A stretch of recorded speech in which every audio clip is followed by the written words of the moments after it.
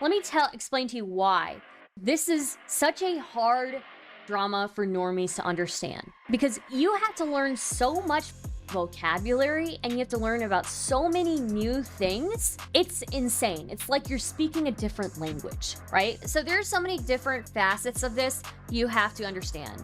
And I am willing to say that even if there were no abuse allegations, if any outsider found out about this community, they would not believe that it's real. Poppy identifies as plural. She has BPD. She has, I believe, ADHD. She claims to have OSDD. She engages in incredibly manipulative behavior and abusive behavior. She is poly, but she doesn't like seeing her partners having other partners, so really she secretly wants a harem. She is also a furry, a sick, degenerate furry. On top of that, she's also always horny on May. Stop it. Stop it. Okay, also, every personality that she has in her head, okay, this is 8 so far. Every personality that she has in her head has a fursona. All of them have fursonas. What is going on? And on top of it all, she's a therapist. With all of that going on, she's a therapist. Showering only hurts now. The warm water only reminds me of the warmth of your body holding me tight. Feels like shards of glass going through my skin. Bruh, you've got to be kidding me. Does she just have a folder of post furries? I don't know. Where the does she get those?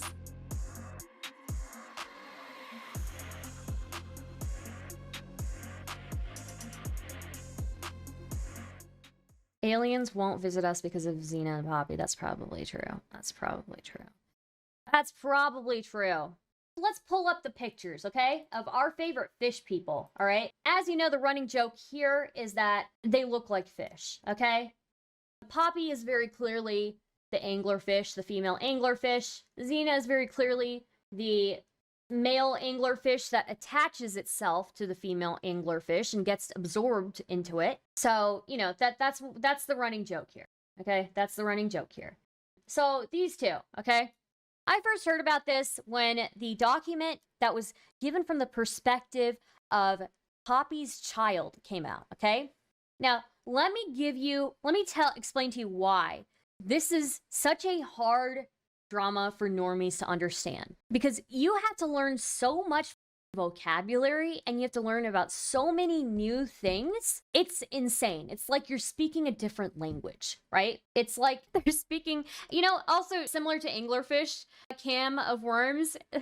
I just saw Cam of Worms comment here. Gee, I'm so glad that you're using anglerfish. Freakiest. It's funny because much like the anglerfish, Poppy absorbs the people that she has relations with and, you know, sucks them into her body. So, wait, let's see here.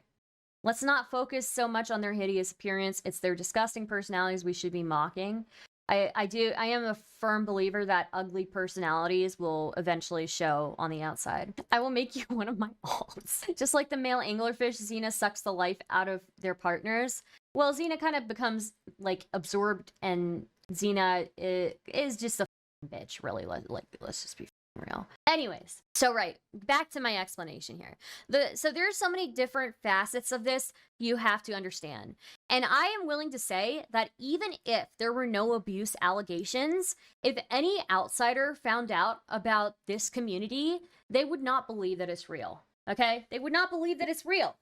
Because, okay, let's just go through this. Poppy is male to female trans, okay? M to F trans, fine, that's normal. Okay, so Poppy and Zena also commission art that makes them look like Disney characters, okay? And on top of that, Poppy identifies as plural, okay? That's another one. So Poppy identifies as plural. She has BPD. She has, I believe, ADHD. She claims to have OSDD. She engages in incredibly manipulative behavior and abusive behavior. She is poly, but she doesn't like seeing her partners having other partners, so really she secretly wants a harem. She is also a furry, a sick, degenerate furry. On top of that, she's also always horny on May. Stop it. Stop it. Okay, also, every personality that she has in her head, okay, this is 8 so far. Every personality that she has in her head has a fursona. All of them have fursonas. What is going on? And on top of it all, she's a therapist. With all of that going on, she's a therapist. She still has her license, you know? Like, and you know, I'm sorry, I've talked to people who are familiar with people with DID. I've talked to people who are familiar with like that kind of like split personality thing. All the people I've talked to say that that is not the way that it presents. That is not the way that DID or any of those disorders present. And I tend to believe what this really is Poppy has gotten so used to role-playing characters online that she's just basically role-playing all the time now. That these, like, characters are real. That's basically it. You think the mentally ill can't be therapists?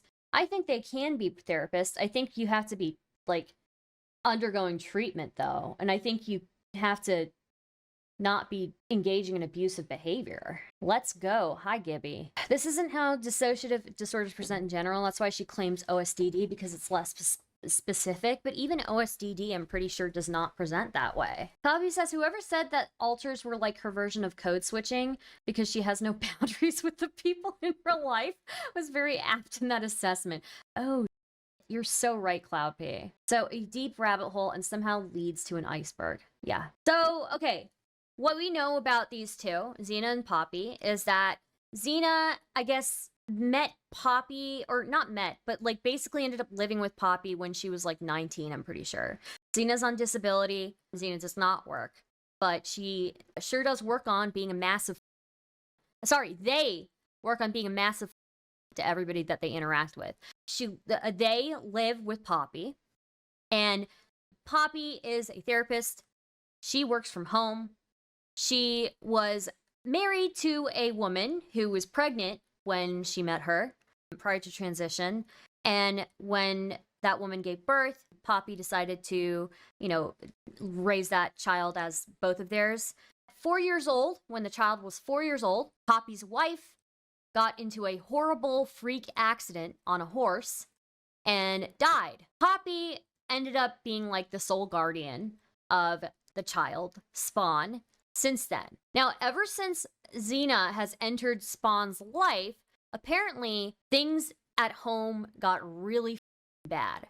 And I can tell, you know, if you look through the document that Spawn and others put together, Spawn talks about never having time in the kitchen because Zena's always having alone time. Spawn talks about not being able to use the bathroom when they want because Zena takes, again, hogs the bathroom, and then Poppy doesn't want the pipes going throughout the day because she's working from home. I'm sorry. You work from home, okay? Your clients can handle a little bit of pipe noise. It's not that big of a deal, okay? You're just being a bitch, all right? Secondly, they give incredibly rigid, like, time schedules to this kid, and while they are doing things that make this kid end up staying up. Alone time in a public utility place in the living area. Yeah. No. Zena's too busy having alone time to let the kid with POTS eat. You know, when the kid escaped out a window and was 80 pounds when they left that house. Yeah, 80 pounds. 5'1" and 80 pounds when that kid left that house because they had so much trouble being able to eat regularly. Zena needs alone time to think of new ways to ruin other people's lives. So true. So that's like one of the stories, and that's just me barely scratching the surface. The next story that we read about was Noehflake. Noehflake is a trans woman who kind of got into a relationship with Poppy and Poppy's alters or whatever. And one of Poppy's alters is like canonically 12. And that alter was calling Noehflake mom. And Noehflake was also having like a relationship with Poppy. And Poppy got mad at Noehflake because of things that Noehflake couldn't control, basically. And by the way, I don't think Poppy should be in any poly relationships because it's very clear that she wants a harem. Just say it. So Noehflake is talking to Poppy over however long of a period of time. I think it's a couple of months at least. And Poppy will explode with anger randomly and berate her and be abusive towards her in language.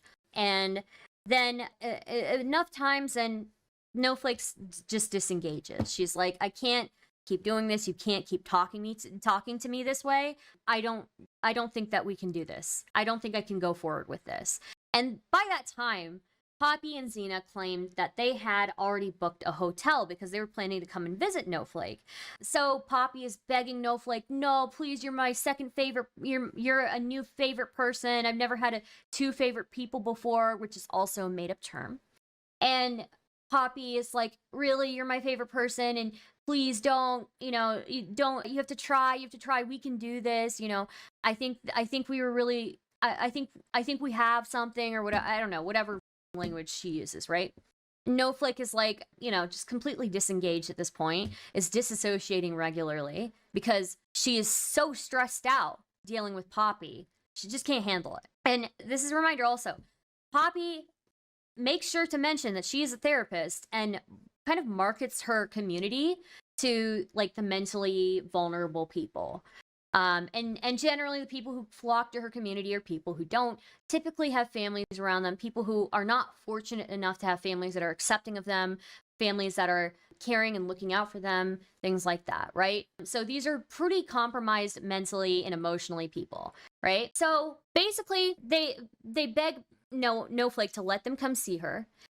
Zena partakes in basically convincing Noehflake that, you really help, and, you should try, you should at least try with Poppy. Nothing bad's going to happen if you try. And so Noehflake says, okay. So they go and they visit, and they stay at the hotel. Noehflake goes and sees them. And Noehflake also prior says to both of them that, I think she says to both of them that, it's a really, really slim chance that anything's going to be saved here. I don't know if I love you anymore, to Poppy at least. And Poppy at one point had asked Noehflake, can you try saying I love you and see if you feel anything? And Noehflake does it, and then she says she doesn't feel anything, and then Poppy's like, no, all that. But anyways, they tell Noehflake that, nothing bad's gonna happen if they try, right? So anyways, they go and they visit, they stay at the hotel. Noehflake goes to visit them. But during that visit, Noehflake and Poppy hook up. As Noehflake said prior, her feelings did not change. She does not feel that way about them anymore. And what happens is Noehflake leaves. Poppy is begging her not to leave. Noehflake leaves. Then, over the next few days, you see Poppy starting to twist the story in her head. First, it's, I feel used, and I feel like I was used just for my body or whatever, right? First, it's that. Then it turns into, I was under the impression that things were going to get better and we were going to enter a relationship and all of that. And then it changes to, I was talking to a friend and they said that this is like by deception, right? And then once that happens, they start calling Noehflake a rapist by deception. By the way, Noehflake is asexual. She only engaged in that sex because she thought it would make them happy. Also, I think it is important to mention, Poppy completely denies that Noehflake's asexual and is like, trust me, guys, she was totally attracted to me, okay? She's not asexual. She was totally into me. Which is like, okay, all right. She wasn't engaging just to try like you begged her to try, right? So there's that. So then she gets slandered by Poppy and Poppy's community and Zena, and Noehflake gets called a rapist. And again, remember, this is like also a girl who is in her early 20s, who entered a relationship with a woman in her 40s and did not know what she was getting into. And they weaponized therapy language against her. And so that happens. Poppy also tries to claim that Noehflake did the equivalent of child abandonment because she walked away from her alter who was 12 years old. Make it make sense, okay? Make it make sense. Next story was Melena's story. Melena's story, or actually no, that's not the next one. The next story was Dormiyu. Dormiyu was like 18, was friends with both Zena and Poppy, went to go visit them, And when Dormiyu was there, Poppy came out of the shower and sat across from Dormiyu and had her chest like completely showing.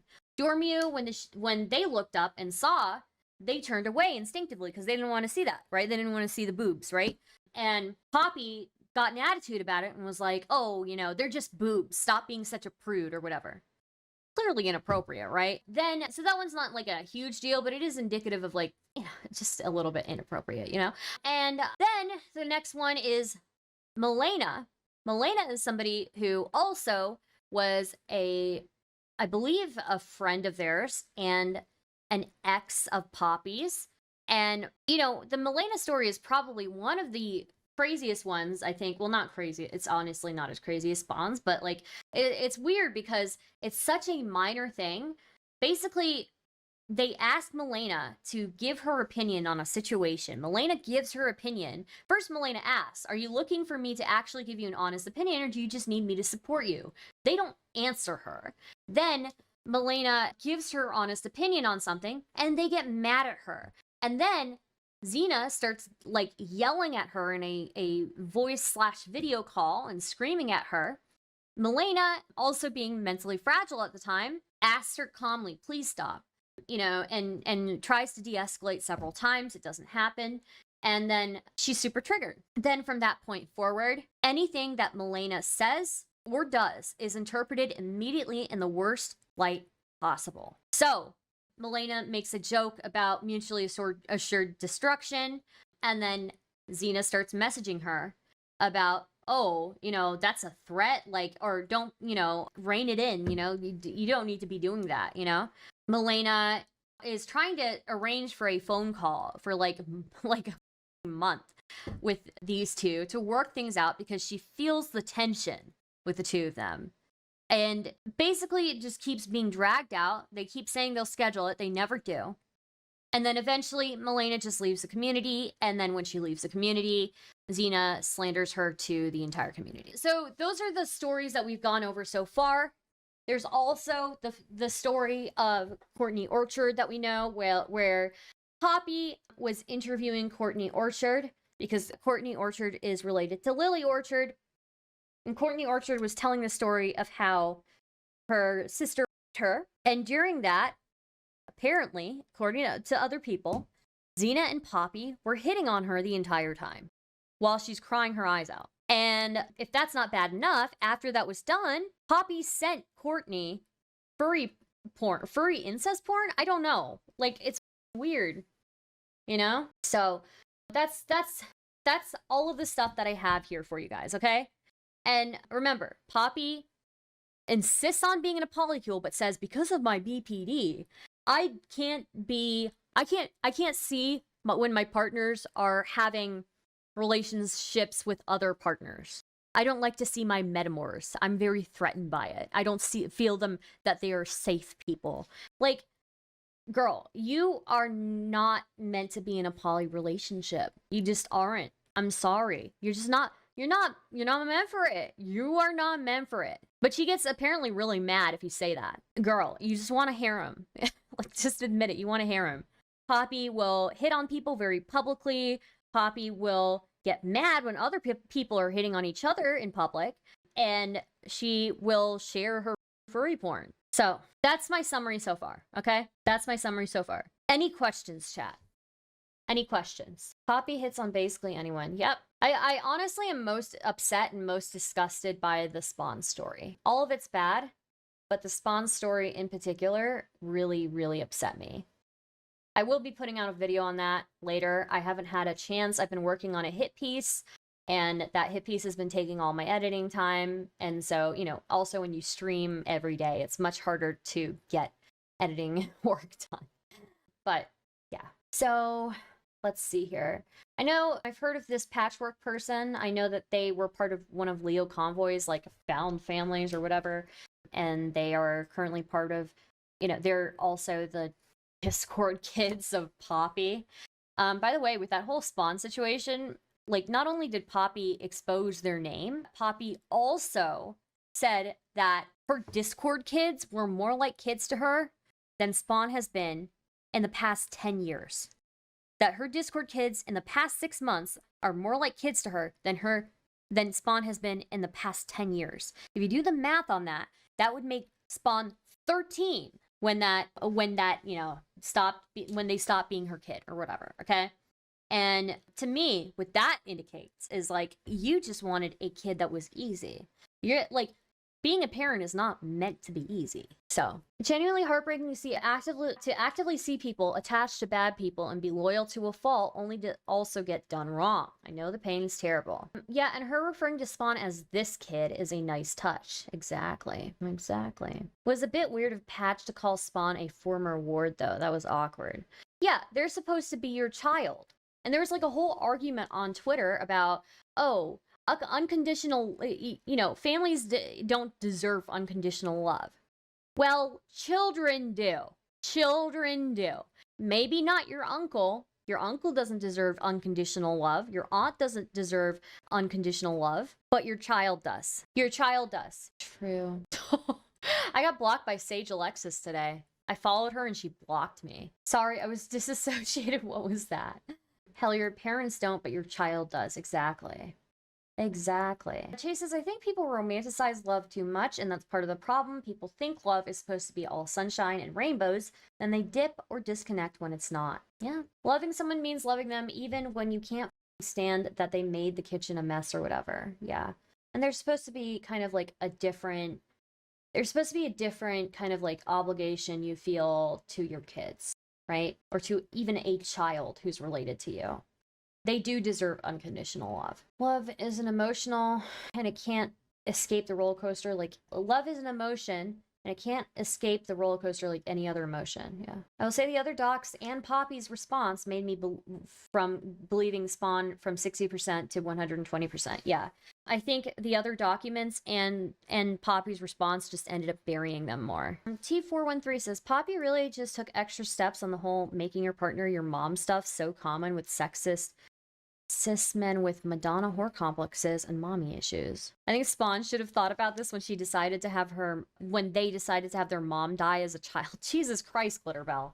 So, chat, any other questions about this? Any other questions about this before we get into looking at the other stuff? How's the next episode of Stardust Kangaroo Court coming along? I haven't had time to even schedule it because I've been so busy. Didn't know Spawn is NB. Sorry, Spawn. No problem. I apparently have been a horrible person this entire time. I got the impression that Poppy doesn't see Spawn as a person with her own autonomy and saw it as a betrayal when Spawn didn't do what Poppy wanted. I mean, seriously, I do think that they straight up ran that house like a cult. What it is. You think Poppy absorbs people during sex like the anglerfish? She certainly does in relationships. Not through the actual sex, through the relationship itself. Absolutely. Okay, so are we ready to move on to the part 4 final doc? Chat, are we ready? Maybe that's how she got the altars? Jesus. Worse than prison. Let's get it. Okay, let's do it. Let's go. Hell yeah. Okay. Let's pull out our special guests. Okay, we have special guests who are going to be helping us with this. Let me get them in the call here with me. 1 second.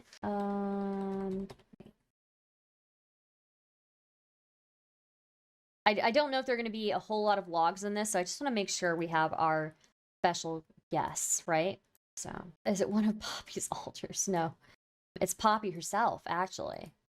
If you were here for the last stream, you would know that it was Poppy herself, as well as Zena themselves. Give me a second. Okay. Thank you, Zena, for being here. Okay. This is the... Okay. And then this one's Poppy. Okay. And one last thing. Okay, let's pull up the document here, okay? Here we go, chat. Okay. You know, I'm just letting you all know, no other streamer would do this. I'm just saying. No other streamer would make dedicated PNG tubers for this bit, okay? Isn't Taco Bell one of the name of Poppy's altars? No. Poppy's altars are named... Well, there's Poppy, obviously. There's Penny, who's like a shark / a tiger. There is Pepper, who is 12 who is a spider slash tiger, and there's Sentinel, which is like the secret one, or silent but deadly one, which is like, do you just name your farts like Sentinel? Anyways.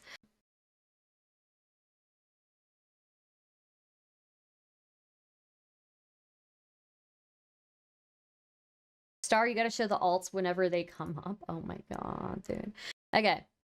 So, this was written by Milena, okay? Poppy and Zena, Abusive Hypocrites, Part 2. Content warning, many forms of abuse, emotional abuse, financial abuse, coercion, gaslighting and validation, extensive discussion of SA and sexual harassment, weaponization of trauma and diagnoses, and much more. This is directed towards partners, friends, fans, strangers, etc. Queen Bee, do you think that you're clever? Do you think that you're smart? Okay. For legal purposes, remember that everything in this doc is an allegation.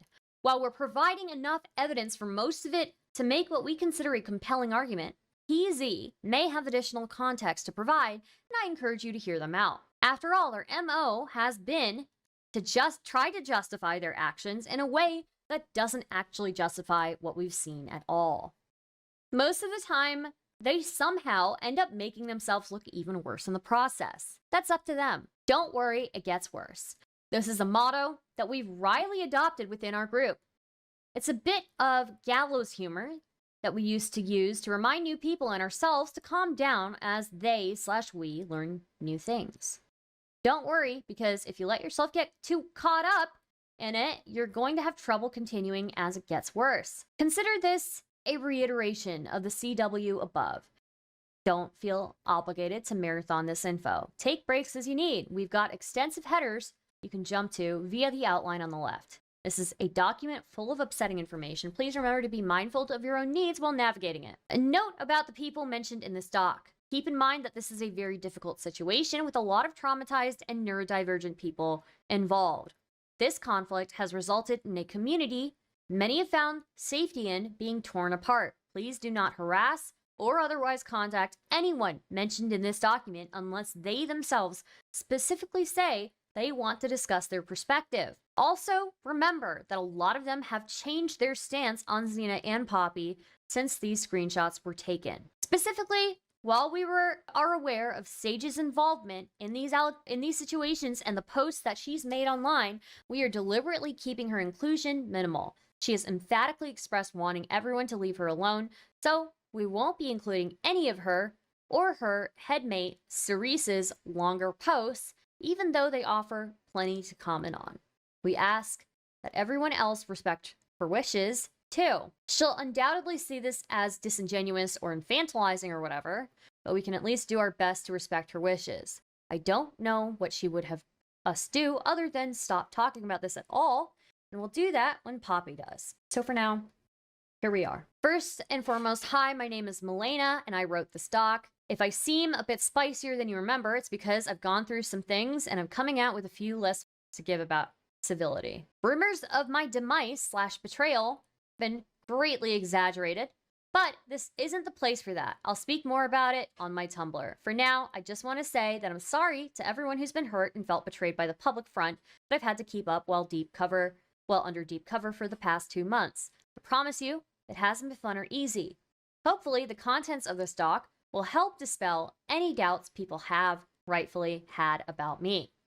It's the kind of doc I've been wanting to write for months now. This isn't just about her bad treatment of individuals. It's about her treatment of many individuals, with 3 specific ones mentioned. The subject of this doc are as follows. 1. A brief introduction to Poppy and Zena, wholesome degenerates. 2. Noehflake, an ex who allegedly raped Poppy, a teenaged trans critter from the UK who trusted PZ for in-person support and instead had Poppy expose herself to it, non-consensually, twice, and then was mocked for it. 4. Poppy's concerning parasocial behavior. 5. Spawn. PZ's 23-year-old adult kid who published testimony and evidence of PZ's abuse at home. Chat, how are we doing? You all here still? This doc wouldn't exist. Let me hide these 2 here. This doc wouldn't exist if it weren't for the help of many people, especially through this harrowing and isolating time.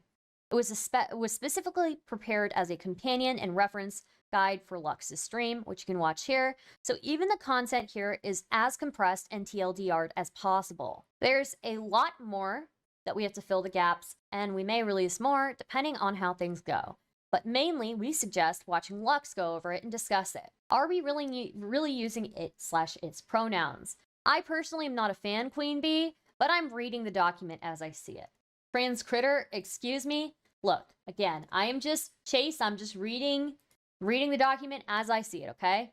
You can have your own personal opinions. I think we can still draw certain things from this, okay? Otherwise, this centralizes these stories and allegations into a place where people can review them more easily and understand the problematic behavior that Poppy is so intensely committed to continuing. As you read this document, keep an eye out for standard PZ manipulation practices.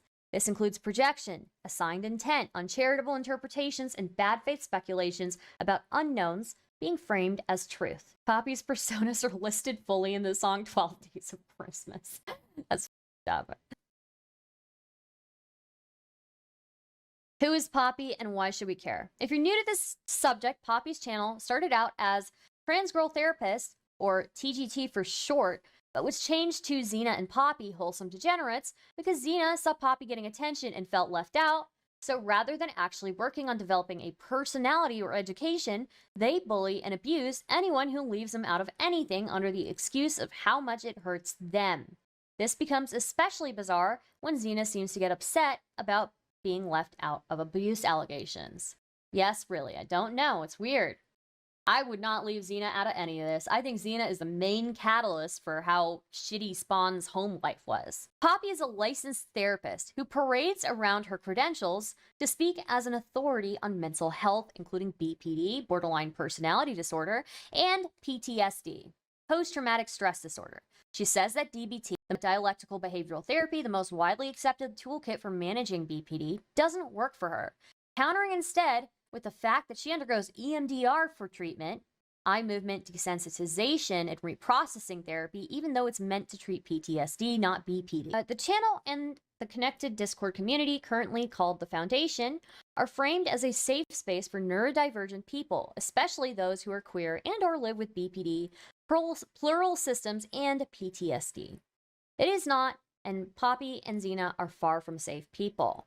Continued thoughts. Instead of working to separate their initial reactions and feelings from their perception of situations, they fight to make their version of the events that transpired match the emotions they feel about them. They also feel that their aggressive, antagonistic, and frequently downright cruel behavior is justified as long as they feel personally wronged enough. And this is very true, as we've seen. You mean to tell me she's doing methods for the wrong thing? Yeah, seriously. Are we talking about the same Poppy that Vosh was harassing? No, completely different Poppy.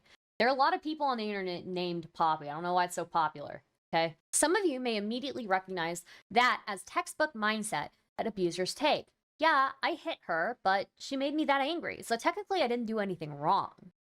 Their approach towards conflict is full of double standards, invalidation, and an almost impressive aversion to any de-escalation that doesn't include the complete surrender and submission of their opponents to their reality. To co-opt a phrase that their friend Annie uses, you'll see, into a place where it actually applies, the cruelty is the point. The public side of all of this started when PZ dumped me in one of the most triggering demolitions of safety that I've ever experienced, and that's saying something. And then, weeks later, decided to stream their grossly warped and inaccurate perception of our conflict to their 9K plus subscribers, including all of my former friends within the Foundation, instead of discussing our conflict with me. This is a pattern. Poppy uses her channel and platform to process her feelings through her audience. This is parasocial. No matter what Poppy says it is or uses to justify it, she will try to come up with reasons why she's an exception or how the word parasocial doesn't apply to her situation. This is a good example of how she'll twist reality and definitions to fit her emotions or perception of what she's allowed to do. I have to say, Milena is pretty damn good at writing. I decided to post my side of the story in this document's predecessor last August. We read that last stream. This document is not as in-depth or narrativized as that one for the sake of covering more ground. Further details about Noehflake and Spawn's situations can be found in the respective documents, also made by me and my friends, which will be linked in their corresponding sections. Since I published that document, I've spoken with over 24 people who have told me of how deeply Poppy and Zena have harmed them. For some of them, it was their first time feeling safe enough to talk about it outside of personal friends. That's very sad. This includes 10 ex-partners / playmates, playmates, and several more prospective ones who saw the red flags and bailed before they got too deep. This includes former members of the server who felt bullied by Poppy and Zena's oddly mean brand of humor, up until some kind of shockingly aggressive outburst from one of them made them feel unsafe there. This includes former friends of years who tried to figure out ways to help steer her in healthier directions for months, if not years, until they just couldn't do it anymore. Or Poppy finally got angry enough with a response of theirs to burn the bridge. This includes their kid. Yes, I know how crazy that sounds, but hopefully as you read, you'll understand why we felt so compelled to make contact as we learned more about their abuse and realized how weird their story about their kid running away sounded. These can be framed as simple disagreements, but when people are framing themselves as a safe space for abuse survivors, it feels extremely relevant and important to understand what those people see as abuse, especially in their own actions. Spoiler, they see none of their own actions as abusive. They tried to frame me as some jilted ex for ages, but for me and the friends who fight alongside me, it's about protecting people. It has always been and continues to be about protecting people. And with that, let's get started. 0. Patterns of behavior. Before we get into the meat of the past few months, let's TLDR some context. Poppy, relationships, and boundaries. This is a conversation that Poppy had with a potential playmate last October. While I'm including the whole conversation to include the full context for those interested, the parts relevant to this particular point are in the red boxes below. The whole conversation. Oh, damn, this is such cool formatting. The relevant bits. Pay attention to the ambiguity of this. Okay. Stardust, you gotta interview this chick. I don't know if people in this space will like me, especially given, like, a lot of them are kind of part of that side of online politics that generally does not like me. So, but I'm always open. I'm always open to talking to people. Okay, the relevant bits. Pay attention to the ambiguity of this. It's not a huge conversation. The short version of it really is that playmates kind of exist in that sort of buddy or friends with benefits kind of place. I can't just say they're friends because I don't normally write smut with friends, but they're also not partners, so I don't tend to give them quite as much time. As for the relationships, I don't really put them in a neat hierarchy, more just as a way to describe different interactions. For example, I still might fly out with friends or one of my playmates, but the intention might be different than I would say like a partner, or it might not be depending on the situation. To me, these are all very fluid, and people who are partners can become friends, and people who are friends with benefits can become partners. I didn't know what to expect when coming into our interaction, and still don't, but I like interacting with you. Well, I like to have friends come out. I would want to get them to know you more first. Channel is one of the ways I make friends. It changes the dynamic when you actually do know the content creator because it's no longer parasocial. Okay, do we want to read the whole conversation, chat? Because this looks like a pretty hefty document. 260 pages. We're just getting started. Stardust, what did you think of Beckett's talk with Patchwork? I actually don't think I got to hear that because I was streaming at the same time, actually going over this stuff. So I don't write smut with friends. I couldn't tell. Yeah, damn. Chat, what do you guys think? You want to see the whole conversation or no? It's up to you. They both emotionally manipulate their victims, either until they give in or until the person finally realizes what horrible people they both are and stops engaging with Poppy and Zena. Yeah. Not really, for sure. Don't cut the content, and then not really. Let's go for it. Might as well. We're already down the unhinged rabbit hole. Okay, fine. Poppy writes novels. That's true. Oh God. Let's just look at the actual. Let's just look at the context of each one. Okay. I'll let those who pay decide. I'm only lurking. Can you link the document and stream if you decide not to read the whole conversation? Absolutely. Okay. Poppy. Also, we should probably talk about the playmate stuff. There we go. Okay. Almost like she's here, right? Also, we should probably talk about the playmate stuff. It went well. There were a lot of nice individuals there. I knew stereotypes about kinksters already, but there was way more talk about board games and RPGs than I expected, which was fun. I also met a friend who I only knew online there. I knew it would attend. Its FetLife account name was the same as his Discord account, and I saw it type it RSVPing to the event, and I was like, OMG. So I messaged them and was like, is this you? Do we live near each other? And it was way more down to earth and friendly and nerdy than I expected. It was fun. Do you want to do that now? I'd be down. That's cool. My general experience with kinksters has been hit or miss. A lot of them are just nerds and super fun people to talk to, but occasionally get some really like 24/7 types that are really creepy. I tend to stay away from the larger community because I don't really want to play with them. I look for partners who I can play with individually online because for me, kink, even in ERP, is intimate. I'm about to run and go get food, but after that, I might be free. It's not a huge conversation. The short version of it is really just that playmates kind of exist in that sort of buddy or friends with benefits kind of place. I can't say that they're friends because I don't normally write smut with friends, but they're also not partners. So I don't tend to give them quite as much time. Part of the reason I want to bring it to your attention because I wanted to know your boundaries were and what you were looking for from our interaction because I'm not entirely sure actually. That makes sense. That's part of the reason I went there with a friend to establish if the vibes were right. Also, because I was nervous as all hell, and this was only my third kink event and first hypno kink event I've ever attended. Unfortunately, they didn't have vegan options for my friend, which I'm kind of angry about, as was she. Wait, you're expecting, okay, it's already a fringe event, guys. It's already a fringe event. I've never been to a kink event, okay, but I'm willing to imagine that it's pretty fringe, okay? You were expecting them to have vegan options for you there? What's going on? You're expecting them to have vegan options. Okay, all right, fine. All right, girl, whatever, you know. Okay. Some of us have higher expectations than others, okay? All right. What the is hypno kink too? My friend was angry they didn't have vegan at the hypno kink. Right, I should give you guys the link to this document. Anyways, okay, sorry. Yeah, the hypno crowd is hit or miss as well. I've done some hypno, but it's really come down to whether I've enjoyed it person to person. The other thing that is important to me is knowing that you are no longer just a normal viewer, and both of us keeping that in mind. She's saying you're no longer a normal viewer. Is she using her channel to get more people in her harem?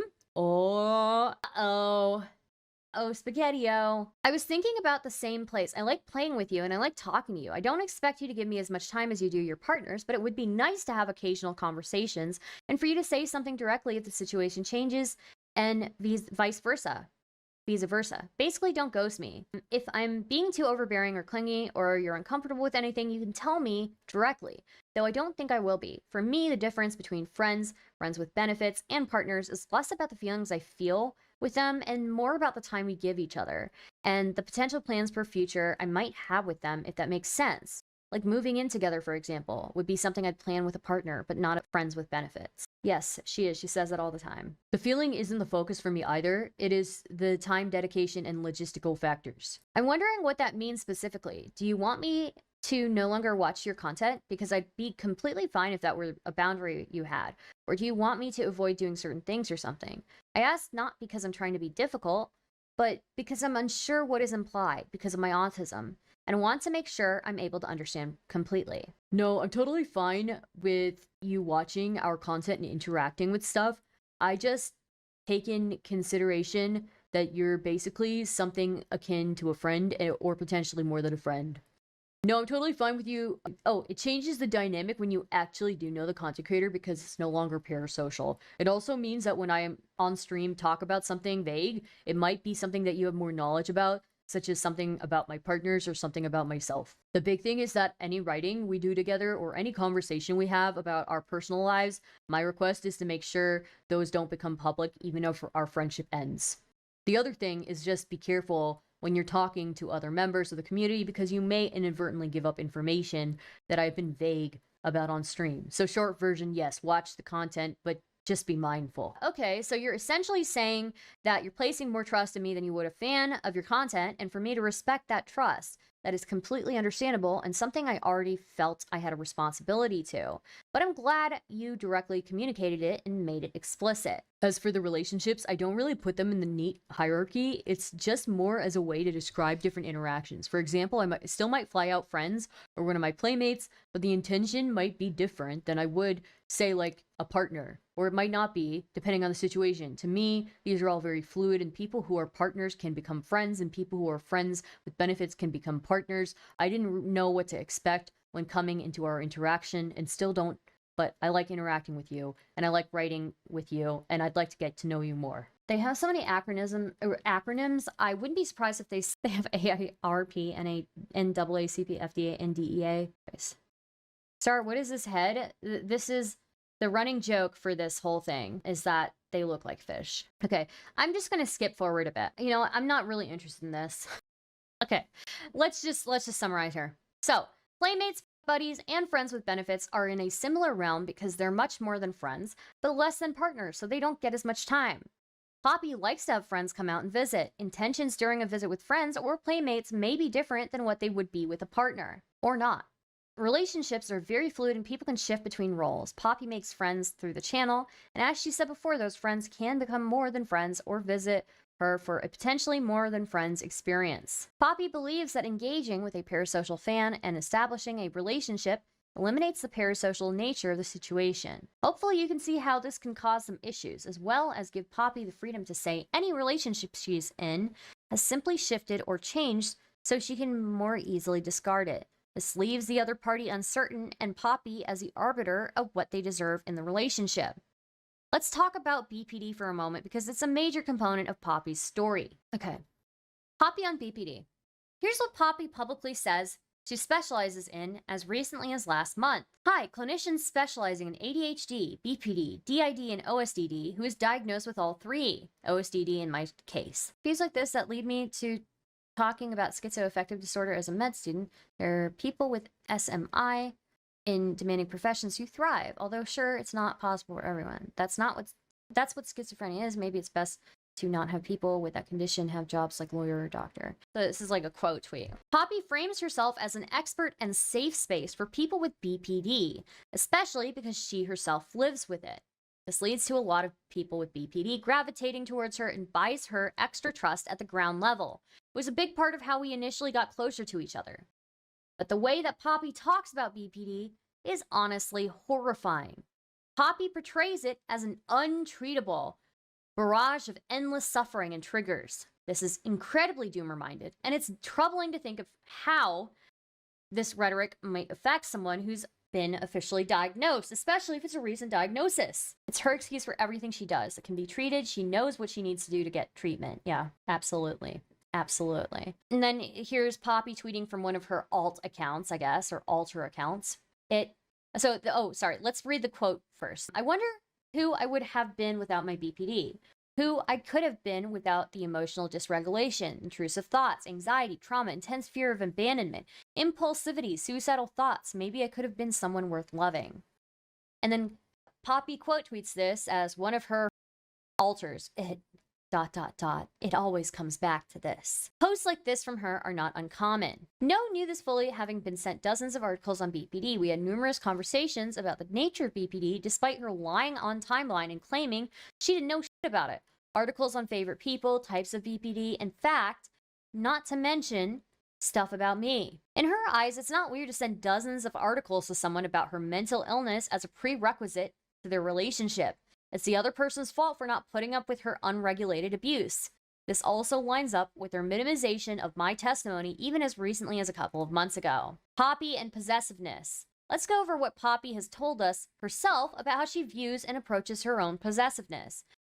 August 30th, 2022. Possessiveness as a kink.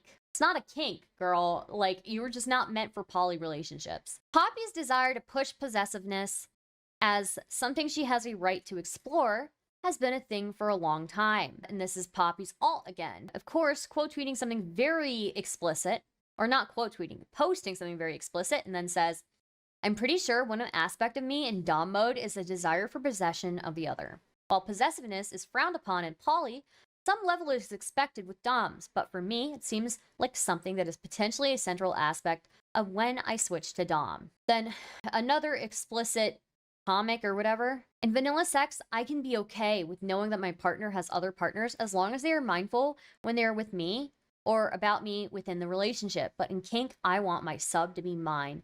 If kink is about exploring power and taboo, then why not possessiveness? You can have a kinky relationship without a poly relationship. I don't know. She's not meant for any healthy relationship. I can say confidently, any relationship she gets into will be toxic and dysfunctional or for both parties. Right to explore possessiveness. What sort of navel gazing Christ. By the way, guys, a quick, what's it called? Message to you all, okay? We've got 70 viewers in here, okay? We've got 28 likes on the YouTube stream. Please, like the YouTube stream, okay? Press that like button. If you want to boost me in the algorithm, if you care about me, if you love me, okay? Like I love you, then chat, my besties, you will press that like button, okay? We should at least be able to reach like half of what we have here, you know? Can we get to 40 at least? Like we're at 29 likes and we have like 70 viewers in here. So yeah, we're at 32 now. Okay, 32. Come on. Some of you are tabbed out playing a video game. Tab back in and press that like button, bitch. All right? Tab back in and press that like button. Let's see. We got 34, 35. Okay, all right. We're getting there. We're getting there. Hopefully we can get to 40 over the next 20 minutes, okay? Let's do that. Okay. Back to this. Poppy discusses Poppyamory on her stream, and we also kind of covered the Poppyamory document, but let's do this. Relationship anarchy and rules versus agreements, jealousy and mine. Does that play well with poly? Hi, M. Weeks have been awful. I'm going to explain why. And ZZ can fill them in to a point, because I know there's one particular piece of information we have some contention over. Hey, we got to 41. Thank you guys for getting us to 41 likes. Thank you. Well, then the next goal for the next 20 minutes is to get to 50, okay? Are we saying this on stream? I'm not saying it all.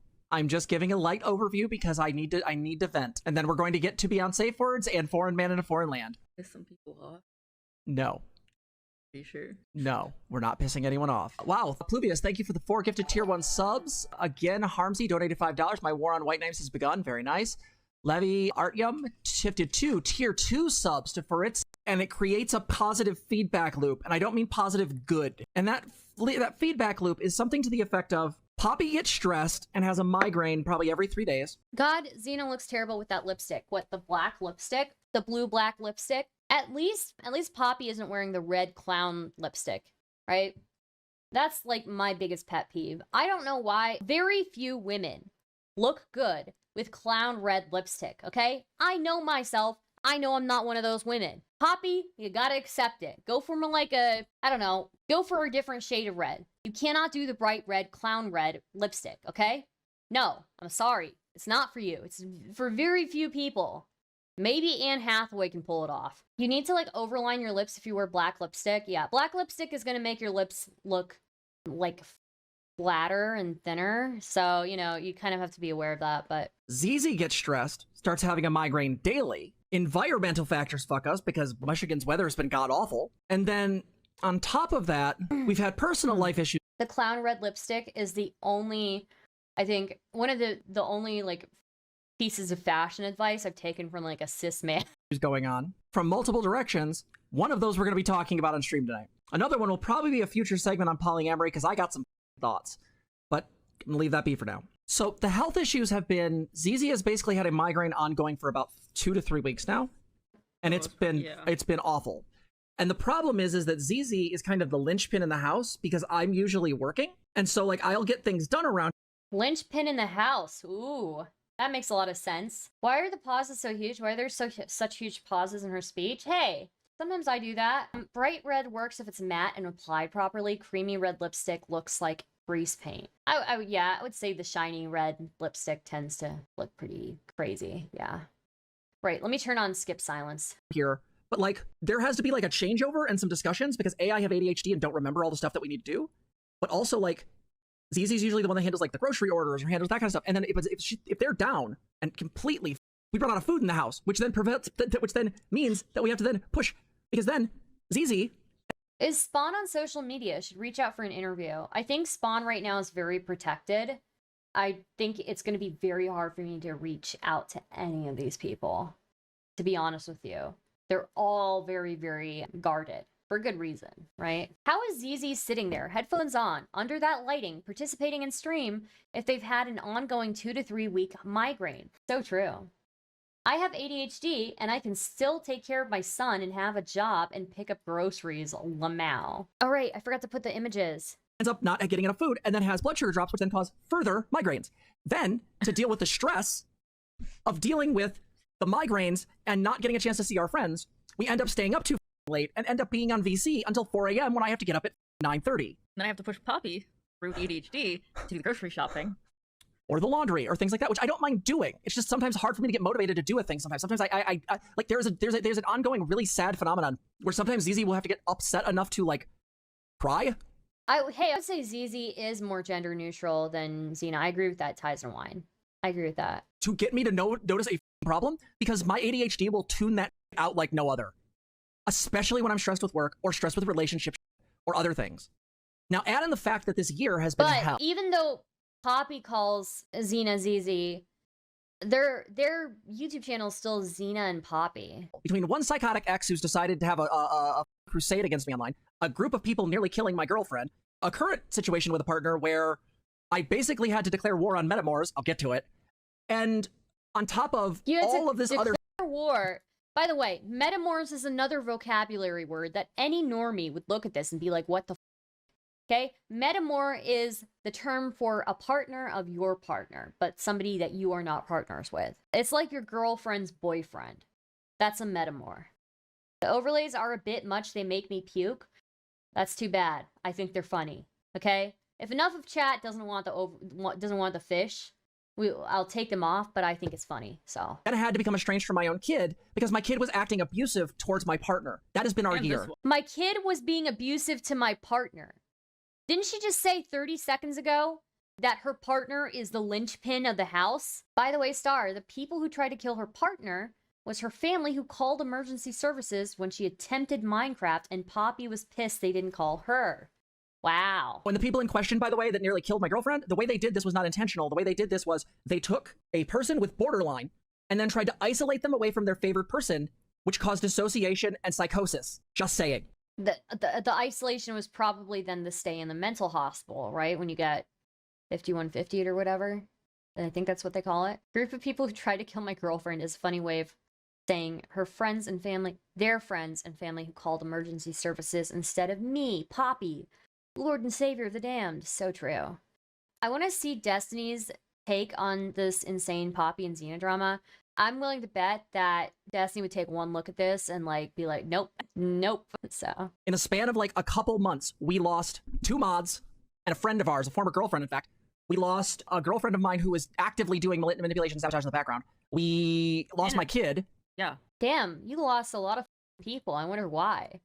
Couldn't be that you're like the common denominator, right? Because my kid decided to just bounce. Yeah, I have a 23-year-old, guys.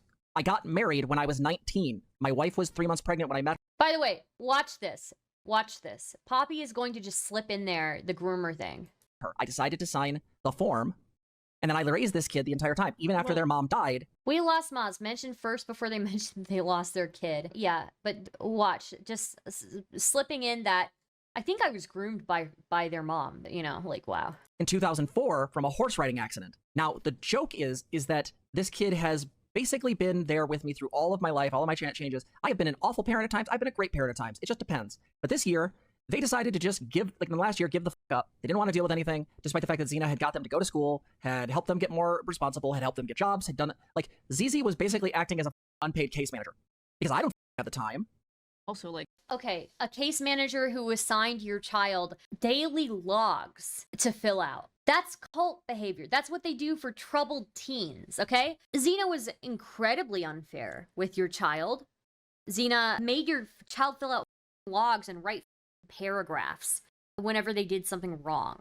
Zena restricted their use of the kitchen. The fact that they left, and when they left, they were 80 pounds, is a problem. ZZ was a case manager. Don't you mean parent? Yeah, step parent. The kid You know, somebody wrote in one of these documents, like, oh, we think that probably this kid was always 80 pounds. That doesn't make it better. It doesn't make it better. Restricted their use of the kitchen, restricted their use of the bathroom, restricted their, you know, use of, like, public living spaces. Like, come on. Got mad when they moved your when you said that you would move it and you didn't. That kid was 80 pounds. Meanwhile, she looks like she does. Now, I'm sure. Well, her alone time was always in the kitchen, right? Zena needed, like, 12 hours of alone time. It was always in the kitchen. You bet your ass she was eating, right? Just gorging her face. Wait, Zizi's been around long enough to raise a kid? No, Zizi has been in their life for like 6 to 7 years. So when Zizi entered this relationship, that's when Spawn says, like, everything took a turn for the worse. Happy to impose chores on others, but laughs about their own inability to buy food at the shop. Yeah. In Poppy and Zena's defense, Spawn said them being 80 pounds wasn't to do with the abuse, as kid had other medical issues. I'm aware of that, but I'm sure limiting the kitchen didn't help. Them being 80 pounds for as long as they did, they can say that, okay? They can say that. They can try to say that. But yeah, the limiting of the kitchen use is stupid. And if it was due to other medical issues, it's still bad. It's still bad. Just our skill sets lend themselves to different things, and yeah, with that one working, and you know, given that this kid, you know, was dealing with so much from these two. The kid was 23 at the time when they wrote this account, so working, and me like Zena looks like they're in the kitchen 24/7. They definitely do, yeah. Here, like, no, like I did a lot of the help raising them. Especially when the kid had a heart condition that required them to eat more regularly. Agreed. Yeah, they were 5'1" and 80 pounds. It's a tiny person, you know? You know, for particularly the adulthood portion of their life, which they really didn't want to do. Well, so we ended up getting some psych testing back on them and found out that not only do they have basically borderline, like it just was clear they have borderline. I was like, okay, well, good, that runs in the family. I'm pretty sure my mom did. I must have given it to them through osmosis. But the joke is that holy people fuck, remember like, the meme. Gilded. The testing was so sophisticated that it actually pointed out that they were doing this thing where they would pretend to be incompetent in order to get people to give them negative attention, which explained why Adrian would know how to do a task and then suddenly, like, erodingly forget how it worked. See, and now she mentions the child's name. Spawn did not want their name out there. They did this of their own accord, the two of them. Let's rewind just a tiny bit here, okay? We're at 6:52, so let's do... Pointed out that they were doing this thing where they would pretend to be incompetent in order to get people to give them negative attention, which explained why Adrian would know how to do a task and then suddenly... Okay, why were they trying to get negative attention from you? Why were they trying to get negative attention from you? Because, sorry, at the age of 22, a lot of kids still need parental attention. They still want parental guidance. They still want to have conversations about things and figure things out with their parents. So if negative attention is all they can get, of course they're going to try and get negative attention. But it doesn't seem like that positive attention is something that they ever get. Sorry, ZZ can't talk about being an adult when they are a bed blob themselves. Agreed. Glad Poppy is disclosing HIPAA information about their child. Totally normal parent behavior. Absolutely. She literally claims to leak medical test results and then doxes her kid. It is beyond up. I agree. They want to claim that the leaking of Noehflake's messages would be technically revenge porn. How about you leaking your adult child's personal medical information that they themselves have said they did not sign a release on? How about that? Didn't she say her kid has autism and ADHD? Yes. Also, an important detail here that a lot of people don't know is that this kid, Spawn, was actually, like, clinically diagnosed with OSDD, right? Poppy gaslit Spawn into basically saying, like, oh, you don't actually have OSDD, and then started claiming she had OSDD. 80 pounds at 5'1" is crazy. That's 15.1 BMI, and 18.5 is cut off for healthy BMI. Yeah, 80 pounds at 5'1" is crazy. Your child escaped out of a window, and it was discovered your 23-year-old is, you know, 22-year-old was at the time was like 80 pounds. Malcolm went over on stream today. Poppy leaked clients' information in Twitter group chat, probably played into Poppy getting fired. Oh, okay, interesting. I'll message Malcolm. Like erodingly forget how it worked. Yeah, they would do it perfectly for a couple of weeks, and then all of a sudden just gone, and they'd be complaining that, like, they couldn't do it, they didn't know how, they needed all this help. So my thing is that my kid ended up leaving. Wait, who's Malcolm? Malcolm's another streamer who's been covering this very diligently. He's pretty cool. Surreptitiously just left. They said they were going to be going to the store. They ended up tossing a bunch of stuff out their window and bouncing out of here, and I guess lying to the person they were going to be doing room share with. Yep. Let me be clear. This year has been hell for me and for my partner. It's been hard. How many times are you going to say that, by the way? She repeats this like 8 times during this video. This has been hell for me. This has been hell for me. Yeah, I wonder how much hell it was for your 80-pound, 22-year-old kid who only got negative attention from you. People, and this is not going out to any future partners, just as a FYI. I have borderline personality disorder. When I make a boundary based on my mental health, I request that you actually listen to that and do that thing. Or just say no at the get-go and just make the decision. There we are. So at least now we all know. We don't have to get any further into it. Now, if you've been following my Twitter, the short version of this is very simple, and I'm not going to throw my partner under the bus because I do love her dearly, and I don't, and she's an FP, so I'm not super comfortable doing so anyway.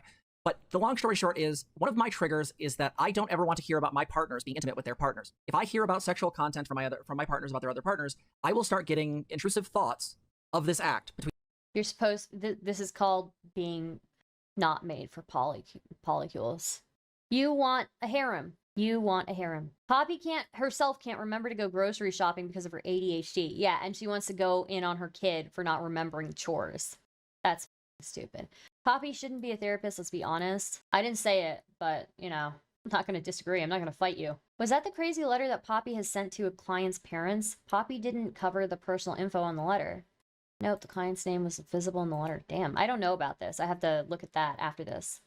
Telling me your triggers is a fancy way of telling me how to best intellectually attack you. True. Sounds like a normal reaction to finding out your partner is cheating. Almost like Poppy has no business pretending to be poly. Yeah, it's a normal reaction. By the way, I heard that a lot of people in commentary are covering, what's their name? Alec Gunter. I think it was like a few years ago. I did debate Alec Gunter in a panel. He's completely changed. Well, not completely changed. His views are pretty much the same. One thing I like to do to troll like super wokeoid people is nothing is more offensive to a wokeoid person than calling them bigoted, okay? And Alec Gunter really liked interrupting me, and I was the only female on the panel. So I knew I could trigger him if because he seemed like really super woke. So I started calling him, I started accusing him of being sexist. I found it really funny because he got super ass mad about it. So I'm just saying, a lot of these commentary people are, covering him. If you want to make him triggered, that's how you make him triggered, okay? He got so ass mad. I know it's not, like, in certain communities, people are like, oh, don't do that, that's cringe. Yeah, it is cringe, but it's super funny when people get triggered by it. So that's all I'm saying. Anyways, so let's resume here. My partner and sort of a faceless amalgamation of people. And this is harmful to me. It causes anxiety. It causes desires to want to get away. It causes a whole bunch of really uncomfortable stuff coming up that I will not. And the funny thing is, it has to be something that is feasible, right? It has to be something that's feasible. That's how you really trigger them, So it has to be like that, something that you could imagine Alec Gunter himself accusing somebody else of, right? Anyways, still can't tell if she's the product of too much bullying or not enough. It's a good question. Share on stream. Well, when this stuff happens and gets shared, the issue is that if it's also in concert with stuff that brings up safety concerns, you get into a problem because all of a sudden, I don't play nice with other metamors. Now, for those who don't know, metamors are a term in the poly community referring to your partner's partners. So instead of a paramore, metamor. Got it? Meta. So the thing that I want kind of to make people aware of is that, like, I generally don't have a problem with my metamors. Like, a number of my partners have partners, and that's fine. That's good. Hell, a girl I'm thinking about dating has, like, 2 other partners. The thing is that I don't have a problem with that. I might need time to, like, work towards connecting to those people because my brain, because of borderline, immediately sort of puts them in the enemy slot because they are a threat to my well-being and needs. Now, are they really? Probably not. But that is the way my brain interprets them. So I make it very clear to my partners that if you want like this sort of like metamor paradise where everybody gets along, that's fine. Your bitch ass better work towards it. Well, and if you have people who are, this gets infinitely more complicated, but there are people in a situation who are either bad actors or unskilled and don't really know what they're doing. Even as she says it, you can hear that she's not fine with it. Yeah. Girl, you're not meant for poly relationships. That's okay. So, yeah, exactly. So basically, long story short is that there was an accident. Some stuff got said. There was some stuff about it that was weird. And I'm not going to go into specifics. I'm not going to give up any people. Despite the fact that I have an issue with some of the people that are involved, I'm not going to throw them under the bus because we're on stream and people do weird shit when you say things on stream. So what I'll simply do is say, that this brought up safety concerns for myself and for my partners. I brought those concerns up. Those were heard, but not fully understood or grokked. And it basically created a point where now But Star, I want 10 partners who don't have partners. You want a harem. You want a harem. That's what you want. Just ask for it. Just be open. Just be open about it, okay? there's just a stalemate because now my anxiety is so bad that if I even see these people online, it causes a panic attack. This is not relationship anarchy. Relationship anarchy is a very different thing. I do not practice relationship anarchy because I genuinely think it's immoral. It also goes against attachment theory and every conceivable. What I would say more is that dealing with borderline and being poly means that I have to have special relationship accommodations. For example, one of my partners is going to be going out of town soon for a week to go visit one of their partners. I am going to have the option during emergencies to call if I need to, or have regular calls and texts because I need to have that connection or I will start having problems. Oh, anarchy in your own nebulous definition. Okay, got it. Relationship anarchy in Neon Rush refers to a type of polyamory where there is no such thing as actual rules or agreements. So most of the time I tend to go with the Frank Vove school of like more than two, which is that you don't use rules, you use agreements. Agreements are things that everybody has to follow, such as you get regular STI testing, things like that. The problem is that relationship anarchy as a thing seems to have this notion where... I don't even know what relationship anarchy is. I have no idea. Stardust, I don't understand how you can cheat in a poly relationship. So I'm not like an expert on poly relationships, and they're certainly not for me. I'm very much a monogamous person. But as I understand it, the way that you can cheat in a poly relationship is if you have a partner that your like primary partner doesn't know about or doesn't approve of, and that you're seeing somebody like without their consent or whatever. So that's how you cheat, basically. This is years of no relationship anarchy equals prostitution. I don't know about that, but it just sounds like you're being a, slut. Yeah. Why can't I just have a channel of simps and a harem of partners? So just ask for what you want. Why are you dancing around it? Cheating is just violating your partner's boundaries. They don't think other people can have boundaries, so of course the logic doesn't connect with them. But for her, she's allowed to have boundaries. Nobody else is. So the fish teeth put me off. I have nightmares now. Thanks, Star. Do you want me to take these, like legit chat? Do you want me to take these fish off? I don't know if that's... You don't really have to tell your partners about your other partners. You kind of keep everybody in the dark if you so desire. And you have this tendency to not feel like you really owe anyone anything. The problem with that is that people have things like jealousy come up. They also have things like possessiveness come up. And these are natural human things. I am possessive. Exceedingly so. There are partners, not all of them, but there are partners I use the term mine with. Good example is Zena. Zena is mine. Now, does that mean Zena can I have other partners? Sure, there's a person we're both looking at wanting to date. But guess what? There's still a way in my brain that Zena and actually one of my other partners is coded as mine. Make them Yeah, does that play well with Poly? No. Do I care? No. I don't give a f. It's what my brain needs to feel good. Ferris37 says, I need special relationship accommodation, says the person who wouldn't accommodate her own kid's toilet needs. Sucks, dude. I'm just upset I can see Poppy's mouth. Is it bad that the fish look better than them? Like, fish teeth are better than their actual teeth. That's fucked up, Nick. That is fucked up. Okay, chat seems to want to keep the fish heads there. And so this Poly situation wouldn't be that deep, except it was something that kept eating away. Does Zena have partners that aren't also Poppy's partners? I'm not sure. That's a good question, Chase. Did they put the creatures over their faces or you? I made these, okay? I've made these. I worked very hard in Photoshop to make these, okay? I'm just saying. Okay, this looks so much like them, okay?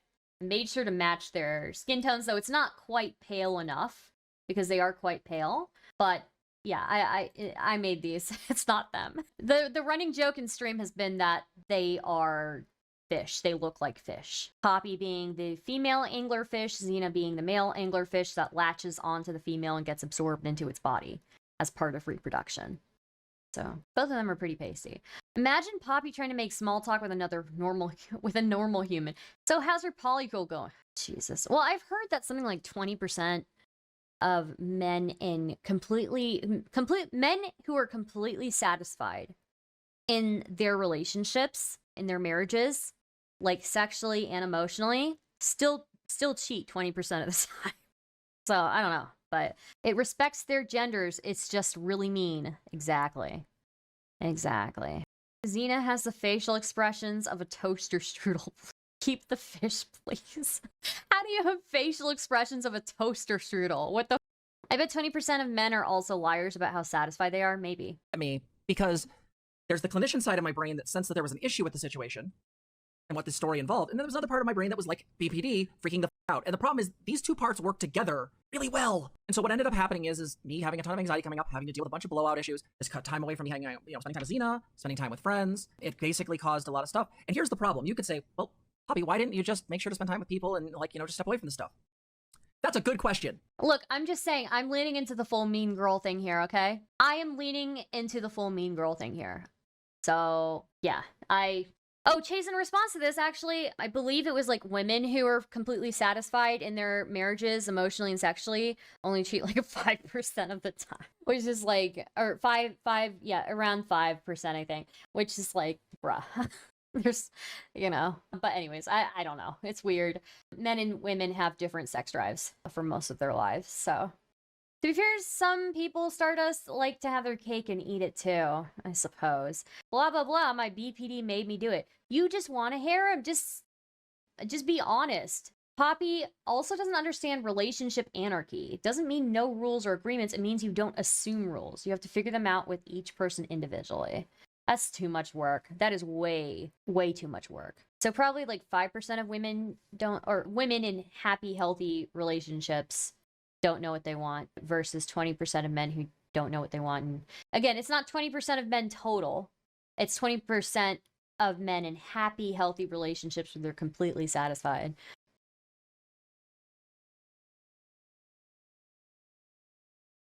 I hate having cake. I just like eating it.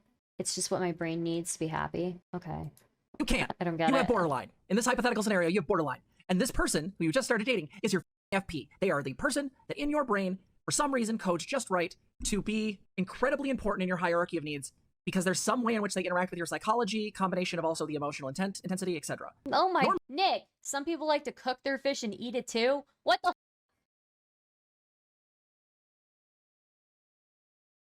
okay, wait a minute. God damn it, I don't even know what to say. Just a couple of old fish sticks. Yeah, don't tell Kanye about these two. God, dude. I don't even know what to say, guys. I'm just like, I'm so floored, I'm just so floored by these. I can't believe these people actually exist. I can't believe they actually exist. BPD people have one. I have two. You have two. That creates some problems. That just sounds like, I don't know what date this is, but I would love to know at what point did the relationship with Noehflake start falling apart?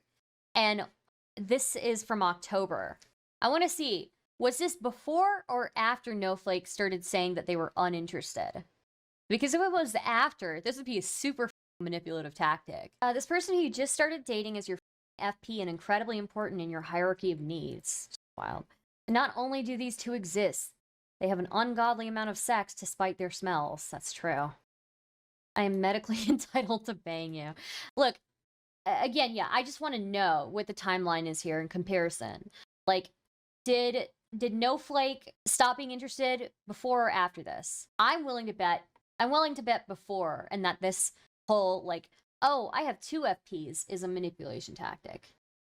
I'm willing to bet that. Fallout was December. Oh, maybe I'm wrong. I could be wrong then. Because if there's contention, say, this one's upset about losing time with me because of another partner, I go into a panic attack. And I need this one's help to, have pants, because I'm migrating for several days. But can't always communicate. So, or this one doesn't realize that I said, hey, I need pants, or hey, I need you to do the laundry 2 days ago, and then, 2 days later, here we go, there's some stress, and oh yeah, Zena doesn't have pants and is very dysphoric now. Now, to be fair, skirts. Last couple days, things have calmed the down. What do you do if you're borderline and your favorite person ghosts you? Call your therapist.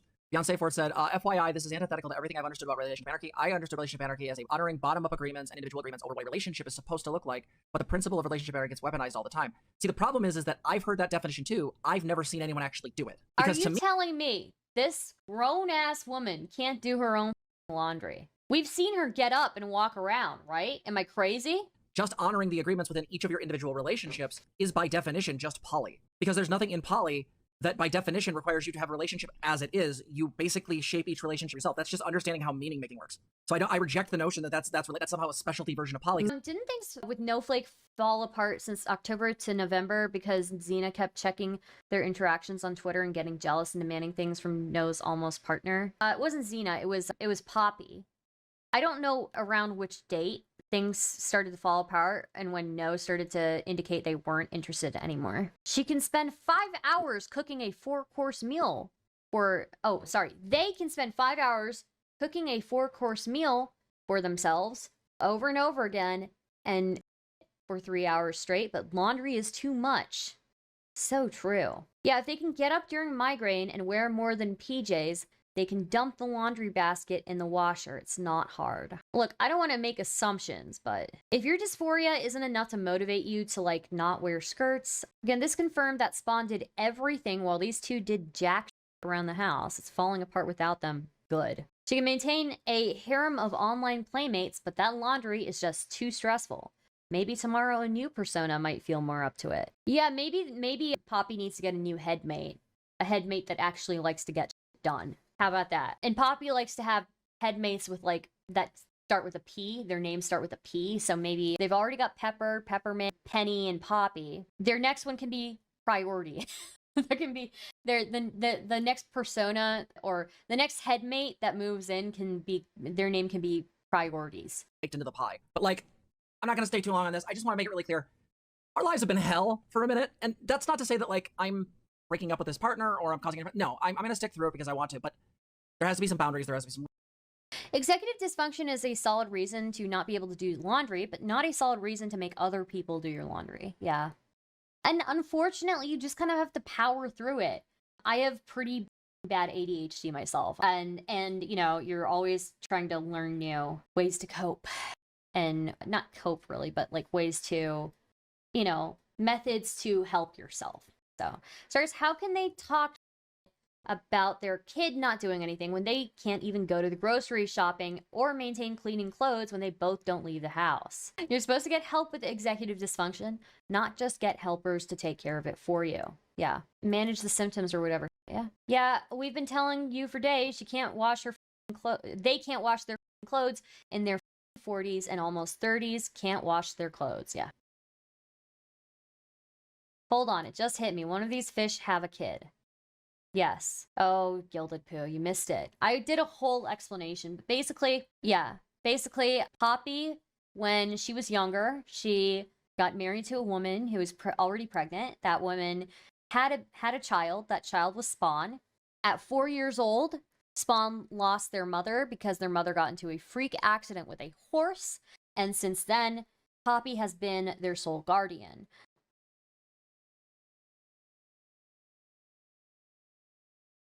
Apparently, as soon as Zena entered the picture, things got much worse for the kid at home. Oh, Gilded, get ready to be angry and fascinated. Yeah, probably one of the parts that bothers me the most, again, is that line from Poppy saying that her Discord kids were more like kids to her in the past 6 months than Spawn has been like a kid to her in the last 10 years.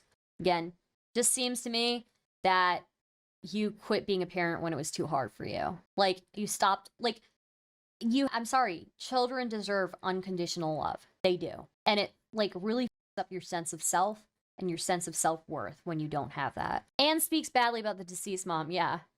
Just brought out, like, the grooming allegations. I don't know if Zena's younger than you. I think Zena's in their 30s. Zena seems to have massive anger issues and a mean spirit to boot, and resentment towards getting involved with a kid. Yes, Zena absolutely hated the kid.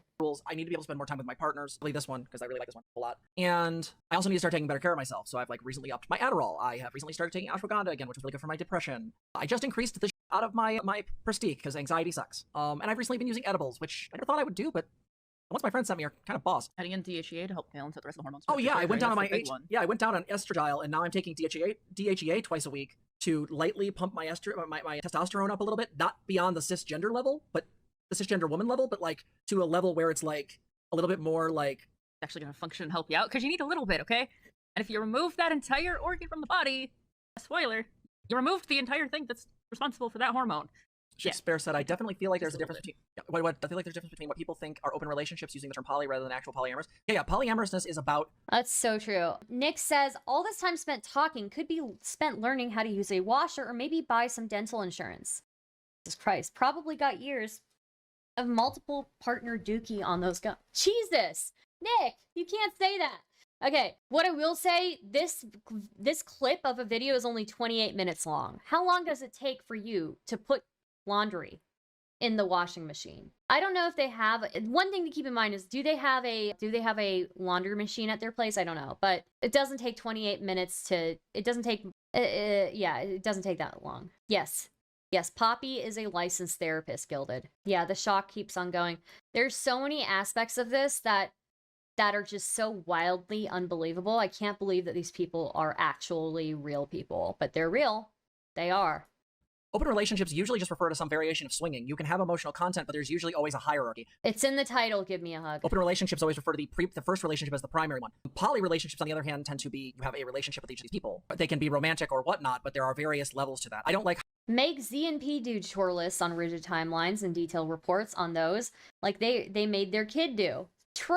Hierarchical polyamory, other than being honest about the fact that, like, I share a rent with this person. I live with them. They rely on me for their well-being. So, and vice versa. Yeah, so like they are above the, they have to be above everybody because they need me to function there. And there's certain agreements that we've had to come to. You have a household together. How that is. Oh, FP is favorite person. Yeah, favorite person. So it's a common term in BPD where like you have a person. So I'll give you an example. It was not a common term. It's not a common term. ZZ is one of my FPs. What that means is that ZZ has a tremendous amount of emotional and mental power over me. And ZZ is very good about not abusing this or taking advantage of it, but this is why people with borderline can often end up in abusive relationships, because what will happen is the person they'll be with can act in an abusive format, and they don't realize that the person they're with has borderline, and because that person then will freak out, have anger issues, have whatever, basically panic attacks. Yeah, the abusive person will take it out on them, and then the BPD person can't leave, because that's the problem. The major thing with borderline is a fear of abandonment, which means that, to some degree, when I get into fights with Zena, we've had to get very good at trusting one another that when we say dumb in the relationship, like ending it or something like that, we both know that is the other one just being an asshole. Like, one of the things we really, really try hard to stay away from that stuff. Like, we have to be fighting really, really hard over something to even get there. Okay, you know what? I know why Zena wears the dark lipstick now. By the way, wearing lipstick and claiming that you're trans mask, I'm just saying. Anyways, I know why Zena wears the dark lipstick now is because if you see in the clips or pictures we've seen before, their teeth look pretty yellow to me. With the black or dark lipstick, their teeth do not look yellow. So it's not something you can just bring up like willy-nilly. Yeah, and so the thing is like one of the things my therapist brought up is like, so in fact, it is actually a big brain move from Zena. The idea that one of the things that's really good about our relationship, mine and Zena's, is that there's this very ironclad foundation in which we know the other person isn't going to go. ZZ is literally my longest running relationship.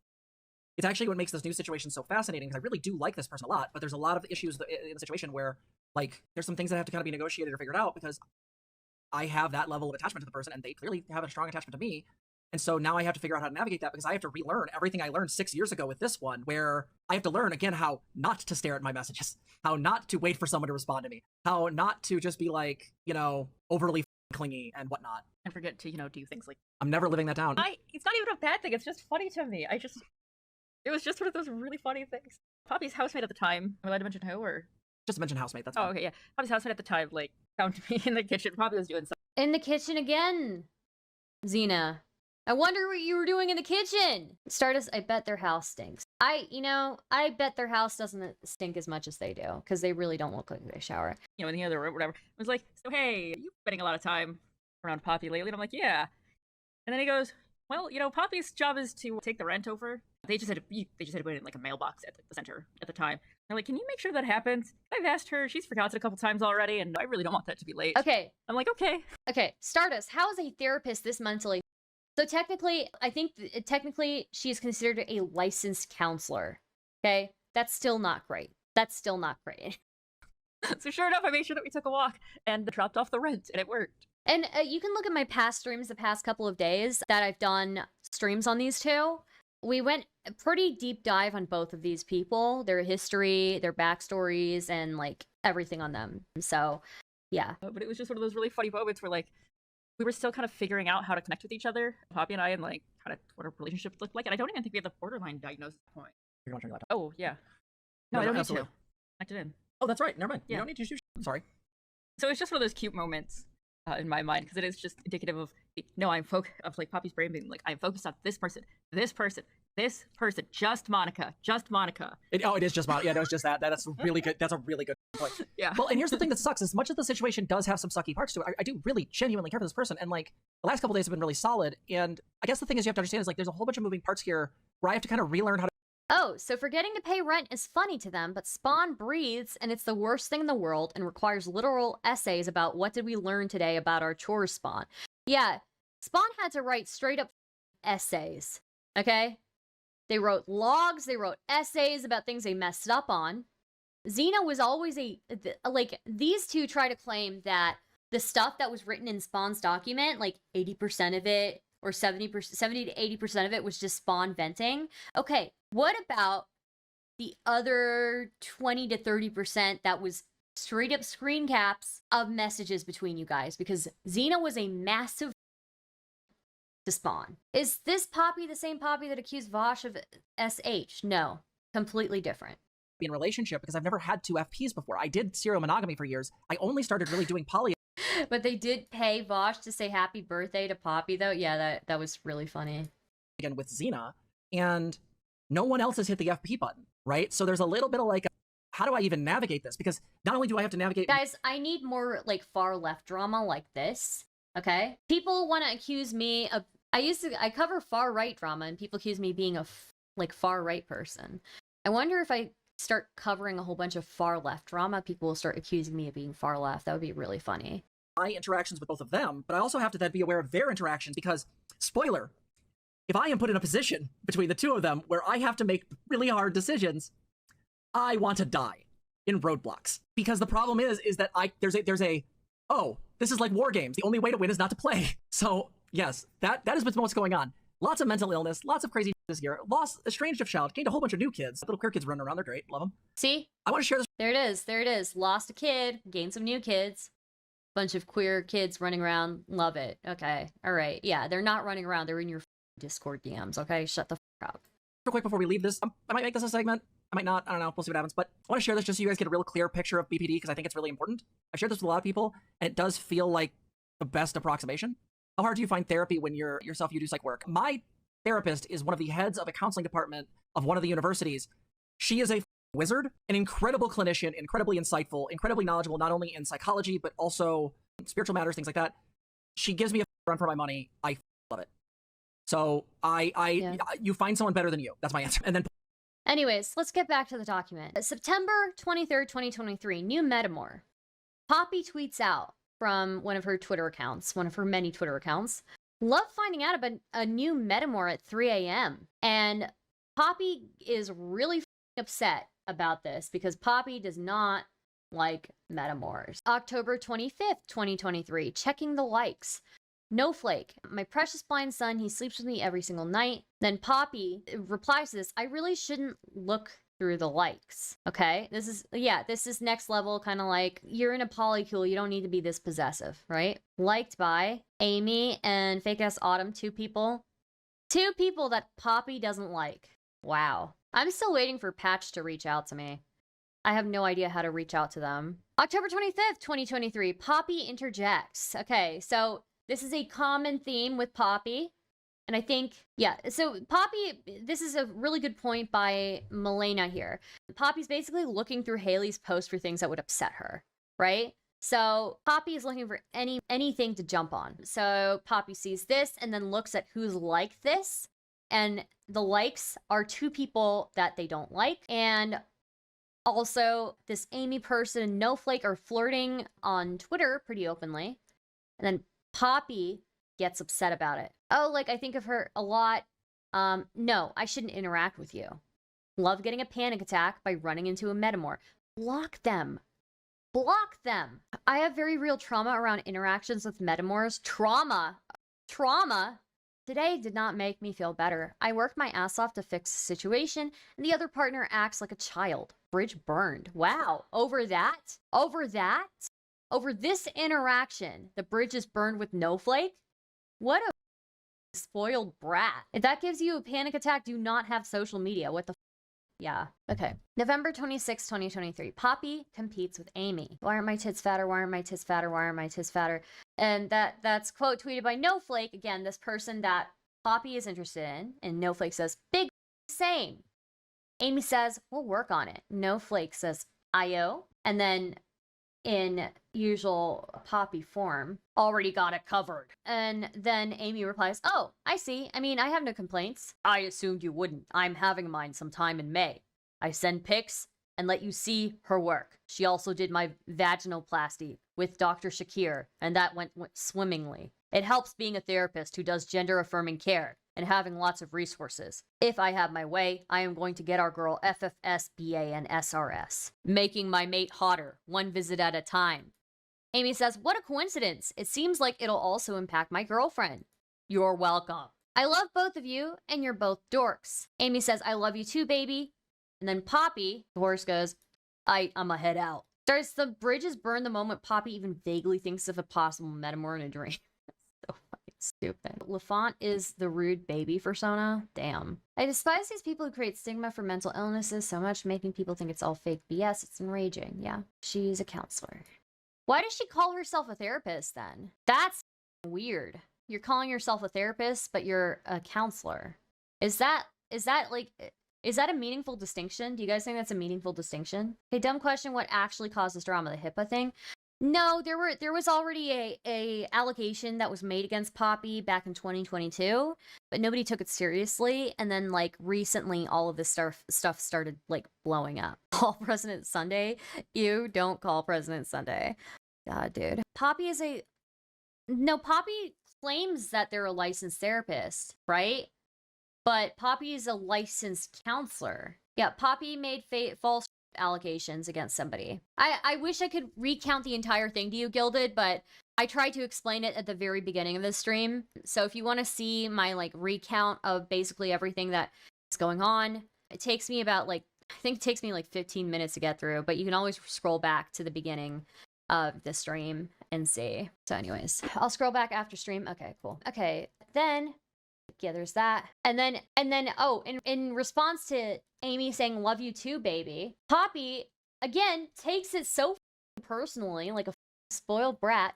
Welp, baby is no longer a safe pet name.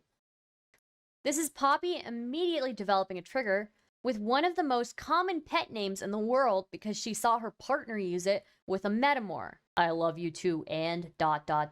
You should ask Sansel. He's been in a state of catharsis and unbridled rage. Sansel was, of course, canceled by these two Stardust. I didn't know that these two tried to target him. That's wild. Okay. December 26, 2023. Wait, this is from when? This was from November. Okay. So, yeah, it was after. Okay. Dogs can only have one owner. Mid-meltdown about Hayleigh, she caught another play partner being happy about something with another partner. Okay. Then this happens, okay?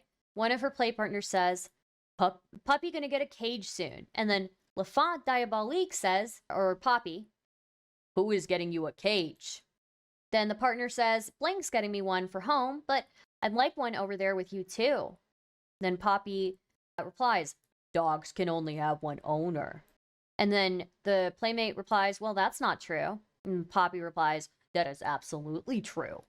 I don't share. Hello, goddammit, Malcolm. How are you? We haven't gotten to what you sent me yet, goddammit, Malcolm, but I appreciate it. Guys, go check out goddammit, Malcolm for some excellent coverage of this, okay? Excellent coverage. Okay.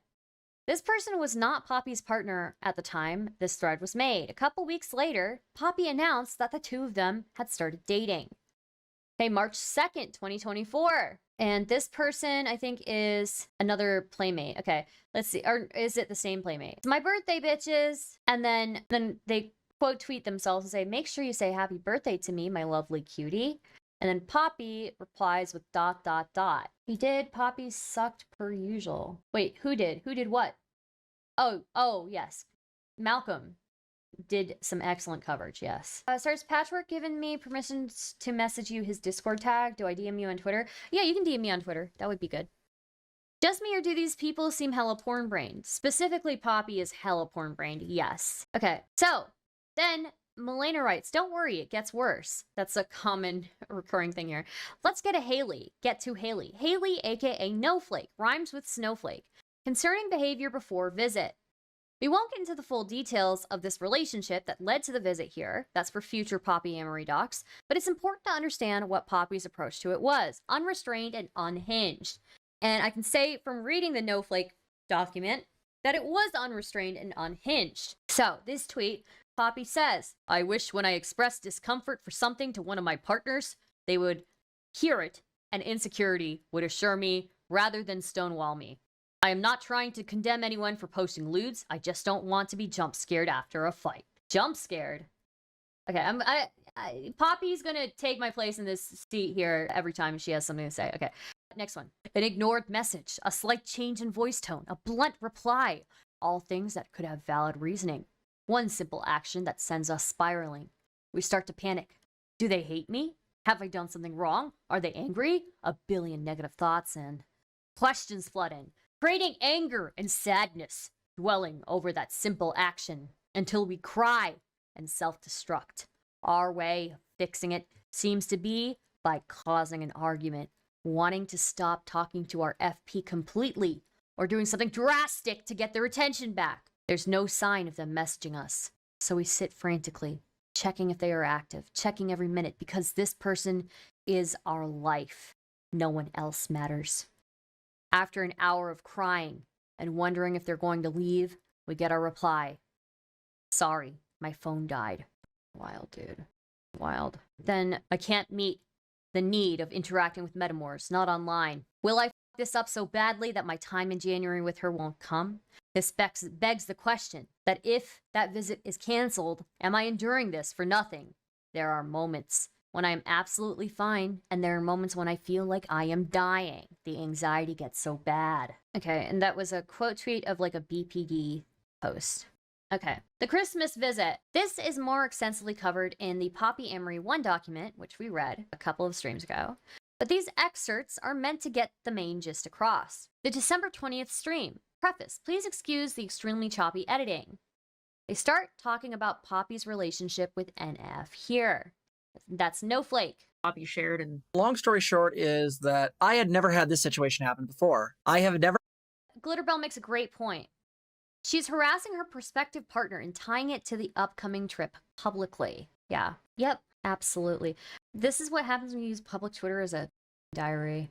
Who keeps diaries anymore anyways? Who keeps diaries anymore? Jesus. OMG, all my friends are in here. I have a feeling you guys don't actually like me. You just like the P and Z content. If that's the case, we're gonna have to talk about bathroom time getting taken away. Nice one, Malcolm. Nice one. Yeah, shout out to Malcolm for the awesome coverage and for linking me stuff that I needed desperately. Okay, so let's just see what Milena writes here. Okay, 5:40 to 13:30, ending with when she says best Christmas ever. Okay, so let's just watch it until 13:30, okay? Never had another partner who became an FP. So having two FPs suddenly threw me for a loop because all of the personal work that I'd done over the last 15 years didn't feel as effective. And again, none of this was ZZ's fault. None of this was anyone else's fault. It just kind of what was. One of the major reasons why we've been away is that over the last 2 months, starting in November, my partner went to the other side of the country to visit another partner, one who, due to a mistake done early on, had been coded in my brain as unsafe, which, again, I don't believe that's actually true, but that's the way my brain coded it. The last 2 months have... Quick question, guys. Are these horns on top like kind of like a Demon Mama gimmick? Is Poppy trying to do the Demon Mama aesthetic? Is that what's going on here? I know this is completely unrelated. I just want to know. Yes. Gotta be, right? It's her diabolique thing. Okay, well, it's a demon thing, right? Would Poppy really be this aware of what their brain was doing if they actually had all these disorders causing it? Question for someone above my pay grade. So again, Chase, from people I've talked to, like DID and OSDD don't really function the way that Poppy claims they function in her head. And so my theory, and this is me being incredibly plural phobic here, and I apologize to all the plural people who are in my audience. I still accept you. I just don't know that I don't know that I agree with it. But to me, what it seems like is Poppy's made several role-playing personas and like is kind of calling them like headmates and alters and stuff. So yeah, my alter is Chester Cheeto, and he is hella offended right now. Sorry. I still respect you. I don't know that I believe in it. So The official trans girl thing is cat ears, so that's not our official thing. That is their / demon mama thing. That I show is I see it how anyways. Okay. If you're not Stardust, everyone around me is pretty phobic when I let my racist alter cap. No! Don't do it, Lycan. Don't do it. You know what's funny, actually, is I was talking about this when we first started going over this drama. I was like, we were all talking about how funny it would be if there was, like, one alter one, like, headmate or alter that Poppy has that's, like, non-white, that's, like, POC. And, like, there is. Like, one of them is like a Thai ladyboy, I'm pretty sure. I think it's Pepper. Pepper is like the Thai ladyboy. Yeah, we found out that one of the alters is a different race. They are POC. So, transracial alters, Lamau. Taken POC alter, let's go. Or token POC alter, let's go. Well, we don't know. The other ones could be POC too. I mean, does furry count? I don't think furry counts, actually. Been hell. A lot of chaos. Not because of anyone's fault, but because dealing with two FPs who may get into conflict, which then causes me to feel torn in half, and not to mention a bunch of other things. Who in this video has alters? Poppy does. This person on the left. These are POC. They're not. No, they're not. Unless they are specifically said. One of the alters is underage, creepy. That's the one that's the Thai ladyboy. That's the one that's from Thailand. That's a ladyboy. Not a lady. Is it a ladyboy? Is that the term? That's quite literally. I'm pretty sure that's what they said. Oh, Stars, I can't DM you on Twitter, Patchwork's Discord. What's your Twitter, Romantic Goblin? I'll DM you. My alter is just me on blackface. What the? Okay. We have to rewind and let's try to pay attention to them now. Okay, let's try to pay attention to them.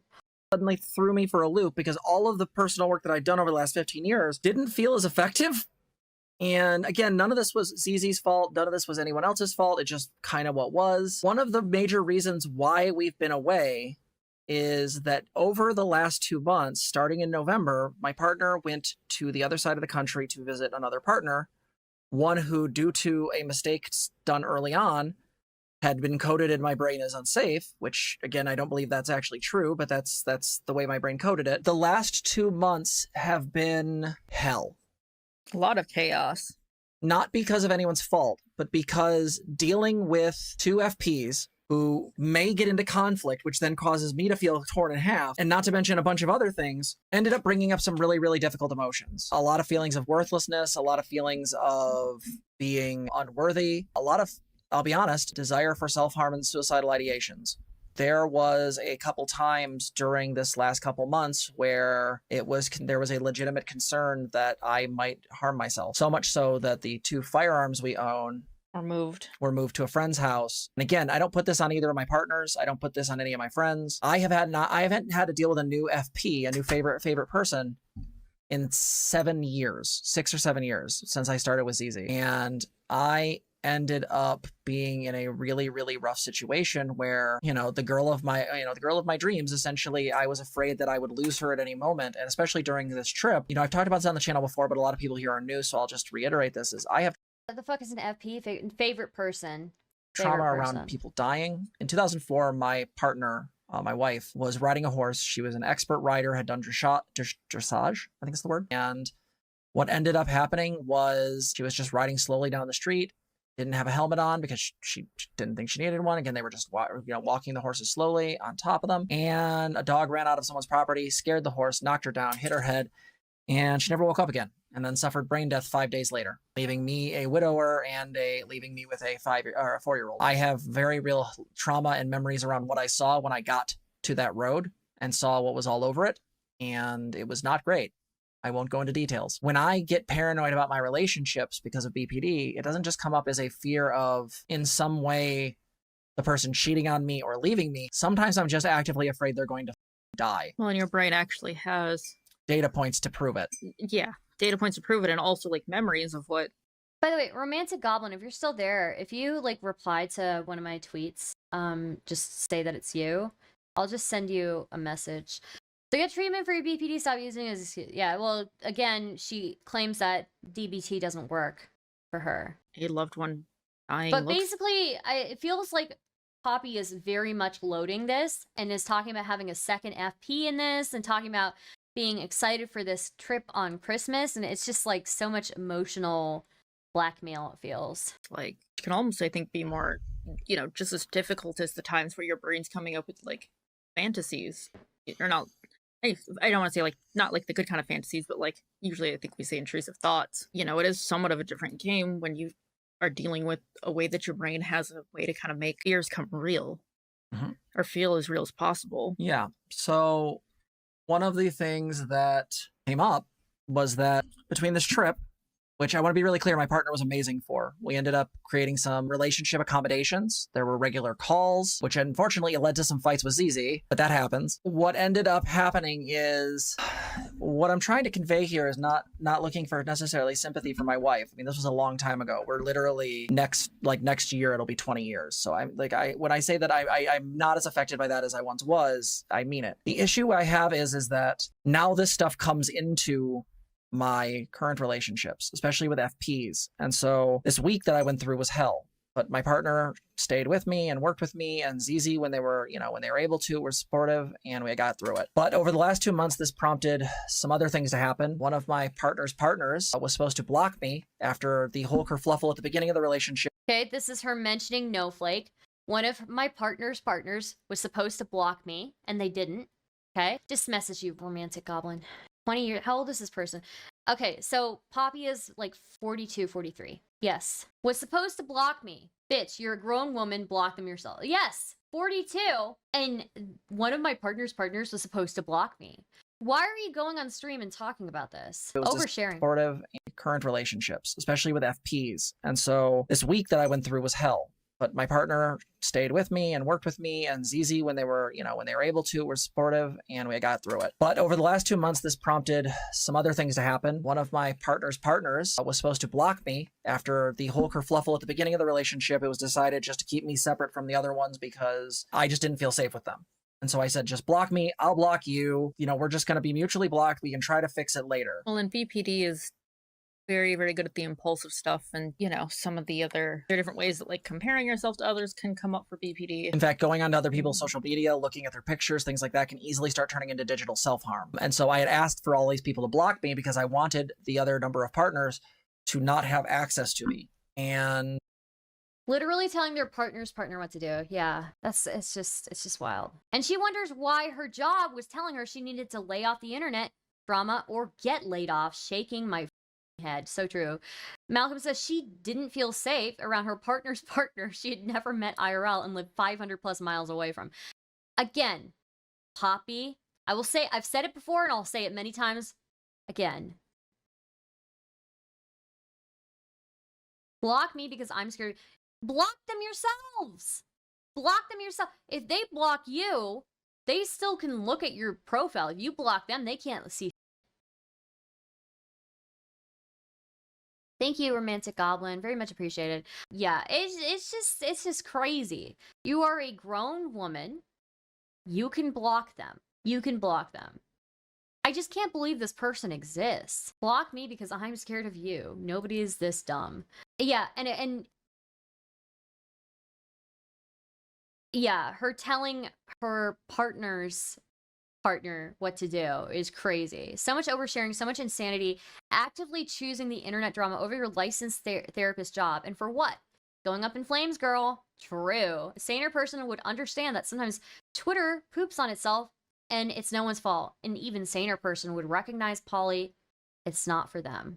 Yeah. She calls a tweet, seeing a tweet running into someone, right? Yeah. Imagine saying this crap in casual conversation IRL. Wild. Kit Kat says, I used to be completely neutral, vaguely like them, subscribe for the Courtney Orchard stuff. I'm not like a hater for no reason. It's just the behavior. No words. You need to block me. I don't want to block you because I want to creep on your profile still. Wait, you can do that. If you block somebody else, you can still see their profile whenever you want to. Did she just say digital self-harm? I don't know. I don't know. I feel like she does say this kind of stuff IRL. Stars, how can I get mad at someone if I block them? True. It's almost like you should take charge of your own life. It's almost like you should be responsible and take action. Convenient how every behavior of theirs can be excused by the myriad of supposed mental illnesses they have. I know people who have been through absolute hell, okay? Like, if you listened to their life, you'd be like, good God. Like, you were, like, straight up tortured for, like, 10 years, you know? You were straight up tortured for, like, 12 years, you know? I've known people who've been through, like, horrible stuff, right? Stuff that, like, could cripple somebody, you know, and has long lasting effects on the mental psyche. And not to invalidate people who still struggle, you know, daily, because that's very real. You still have to make efforts to do things, you know, to do and if you can't do something as minor as like blocking somebody, I don't know what to tell you, you know? I can't imagine thinking you have the right to ask someone to tell someone else to do something. Responsibility is too hard. Yeah, but wait, Spawn has to take responsibility for their actions, but Poppy doesn't? I was homeless for a while, and I knew guys who would literally scream at themselves on the corner, more sane than these two. Hi, Darth Sinewave, how's it going? It really bothers me that she's preaching a narrative of entitlement to affection and intimacy, let alone from multiple people. It's very red pill. It's very red pill. That's what I will say. And for you to not have a bad moment either and go Yeah. searching their stuff. Well, what happened was one of the people in question never blocked me and then lied about it. Did you see Poppy leaking Spawn's medical records to Milena to prove a point? I haven't gotten there, Malcolm. We're going through the Milena document right now. I'm assuming it's in here, right? So yeah, we're gonna get there. We're just kind of at this point, the 1220 stream, and she mentions her thing. She mentions Noehflake in this stream. So, and I ended up just going with it because I didn't want to cause another fight with my other FP.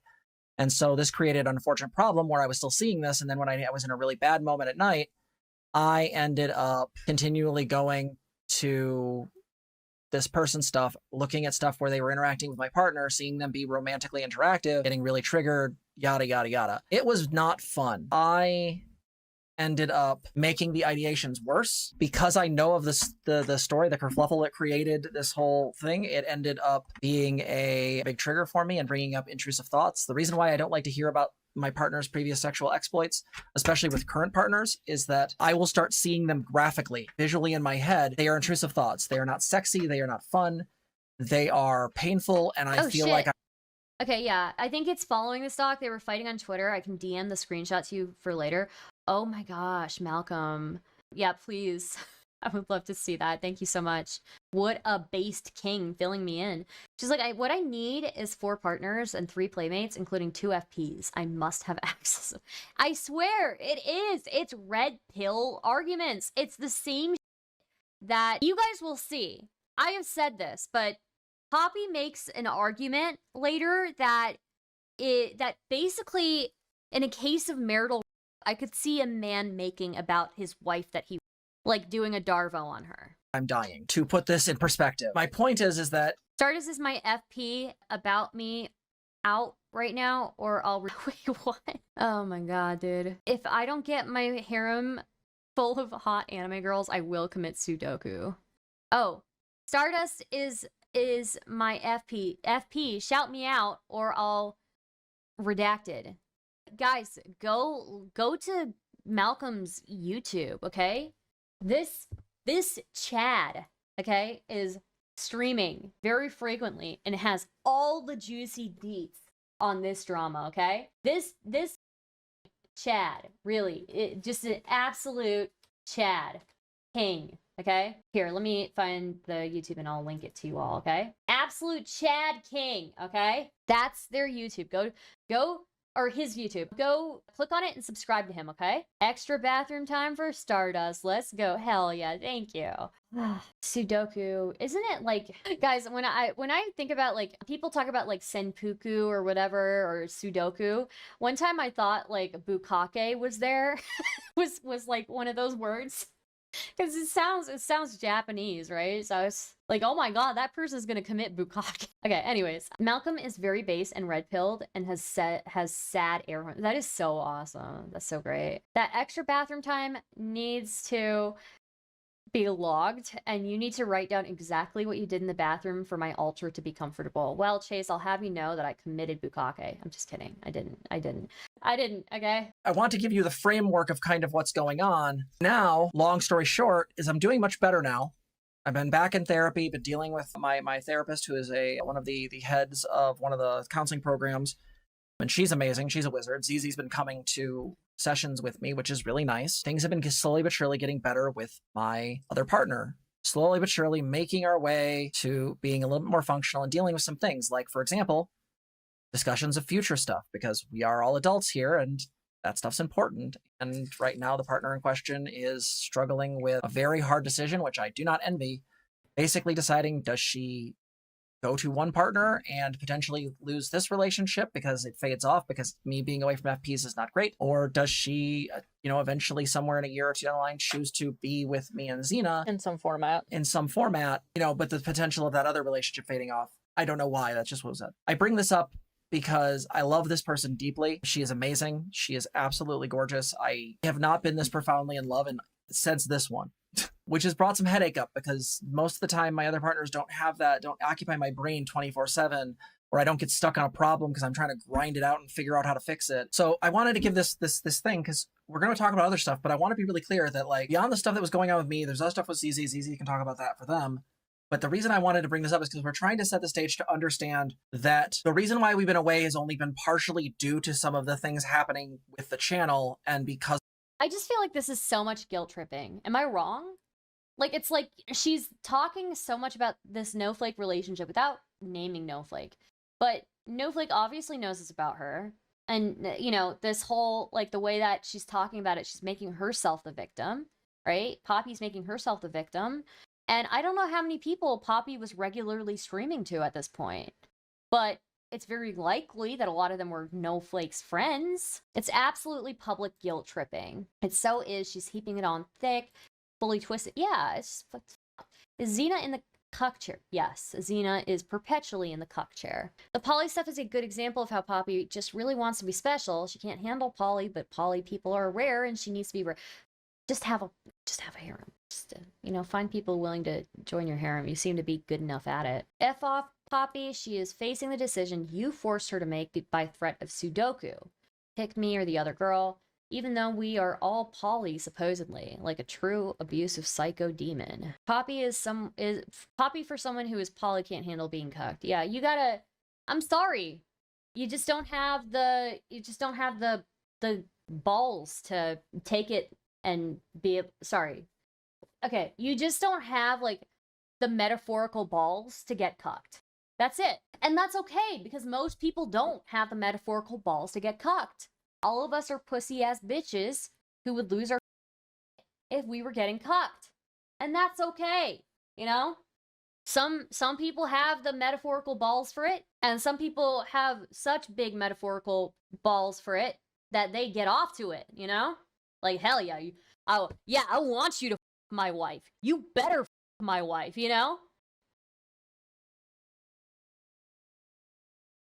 Not everybody can be the boss husband who's totally okay with his wife sleeping with the pool boy, Testicular fortitude is the best phrase for metaphorical balls. Poppy doesn't have the balls for it. She literally had them removed. Okay. Yeah, you're allowed to not want to get cucked. You were allowed to want to get cucked, but also you're allowed not to. Exactly. Not everyone's Adam 22. I'm saying not everybody can be the boss, the boss husband, a big dick boss husband who's okay with his wife sleeping with the pool boy, with the twink pool boy. Not everybody can do it, and that's okay.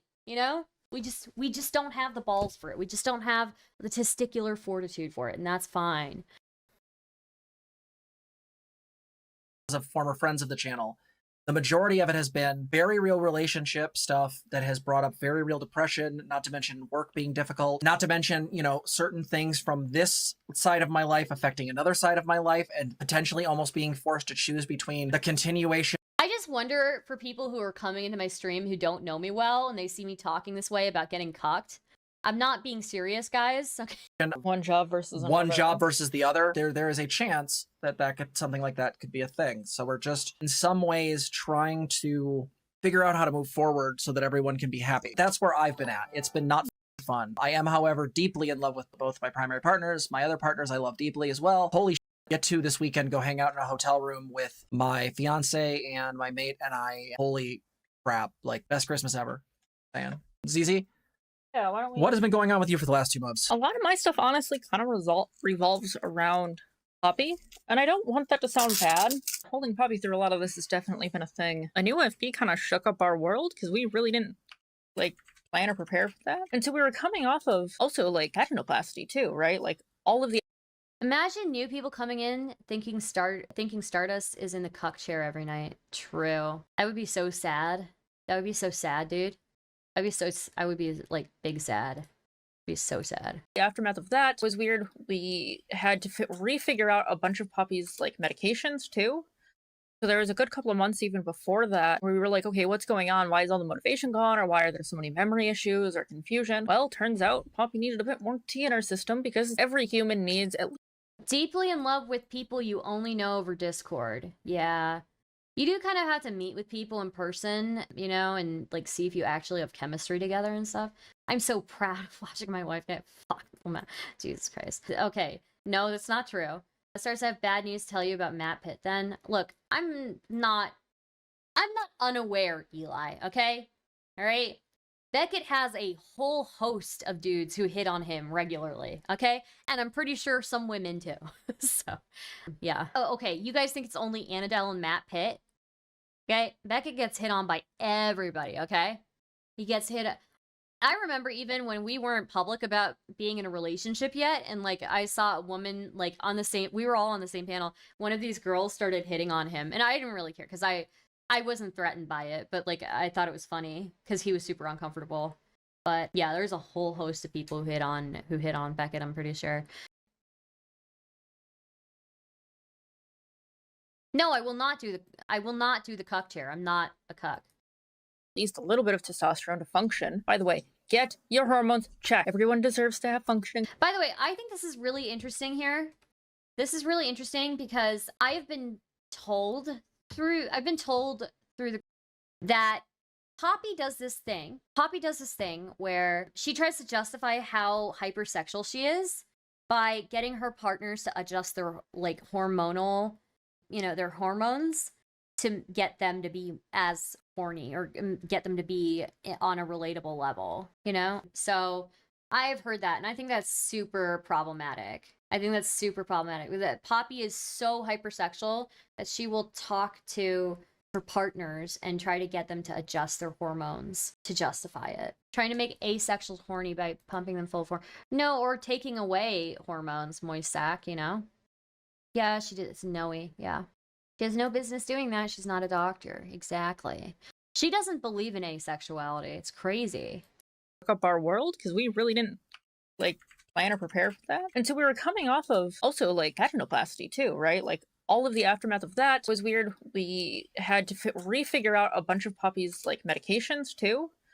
So there was a good couple of months even before that where we were like, okay, what's going on? Why is all the motivation gone? Or why are there so many memory issues or confusion? Well, turns out Poppy needed a bit more tea in our system because every human needs at least a little bit of testosterone to function. By the way, get your hormones checked. Everyone deserves to have functioning hormones. Thank you. That caused issues for months until we figured out what was going on. Eventually got that stuff fixed, got better levels of other medications in Poppy's system. So a few of them went up. There's been so much going on, I literally forgot. Oh, no, this was like September, October. I just got Omega triggered. There's no way she's trying to f with people's hormones to make them horny for their. She is. I wish I was lying. I wish I could say that this was like from a bad source, but it's not. Poppy gives gender affirming treatments referrals to clients, which could include minors. Yeah. That really set up the stage to get us into November. All of it's been a mess. A lot of upsetness, a lot of happiness too, though. I've been having a really hard time keeping up with friends. There's been a lot of migraines, a lot of stress. My physical therapy came to an end, which I'm actually really sad about because I really like. Anyways. So anyways, we're past that part. They start talking about Poppy's relationship with NF here. Okay.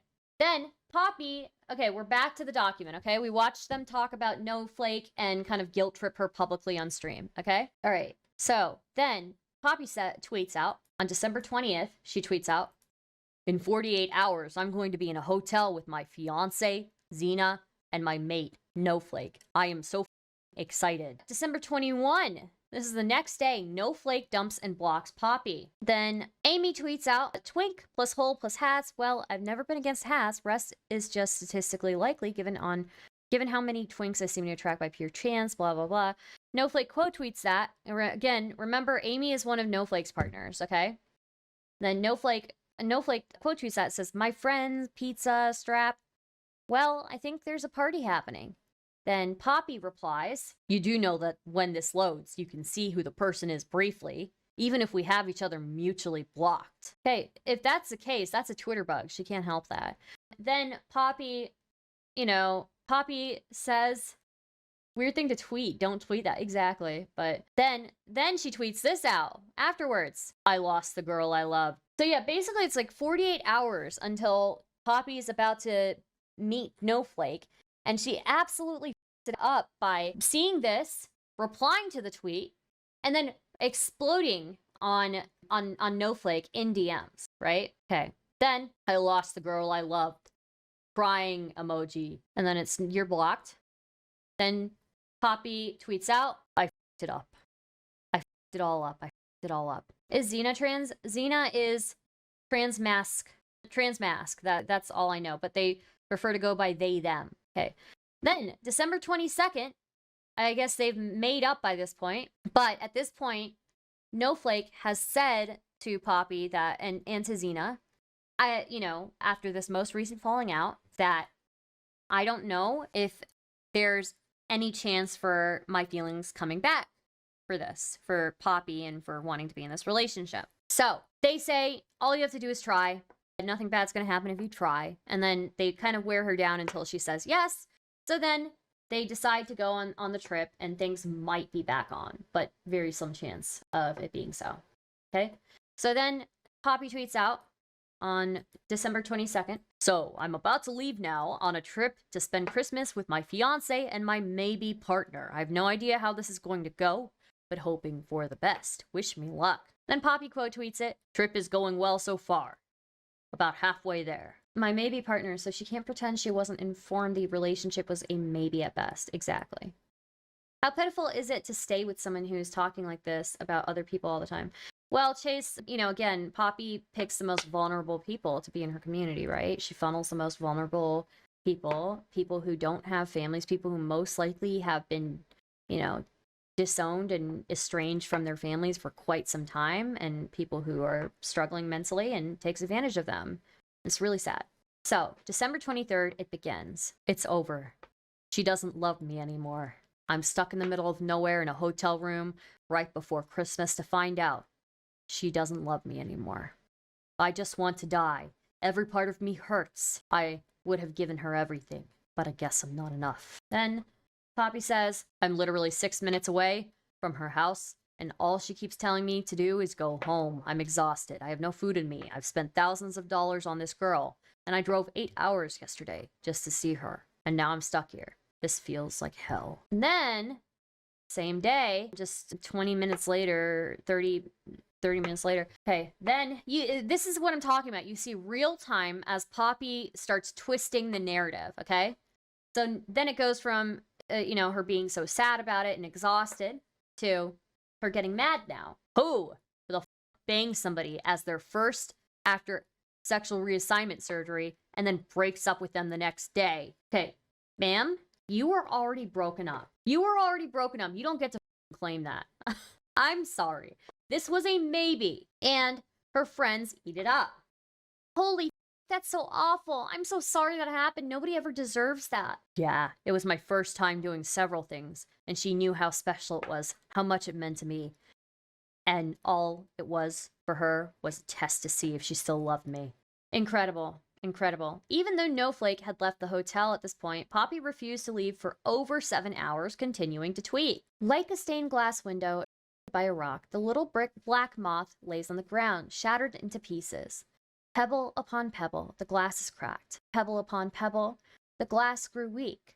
The cracks grew and grew. Now it's all gone. Oh, dreamer, carry me from the glass shards. And then Poppy replies, goodbye, pretty moth. I'm sorry you felt as though you were the one cracking when I was the one that was constantly getting hurt by your lack of decision and your unwillingness to hold to even a basic boundary. I love you, and I will miss you, as will the girls. Watch her also, she tries to basically say it's two things, and child abandonment, because one of her alters is 12, okay? So then Poppy says, tweets this out. This is what it sounds like when somebody gives up, when they take your love and throw it away, when they use your body to decide if they still want you. Pretty words and nothing more. You were better than all this. I love you, but I didn't deserve any of this. Meanwhile, Spawn has to do dishes on an empty stomach and has throttled internet. Yeah, so this is so cringe, kill me. Oh my god, it's so bad. It's so bad. Why didn't she give her first post-op sex to Zena, though? Zena could have used a strap-on or something. Why is she giving it to a 4-month-long Discord relationship and not her fiance? I don't know. No wonder Zena's so mad, you know? A 4-month Discord relationship that was tenuous at best and ended by the time it happened anyways. Yeah, I've read fanfic better than this garbage. Notice the money comes before love and effort. Yeah, probably because Zena's a cuck. Yeah. Yep. I feel like I should turn on a voice changer for Poppy's voice. Wait, let me see if I can do that real quick. Maybe this one?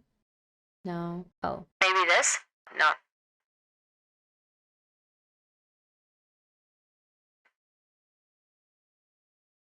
Okay, this one. Can you guys hear it? Can you guys hear the voice change? Can you hear the voice change? Or maybe this one. Maybe this one? Check. Oh, I think this is better. Well, maybe not. Previous one was the. Oh! No, this one's perfect. This one's perfect. No, the first one was best? I think this one's the best. Okay, maybe not. Chase makes a good point. Okay. This one, yeah. Okay. It's perfect because she has alters, right? So it's like a whole bunch of them speaking at once. Okay. Wait, this one's hard to understand? It's supposed to be a bunch. Yeah, she has alters. That's awful. Oh, okay. Okay, this one. I'll use this one. This one for Poppy. And then this one. And then this one for Zena. Okay, both are hard to hear. Okay, well, okay, look, I have to do this, okay? We've had enough fooling around, okay? I know fooling around. Okay, alright, check. This is what it sounds like when somebody gives up. When they take your love and throw it away. When they use your body to decide if they still want you. Pretty words and nothing more. You were better than all this. I love you, but I didn't deserve any of this. So much time, so much money, so much love and effort. All of it wasted. So much time taken away from other partners because she didn't show up and be even remotely engaged. Just constant running. I deserve so much better than this. Okay, so basically what Milena writes here is this is financial abuse. I don't know, I think it's just guilt tripping and it's very manipulative, you know? And then Poppy tweets this out. Alright, I'm leaving. Goodbye, Noehflake. I love you with all my heart. I wish you still loved me. Poppy finally leaves. Aside, Poppy's BPD mega thread. Before we continue, let's take a moment to talk about how Poppy experiences BPD, which factors into how she's engaged with the situation and justified her behavior throughout it. Poppy gaslighting herself in real time. Yeah, no, this slowly does turn into like a accusation. It's crazy.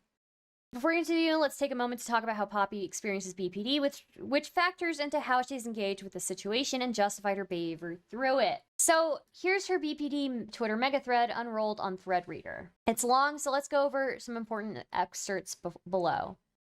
It includes her own BPD chart. Note that self-harming behavior is the absolute lowest of all of them. Keep this in mind whenever she weaponizes suicidal ideation. How does Poppy not feel like a creep? I can't imagine telling a woman to change her hormones because she isn't into me. I would feel disgusting. Here are my IDR labs results, which found my symptoms to be moderate, and I generally agree with this assessment. Feelings of emptiness is high, fear of abandonment is high, unstable, intense relationships. Self-harming behavior is like the lowest. Emotional instability, pretty high. Dissociation, high. Splitting, pretty moderate. Identity diffusion is moderate. Impulsivity / capriciousness is also very low. That's very interesting. Impulsivity and capriciousness and self-harming behavior is very low. Okay. It's also where she talks about how she experiences BPD personally. We are hypervigilant, constantly on the lookout for those we love to leave us. This can manifest as fears of our loved ones getting hurt in the best case scenario to projections of cheating in the worst case scenario. My experience of this is that it is pervasive and constant. Self-harming is the lowest, but they had to remove firearms from their house because they wanted to Roblox. I don't know, Chase. Let's see. Even as the other symptoms have faded over time, this one stayed consistent. Only my way of dealing with this has changed. When I say existentially afraid, I have to be clear.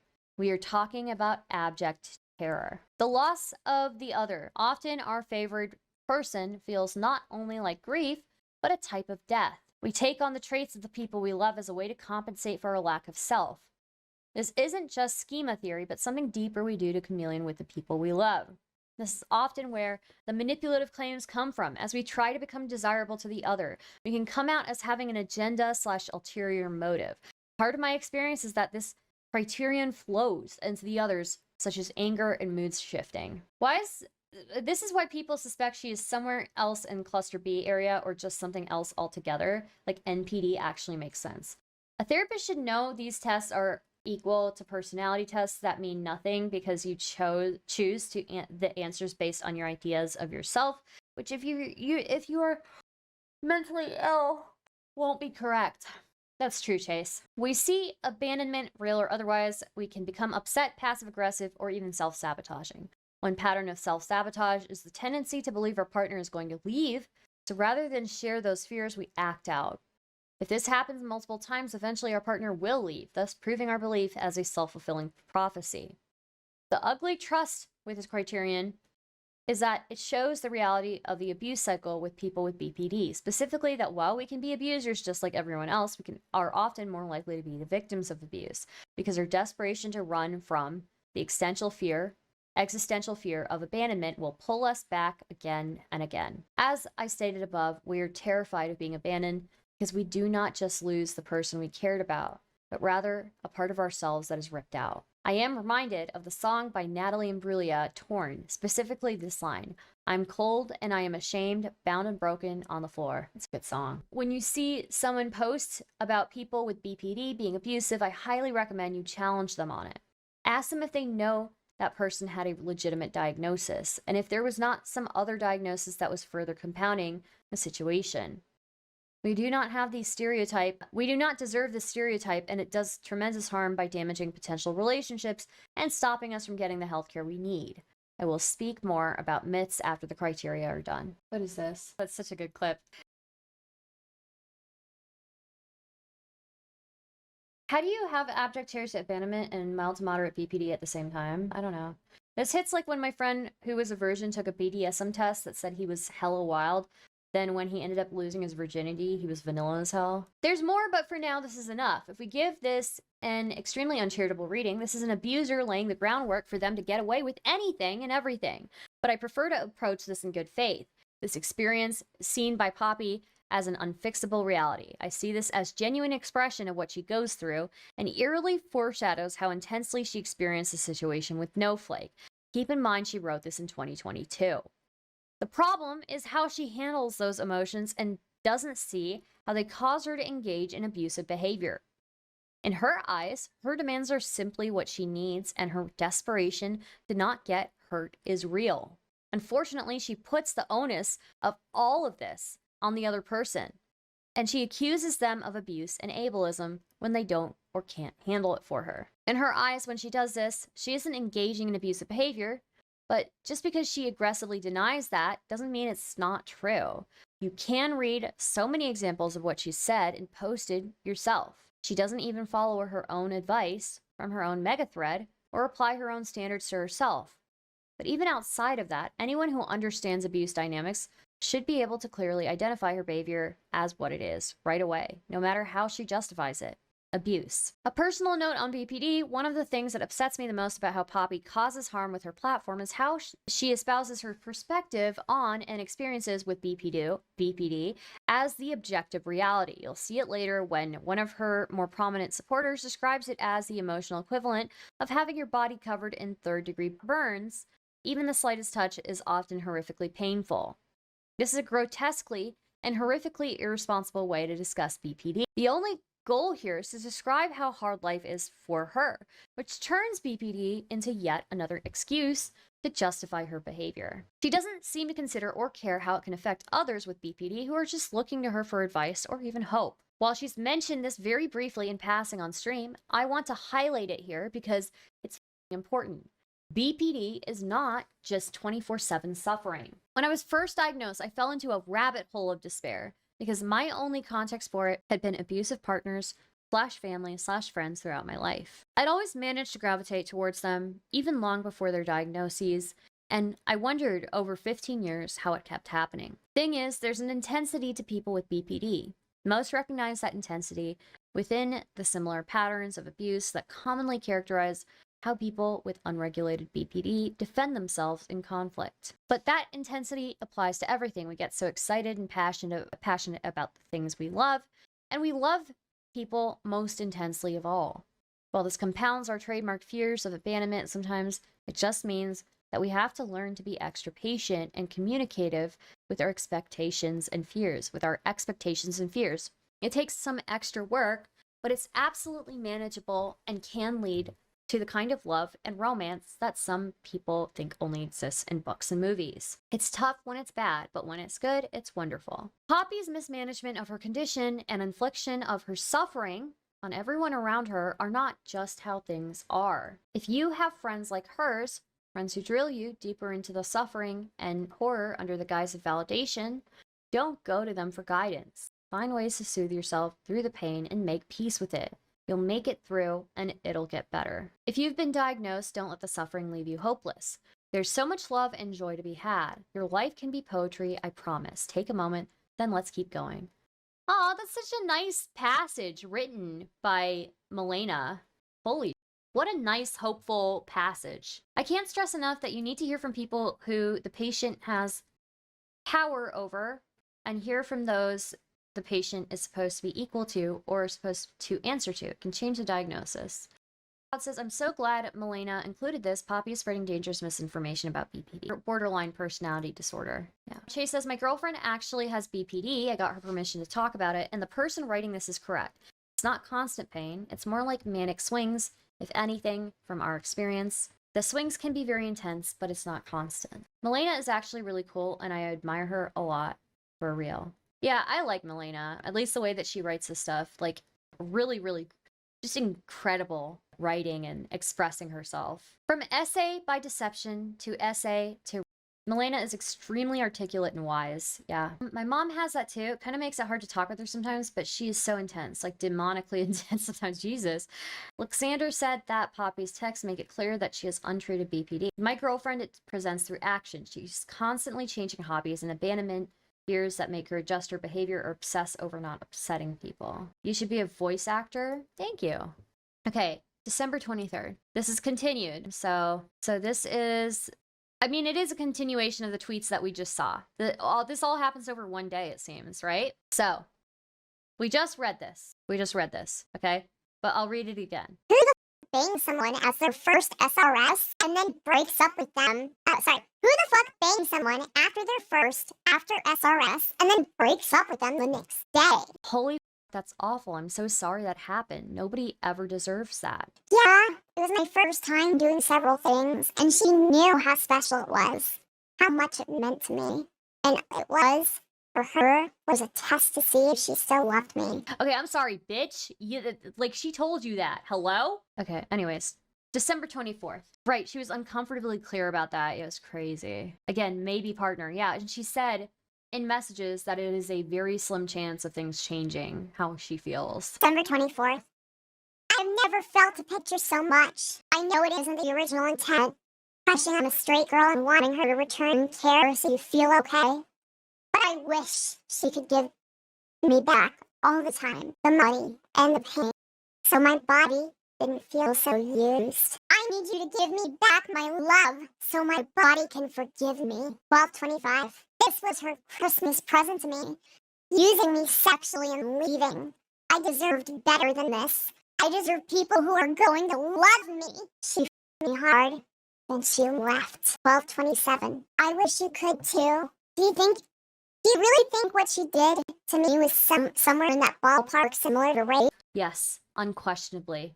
It's coercion at the very least. She literally f***ed you under entirely false pretenses, basically lied about her emotions, and used her body to understand her own emotions with no consideration for you. I just had a conversation with one of my close dear friends, and as we were talking and I was describing about being used sexually, she basically compared it to something akin to assault. I don't know if I agree with that, but the idea of being used just to see if someone still loves you really does feel gross. And I do feel used and violated. I guess I'm just going to have to figure out how I feel about that in therapy today. Yay, more trauma. I'm sorry, look at how melodramatic this picture is here. Showering. Showering only hurts now. The warm water only reminds me of the warmth of your body holding me tight. Feels like shards of glass going through my skin. Bruh, you've got to be kidding me. Okay, and then she updates her status here. I guess I get to add survivor to my resume of trauma. Yeah, Star, you have your chances of interviewing Poppy and Zena are now next to none, if not zero. Jesus Christ. Girl, you're 42, log the f off. Exactly. Does she just have a folder of post furries? I don't know. Where the f does she get those? Post to your friend whom you pay as they are your editor, yeah. Not gonna lie, the crying furries are my favorite. Jesus Christ. Jesus. Poppy's meme game is so... Oh my gosh. Her Google search history is like Fox hugging self and framing X for... Oh my god. Okay. Modern day Cinderella story. Oh, you're talking about something else. Sorry, Chase. Imagine being this overly dramatic because your Discord kitten left you. So true. You met her for the first time and she left you. Okay. Now this, December 29. Love when an ex-friend slips into ZZ's DMs and tries to tell them that missing the informed part of informed consent isn't assault. If I believe we are having sex under one agreement and that agreement was never true, I would have been manipulated to give consent. It is that simple. Hi, enjoying the show? Let's cover consent. In my current situation with my ex at Noehflake, the area where my consent was violated is the I, or the informed part of consent. I was under the impression that we were being intimate as a means to finally be together after 4 months of waiting, and because we were both heavily attracted to one another.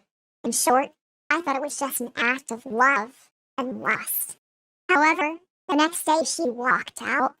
She informed me that she had been there, and everything she had done was to test, to see if she still loved me. The reality is that had I known that she was using sex as a litmus test for her feelings, never would have consented. Consent, F, freely given. R, reversible. I, informed. E, enthusiastic. S. The more I think of this, the more it makes sense with the feelings of violation and being used. Noehflake had sex with me under false pretenses. This is a kind of SA. No wonder I feel conflicted and gross about the experience. It makes sense. Glitterbell says, I don't know. It feels kind of like she used her fan for sex and then attacked her fan. Yeah. Her fan was very clear that this was not a relationship. I have met virgins less obsessed with sex than these people. Oh my god, dude. I just realized that Poppy drove to her fan's city.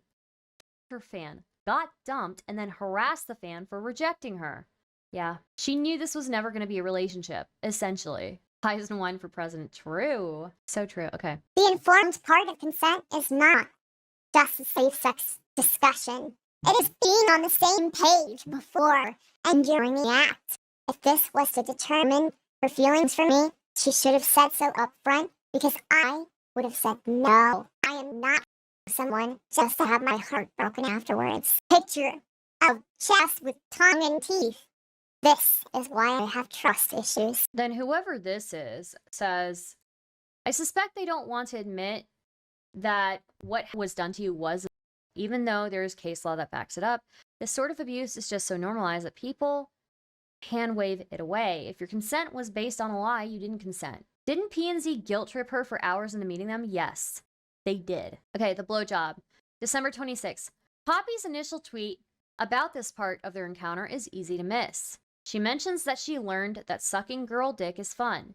There is zero discomfort or coercion expressed here. I still feel used and like important first would forever rap for me. At least I learned that girl dick is fun, and apparently I'm okay with it. I need to work on that skill tree. A couple of weeks later, you can see her changing her story in real time. Wait, is she talking about when I went down on her? You mean the time when she purposefully unsnapped her leotard?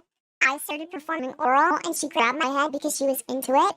She can't even lie well. Half an hour later, the story shifted to be more severe. Does that mean that she violated my consent when she grabbed my head to force it down on her because I couldn't explicitly give verbal consent because my mouth was full of her Glock? Like, what the are we arguing? Damn, dude. She feels used, but that doesn't mean she was used. He was like, fuck me, fuck me, fuck me, fuck me. Noe is like, fine. Poppy's like, now date me. Noe's like, no. Poppy's like, yeah, okay. Hayleigh's DMs links to comprehensive collections of the DMs surrounding this incident. The doc is long, but decisively proves that Hayleigh tried extensively to express how much this relationship had been harming her, and she wanted to walk away from it. Over the course of 24 hours, Poppy and Zena spent 15 of them relentlessly haranguing her to change her mind and acquiesce to what Poppy wanted, even as she continued to try to end the relationship. Say no and get Poppy to accept that Hayleigh no longer felt romantic love for her anymore.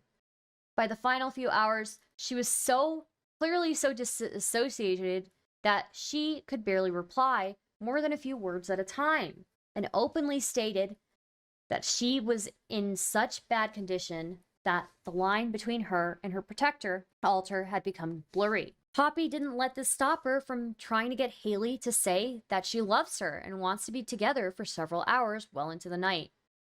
15 hours. This sounds like the whole how is it essay if you liked it crap, especially after being flat out told the other person's not sexually interested. Well, yeah, no, I mean, like, I agree with you, Dragoness. Like, Hayleigh basically told them explicitly that she didn't think the relationship was going to work out, and they continued to bother her for 15 hours after that to get her to continue to, to at least agree to meeting them, and also said nothing bad would happen with her trying. Pressuring them into sex in the first place is way closer to SA than not wanting to date after. Yeah. Well, I would say, Noehflake says that she's asexual. And it's like straight up incel rhetoric. Not incel. It's straight up red pill, woman-hating rhetoric from Poppy saying, oh, guy, she's not asexual. She's more like gray sexual. She was totally into me. And also saying that, like, that it was by deception because she didn't really want to be with me. Like, I feel like, again, I could hear that argument from a guy who's being accused of marital, him using it on his wife to, like, Darvo her, Twitter blows up. January 10th, Hayleigh finally speaks up. The entire Dogpile squad was sent out with instructions to copy-paste the lists and some other stuff, and to harass as many people as they can with it. Anathema says, I got really, really bad tyrannical vibes from the initial screenshots. The my way or the highway screen mindset is quite awful. But yeah, I mean, there's proof of people attempting to mass report brigading is immoral and also a breach of site rules. Not a good look. Noehflake says, the only part of this I'm even involved in is that she's obsessed with me. I want nothing to do with my abusive ex or her lies. There's no proof of anything, she's just obsessed. I still question why/how an ace person would trick anyone into sex. I don't even have sexual needs or wants. More on the asexuality soon. By deception being used by a trans person in this context is wild because, again, Republicans say trans people having any sex is by deception. They are using transphobic rhetoric on accident. That's a good point. January 12th, Poppy doxes Hayleigh's name. Wow, okay, Poppy's a doxer on top of all this. There is too much to fully capture in the following weeks, but here are some choice moments. Please remember that some of the people in these screenshots have since changed their minds. Poppy continued posting about this for weeks. Noehflake kept out of it until Poppy finally did what none of us thought she would do. Doxed her full preferred name, censored below. She even did it on Blue Sky, where she knew she was more likely to get away with it. So not only did she falsely accuse somebody of, she doxed them. Okay. It would be lovely if people would just believe me when I say I have been the victim of assault. I spoke to someone at La Casa, the blank police department, and my therapist, who is the head of a major university program. All said it was assault. Legal name assaulted me. Okay, that's even going to the police department. What the why Poppy had her own video about her legal name being tagged in a call-out post from an ex, essentially being the same thing as doxing her, while Poppy had her own video about her legal name being tagged in a call-out post from an ex, essentially being the same as doxing her. Her argument justifying posting Hayleigh's full name was that she hadn't legally changed it from her dead name yet, so there was no issue. And this is the, yes, Jessica's ex attempted to dox her. Yes, posting the name she practices under is pretty darn close to doxing, Jess.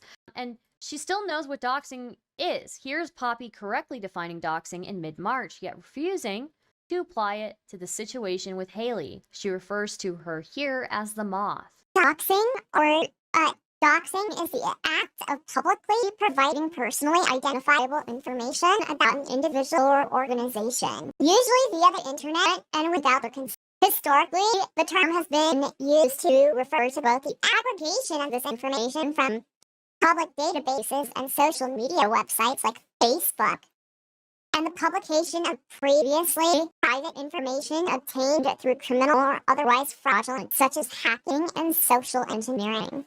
The aggregation and provision of previously published material is generally legal, though it may be subject to laws concerning stalking and intimidation. Doxing may be carried out for reasons such as online shaming, extortion, and vigilante aid to law enforcement. Reminder that the fish and the moth have caused people to attempt to dox us. Not a preferred name, which does not match the definition, but going after our home and Poppy's work. Any claim otherwise is dishonest. They want us harmed gone. This is why people are skeptical you lying abusive. Yeah, so terrible. There's so many titles now, it's like Olympic medals. If Poppy left out the tag team pressuring Noehflakes for 15 hours and No still being clear on most likely not wanting anything after, I can see why they might agree with her. Dear Poppy told them the actual truth. Agreed. Never mind how, when Hayleigh does legally change her name, these things will pop up when people search it online. But since Poppy practices under her real name, her concerns are valid and not Hayleigh's. Reminder, if a person is stupid enough to have their location public on a social media platform, using their name is not doxing. What the fish didn't understand is that using my full name can lead people to my job. That's why there's a difference. I think this depends if you can look up the full name with the address, dependent on region, or if it's with that name. Otherwise, the address may be for something else, like a post box. But I don't quite know how the context here to understand if the name was already known. In Hayleigh's case, it's not her legal name, and I had no knowledge about it being anywhere public. She was Noehflakes everywhere. If she left an opening somewhere, it's on her. I did not reveal her legal name, though I will if I... Rodden is a special brand of nonsense, as he uses his online left name as his music artist name. All of that is publicly available, and multiple accounts show that. We used her preferred name, not her legal name, which shouldn't affect her unless she did something stupid with it. We have gone out of our way to be respectful to her life offline. To go after my work is just more abuse and another attempt at silencing. It is repugnant. Uno reverse, bitch. So if it's public, then it's fair game. But if it's not, the name they use publicly, then it's also fair game. But if they do it to Poppy, it's a crime, but also if Poppy feels like it's necessary, she'll also use her full legal name. Hi, Keldosh. Her excuses are just that. Excuses to justify why basic ethics and rules that she applies to everyone else don't apply to her. It's like I've been saying for the better part of a year. Poppy is an abusive hypocrite, and Zena is the abusive hypocrite behind the scenes, making sure she's able to stay abusive and hypocritical, as you can clearly see in the DMs with Hayleigh. This is just gaslighting full stop. Yeah, it is, yeah. This is what finally pushed Hayleigh to start responding online, and things exploded between the two sides. Poppy egged on her followers as they continued to be as incendiary as possible to provoke responses. There's more, but what's below is plenty. Okay, this is Milena saying, if you were paying attention to Poppy's tweets at the time, you know what You know that she got blocked by No right beforehand. PZ had to negotiate to make that trip still happen, not No. Poppy's pain is real and valid, but it's not evidence of anything but her emotions. Then this person replies, crying into abyss. So it's even worse than Poppy said. Usually, if I'm to the point of blocking, then I don't invite them to my house for sex. That's just me, though. I don't know how pointing out clearly immature behavior of No's part helps your argument that what she did was up. Like, allegations aside, No invited 2 people that she clearly didn't like over for sex around Christmas. They drove hundreds of miles for it and then dumped them after they have sex, forcing them to drive back during the holidays. That's behavior. Then Noehflake replies, they begged and guilt-tripped me to come down to the hotel they already paid for. Poppy was fully aware I didn't want to be with her anymore ahead of that. It guilt-tripped me into giving it one last chance to talk. Sex was never on the table or desired with either of them. I even told them, both ahead of time, that I was there only a tiny chance that anything could be fixed. Poppy initiated the sex without any form of my consent and performed sexual acts on me forcefully before the night without asking. The sex had nothing to do with anything. I left because of their arguing and toxic personalities. They constantly argue with each other, and I just get ganged up on by both of them. I was trapped and had nobody I could talk to because they both support each other, even though Poppy was ignoring Zizi the whole trip. Okay, yeah. Wow. Little Twisty replies, can you at least understand why anyone has a hard time believing you would allow people whom you clearly despised at the time to enter your own home? Then Noehflake says nobody entered my home. They planned and reserved a room at a hotel for the days. Poppy did that from the very start. My home was never a factor. I only agreed to still let them come down because they were guilt-tripping me over the cost. Then Crying into Abyss replies, why would you agree to let someone drive multiple hundreds miles to see you specifically if you hated them and thought they were toxic? Like, this was all before they were there and you still said, yeah, come on down. I understand being guilt-tripped, but you still told them to come. They were not there. You said, come here, and they were there. Is that what you're saying? Them having a hotel booked has actually nothing to do with any of that, and the implications you're trying to draw, how you're outlining their behaviors, are gross. Noehflake says the hotel absolutely had everything to do with it. I was being constantly bombarded with, but we spent so much money on this trip to see you. The trip, that was their idea, by the way. They both kept telling me that over and over. Their behaviors are gross. I'm glad you realize it. Oh, glad your stream went well, Keldoge. Hope you're doing well. Oh my gosh. Okay, then Crying into the Abyss says, no, the implication that Poppy raped you in the past, and therefore the sex had that night couldn't be, and that they booked a hotel room with 0 input from you without being invited at some other point, like creepy weirdos who are stalking you. Don't put words into my mouth. Noehflake says you're literally twisting every single word I'm posting in real time.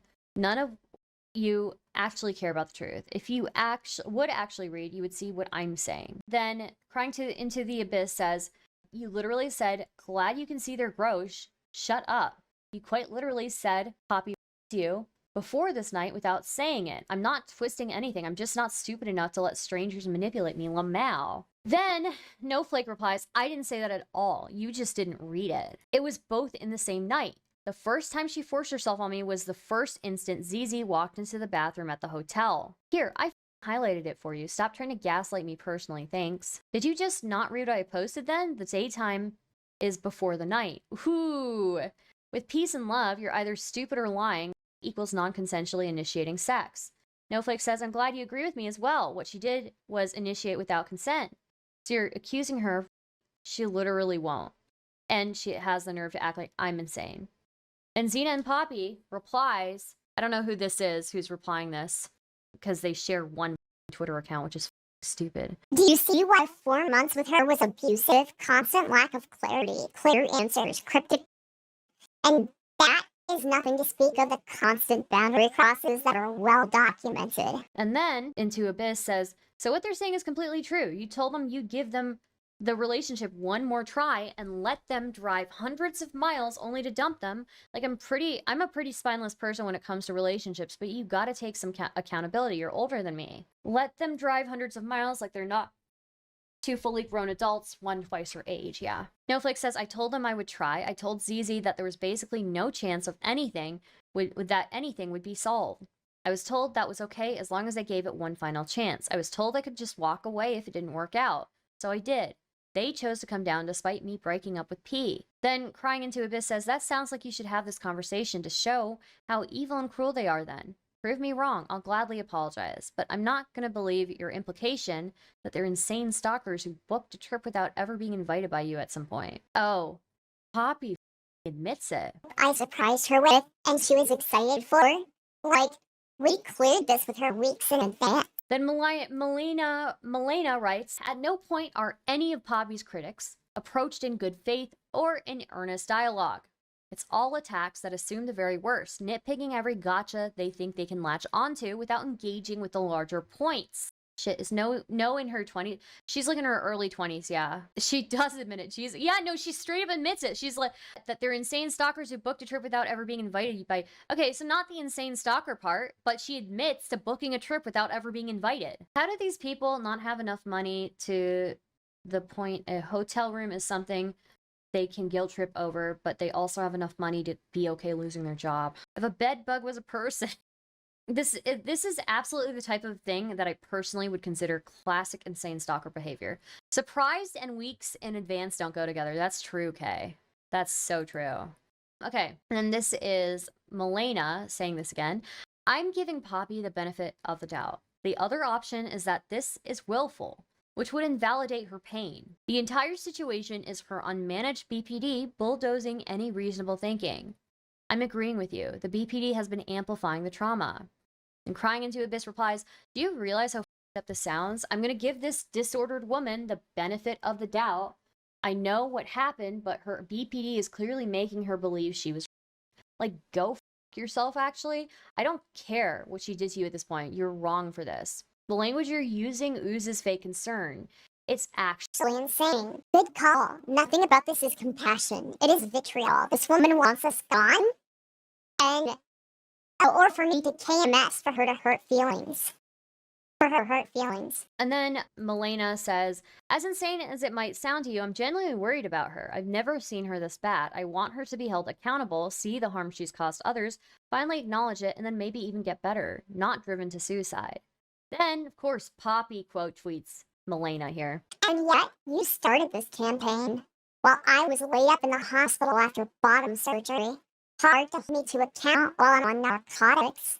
No, this has been a shit show from the beginning. End goal is to create as much harm as possible to justify your hurt feelings. Note that I was still offering empathy, validating her pain, and trying to point out where she agreed with her opponents. Poppy only saw it as manipulation and vitriol, but reconciled with me less than 2 weeks later. Doesn't this mean she knows that her perception here was wrong? So by her own actions, she's shown she has enough evidence to understand that she can perceive even the most earnest attempts at concern as violence. By the way, guys, it starts to interview everyone involved. I don't think I have a chance at that now. But guys, yeah, if you like the content, by the way, please consider subscribing, super chatting, becoming a member. I would greatly appreciate it. Kamikaze says your original child voice was better. Yeah, but the child alter isn't speaking here. This is just Poppy speaking.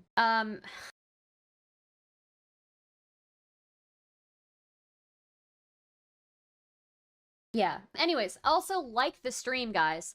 Press the like button. Have you talked to Rowdon? They've been in my chat before. I wouldn't mind interviewing them. I know we have 74 people watching and 58 likes. This is unacceptable behavior. I need you guys to press the like button on the YouTube stream. If you don't press it, I'm going to be real sad, okay? I know some of you are tabbed out because you're playing video games and you're just listening to me. So please, move your mouse button to the like button on the YouTube stream and press the like button. Unacceptable. We should have at least we have 74 viewers and 61 likes. We should have 74 likes. We can do it. There are enough of you here to do 74 likes. We can do this, guys. I believe in you. Can we do it? Also, if you like the content, please consider becoming a member or super chatting or subscribing on Twitch. So I expect an A+, okay? An A+, 64 out of 74? No. We need to get at least to 71, 72, right? We can do that much. We've got 6 more likes till we reach, oh, yeah, 6 more likes till we reach 71. Let's try that, okay? Let's try that. So what if I don't like the content? Well, then go f yourself. It was genuinely horrible reading the child altar. Poppy owes me and Stardust compensation for that. So true. So true. Press the button, okay? Like anyway, Ellen, or I will debate you. True. OMG Poppy, the ultimate victim. Poppy, you're gonna make me need narcotics from Keltosh. Yeah, but I hope you guys are enjoying this content. When do we get to do Gooner content? What is Gooner content? We're at 68 likes, guys. Okay, how about this? The next 10 minutes, let's aim to get 71 likes, okay? Over the next 10 minutes. If we can get to 1,000 likes if people use their altars, please. It's okay, don't do that. Okay, we're at 70 likes. We just need 1 more. Anyways, yeah. And yeah, any and all subs are very much appreciated because I am trying to work on a video essay. And, you know, it's hard for me to work on video essays when I'm like streaming every day. Okay, we're at 70, guys. We're at 70 likes. Can we just get 1 more like? 1 more? Okay, over the next 10 minutes, we'll aim for it, okay? Okay. So by her own actions, she's shown that she has enough evidence to understand that she can perceive even the most earnest attempts at concern as violence. I just don't see, considering the circumstances and your BPD, how consent was even possible. To your brain, it was the equivalent of holding a knife to your throat. Finally, someone gets it. We don't have time to get into Liana Kersner. I just don't know why Poppy, a licensed therapist, is taking psychiatric guidance from someone who's not a therapist, especially when Poppy so aggressively shut down other people's lived experiences under the guise of, you are not a professional. No, I do know why. Because she unquestioningly supported Poppy and had no problem viciously bullying me publicly when I tried to engage in a genuine conversation about my experiences.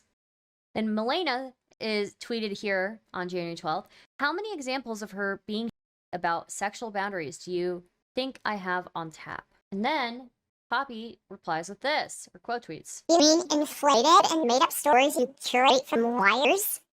People have read your manifesto. It is a nothing burger, just editorialized garbage that Red Liana K debunked days ago. Regardless of the motivating factors, that is abuse. Not the cause or intent does not negate the form of the harm it causes. Note the aggressive cruelty and dismissiveness here. Note how the language they use seeks to invalidate and demean at every turn. Inflated, made up, liars, a nothing burger, editorialized garbage, and debunked. Also, it should be noted that Liana didn't debunk it. She read it, dismissed it wholesale, and publicly mocked me for it when I tried to engage with her as civilly as possible.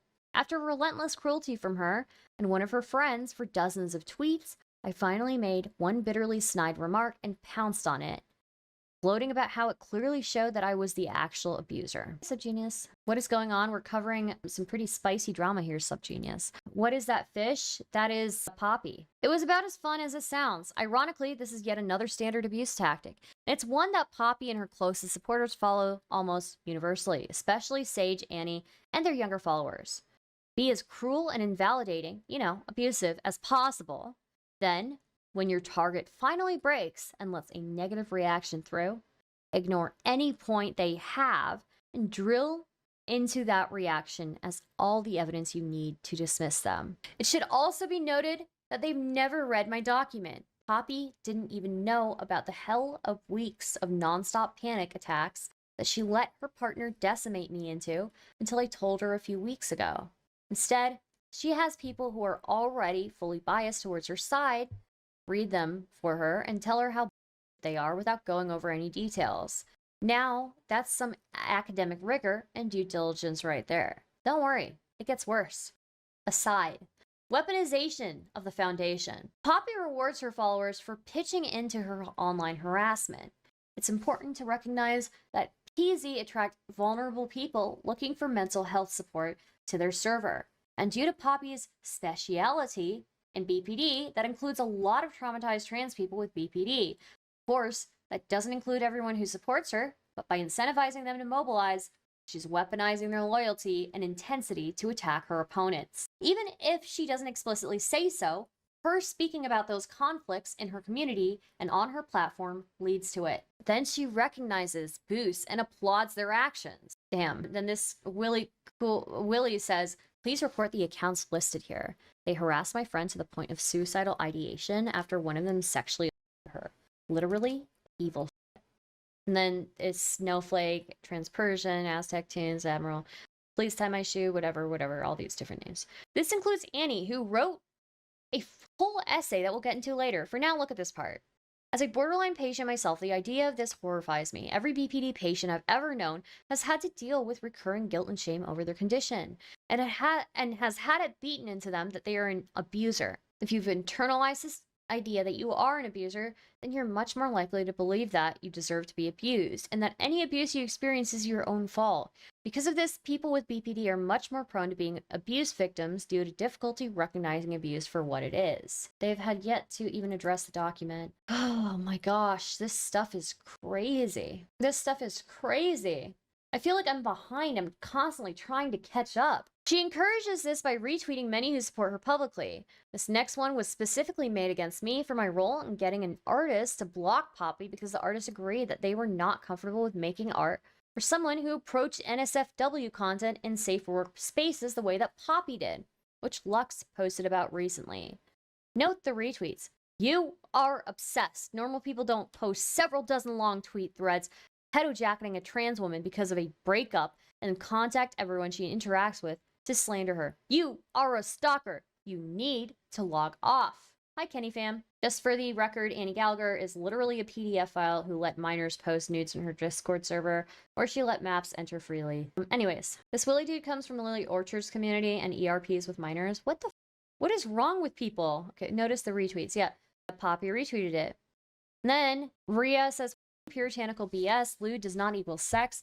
Someone can be offended, but as Poppy says all the time, show me on the doll where the harm is. It is a furry/scaly butt. No other image is implying sex, but no sex shown. Oh no, children's eyes will clearly bleed. Sarcasm indicator. Get over yourself. Then the Noehflake's abuse and victim. That's what Poppy changed her name to on one of her Twitter accounts. And somebody tweeted out, "Gargle my balls, you abusive little pussy," while quote tweeting gay fesh. Please get out, Zena and Poppy are not your therapists. If they were, then they have violated confidentiality and what they've told me about your breakdown after the Heffel/President Sunday bridge burning. Oh, gay fesh telling this person that, oh, Poppy disclosed personal information to me. Holy.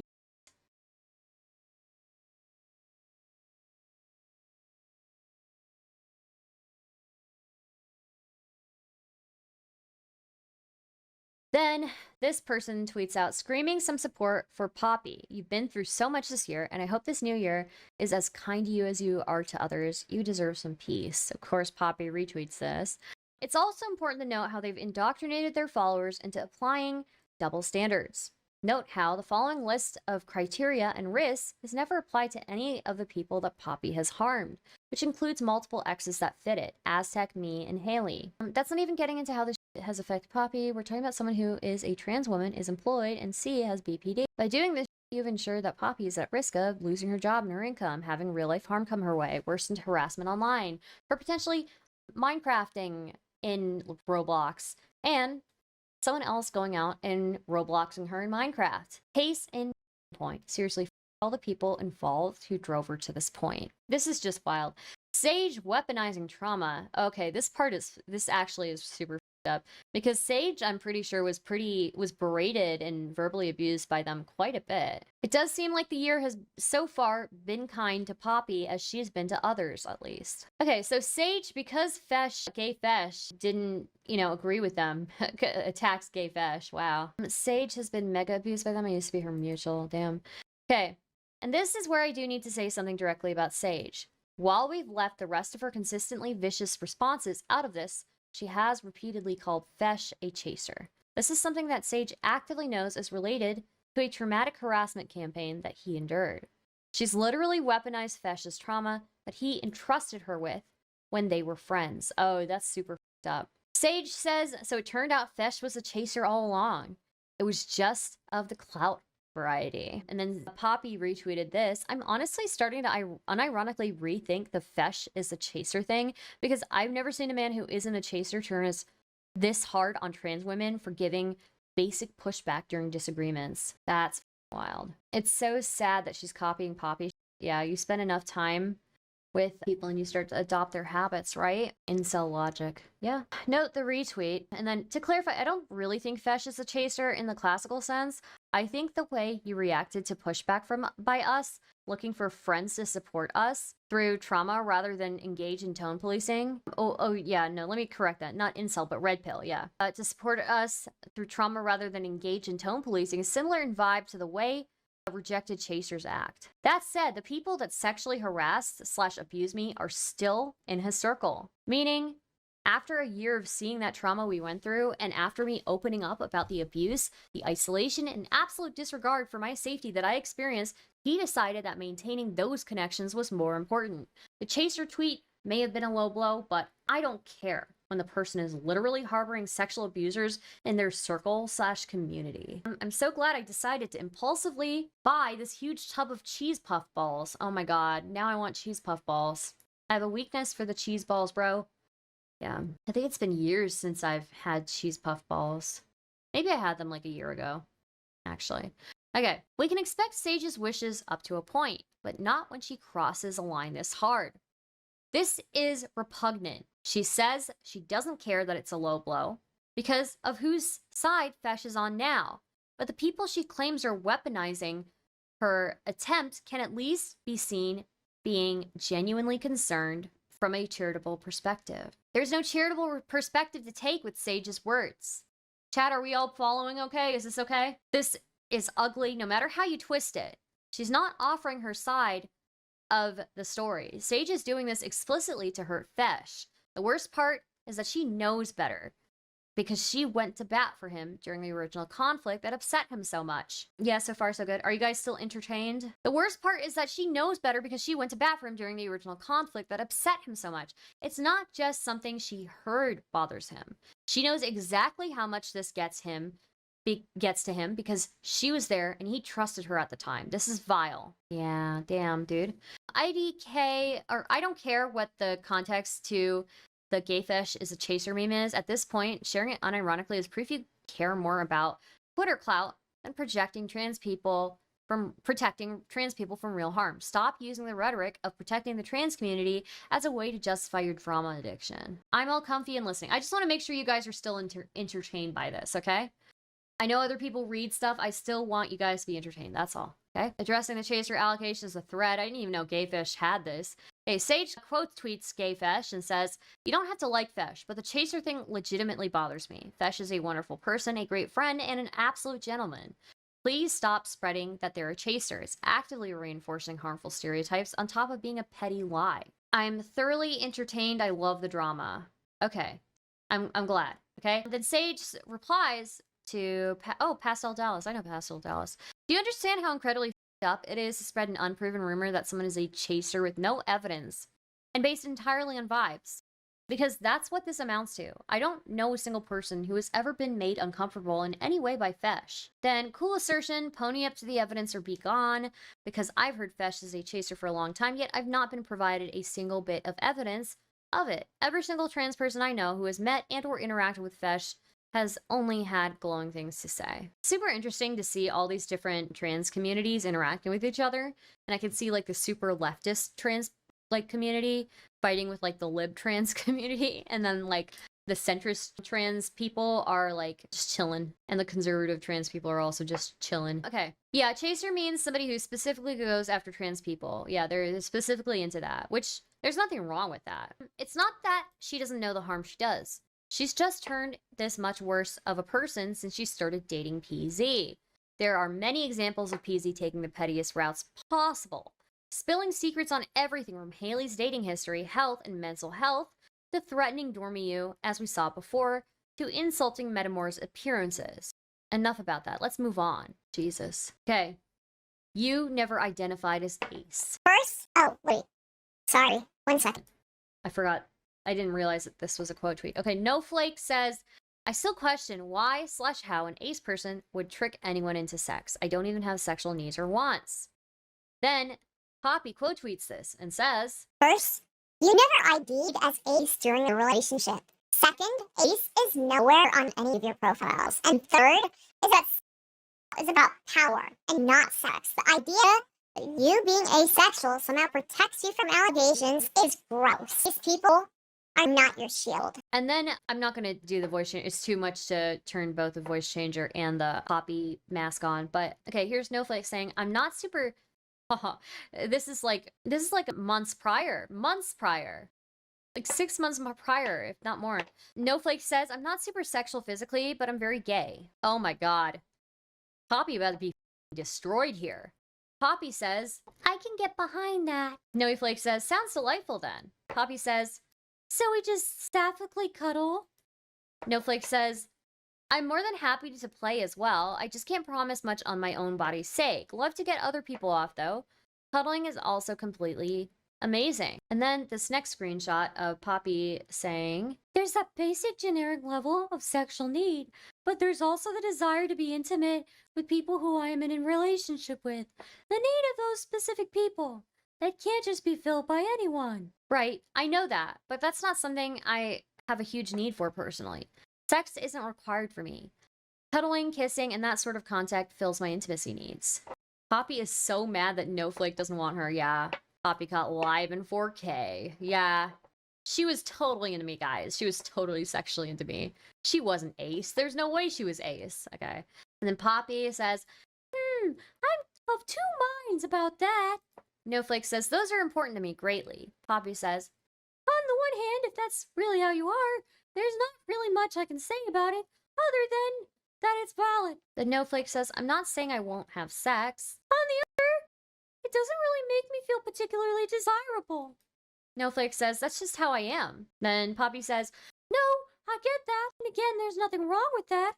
I'm just telling you how the conversation is impacting me right now. It feels like I'm not particularly desirable. Like my desire is to be sexual with you. We've fantasized about it. We've talked about it. Because those things that I put on.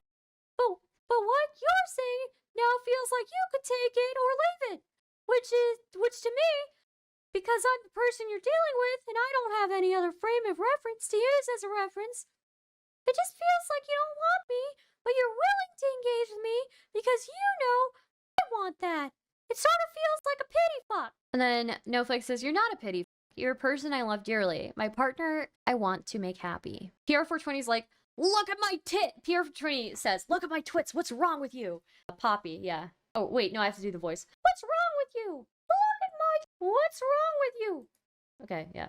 It was a pity. Get over it. Jesus Christ, dude. Okay. Poppy tries to convince Hayleigh that she's not asexual because ace people do not experience attraction. She then argues that what Hayleigh is actually experiencing is hormone imbalance. Oh boy, this is a good one. Guys, this part is so juicy. This part is so juicy. Oh my god. Oh my god, you guys have no idea what's coming. I don't even know what's coming, but I think I have an idea. I think I have an idea. Okay, dude, I actually laughed aloud at the pity bit. Yeah. This part is gonna be wild.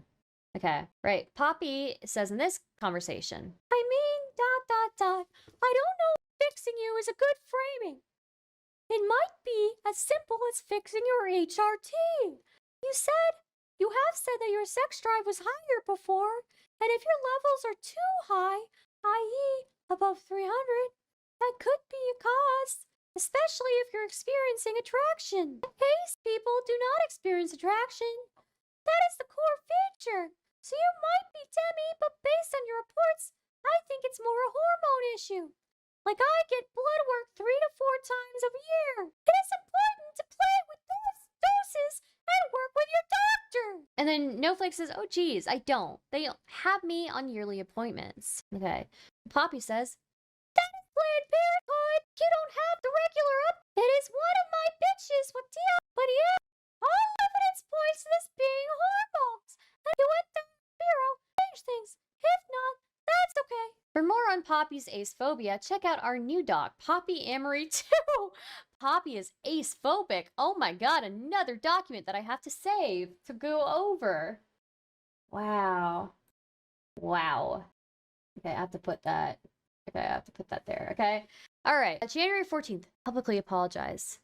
Okay, re-DIY. This is so manipulative, OMG. Yeah, it's, you know, she wants sex. She wants sex and she wants... Hi, Yamato, how's it going? Yamato, I was gonna ask you if I can have you do some voice work for me. This is a good example of how they use their verbiage to hide their abuse, yeah. Poppy's actually trying to do the 4chan Max meme. What is that? OMG, I used to be fans of them. Oh no. Okay, so, it's January 14th, publicly apologize. Let's speak. Oh wait, sorry. First, Noehflake tweeted this out. The entire Dogpile squad was sent out with instruction to copy-paste the list and some other stuff and to harass as many people as they can with it. Then Poppy tweets out a picture of that tweet, presumably because she's blocked. And Poppy says this. Let's speak to this BS. Oh wait, just a second. Have some of this bathtub estrogen so I can bust a nut? Actually, it's the opposite, moist sack.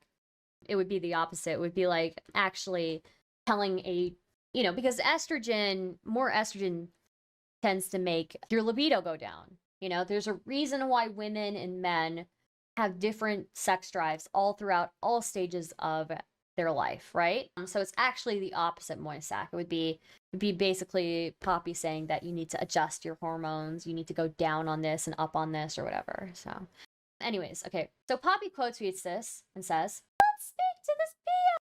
No one harassed her.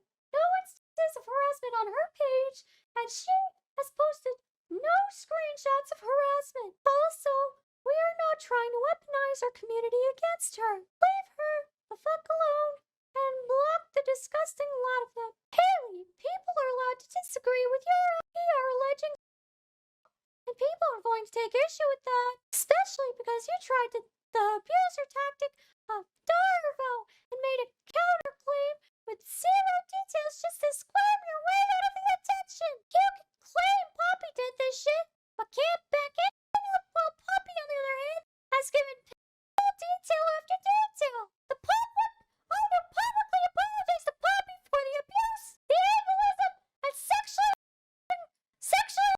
her after luring her $500 on Christmas or shut the fuck up, shut the. I don't think I can go higher than that. I'm moist sack. I don't think I can go higher than that. Holy. Again, Poppy is operating on the premise that her experience is valid.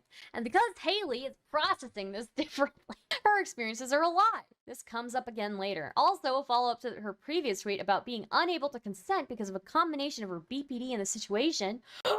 Ooh, it's true. Hayleigh, I'm pretty sure, has BPD as well. Deep Sea Monster says, why did I come back to Mickey Mouse accusing No as a...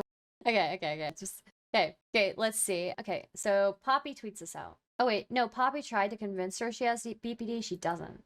Okay, well, even if she tried to convince her, if she truly thought that she had BPD, then that would make her unable to consent, right? I don't know. But what BPD? I have my status for my relationship made my consent null and void, just as did the deception. I have never said otherwise or contradicted myself. I made one mistake, and I stated as such. My relationship with No was hanging by a thread. Not only did the second sexual situation we were in because it duplicated past CSA trouble, I didn't feel like I could say no because I'm a loser. Fear is abandonment. Of course I couldn't say no. See, she never said it was because she has BPD. It's how her BPD factored into the situation, which makes it because of her BPD. I'm tired, y'all. Call out threads and major departures. What page are we on? It's 319 pages. I thought it was 260. Oh my goodness. Did this get bigger? Did this document get bigger while I was reading it? The document, I swear to God, the document had to have gotten bigger while I was reading it. It had to. I swear to God it was 260 before. I thought it was... I swear it had to be 260 pages before. Oh my god. Okay, Bayron. This is essentially a summary of the material we dropped in the Poppyamory 1 document. And it was the beginning of the end for PZ. Original thread here. Bayron says, a moot of mine is being accused of by her ex and is being painted as an abuser who pushes boundaries constantly and by deception. Now, obviously, I take accusations of pretty seriously, and so I went to my mute, and as it turns out, she is a victim. Poppy accused Feyrin of setting her up, as though this excused any of the answers she gave to Faye's questions. Gave Fesh burned the bridge 4 days before the thread because of Poppy's behavior. But after Feyrin's thread, he realized just how much Poppy was lying about, so he went public and has been putting in extensive work calling them out on their many deceptions ever since. Gayfesh says, I wanted to just walk away and never speak about this publicly, but I already made the choice to get involved. And with new receipts, I can't shake the guilt off. I've already engaged. I can't have private regrets on public behavior. They're just continually abusing new people forever and ever, so the doc will never end. Please! It needs to end somewhere. As Poppy would say, I made big boy decisions. At this point, I might not finish this tonight. Holy. At this point, if Poppy is going to argue that Noehflake essayed her because the consent was not informed, then Poppy has to own that Noehflake's consent was not enthusiastic or freely given. I saw the DMs. You badgered her into the trip after she had already broken up with you. January 20th, Poppy finally publicly calls it. She used the R word, guys. She used the Jesus. Okay. What my campaign wants is for me to kill myself, whether they admit to themselves or not. That is where this war on my loss of my job, my insurance, my people, they are trying to leave me with no option while claiming lofty goals. Some claim to have limits, and then find out that a client or work got another complaint control and can't stop the collateral damage. This isn't justice. It is revenge for interpersonal trauma. When is it enough? And they have no answer. They won't let it.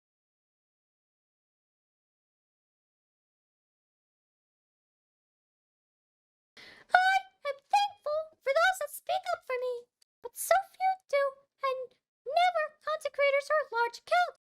I feel in all this as I watch the women who raped me. I watch the women who raped me get celebrated. The online is a joke, a dead one. We should all be ashamed. You are welcome to screenshot and post this. Just leave out the account info. Reminder that Noehflake raped me and then tried to defend herself by making up a false counterclaim, claiming she was asexual as if that would somehow defend her. She abused me throughout a relationship. I will not back down on this. A reminder that Noehflake me and then tried to defend herself by making up a false counterclaim, claiming she was asexual, as if somehow defend her. She abused me throughout the relationship. I will not back down on this. 2 days in a row. January 21, January 22. Thank you. I will do what you tell me. Thank you. I will do what you do. Okay, February 7th. I couldn't consent because BPD. Poppy quote tweets one of her old tweets here. Says, my understanding psychologically has shifted on this. Not only is this correct, but as a thing with BPD and the relationship with Noehflake hanging on consent at that time because I would have said something to save the relationship. Oh wait, is my mic actually dying? Is it not picking it up? Can you guys understand what is being said with my stupid voice that I'm doing? Some of the highs are cutting out. Oh, okay. Poppy is hacking Star's mic with her BPD. At the ends of words. Oh, okay. I'll try to... I gave up. Wait, what do you mean? No, I'll do normal voice. You guys can't understand it? Damn, this entire time you guys couldn't understand it? Speaking unfortunately, but I can understand still. Okay. It gets to a point where the mic is going, nah, ain't doing this anymore. Chase says, starts accidentally morphing into one of Poppy's alters. I'm scared. Crying face. Okay. I'll try to do it not as high so the mic picks it up, okay? It'll still be high pitched, but I'll do it like less loud. Keep doing voice and you won't be stuck with it. Dear God, no. Can you imagine? Imagine trying to like hit on your boyfriend with that voice. You know, imagine trying to hit on your boyfriend. Oh my God, can you imagine? Well, hello there. You're very nice today. I love you. Give me that. Okay, God, dude. My neighbors. I'm glad my girlfriend is asleep or she would be doing that at me because of you saying that. Jesus Christ, dude. My neighbors are gonna want to know what's going on. Hey, baby. Want wanna start a BPD call? Okay, I gotta stop. Okay. Let's focus on BPD one more time. Aside, Poppy and BPD management. Borderline management means having the same awful thoughts over and over again, as well as the reaction to those thoughts, but having the restraint to not say those things out loud, because you know they will scare people. Hello down there. Just here to remind you that you will always have value and nothing can change that. This is genuinely sad. This isn't management, this is suppression. So many things wrong here. We'll ignore Rudy and his spreading of misinformation about mental health. But why does Noah get to diagnose Poppy with NPD? You all whine about her, but when you do it, it is fine. Also, no clue who Callista is, but Poppy has never done DBT. Only EMDR. Oh, this is Rudan saying, I've been watching Z and P's side for most of the last week. We've never been close and I spoke sparsely. Anyway, after seeing Saige add Fesh to the hit list today, I looked at what he had to say. Goddamn, so much of what I've read today reminded me of this. Why the borderline is not what you think. Exactly right, she's a massive narcissist.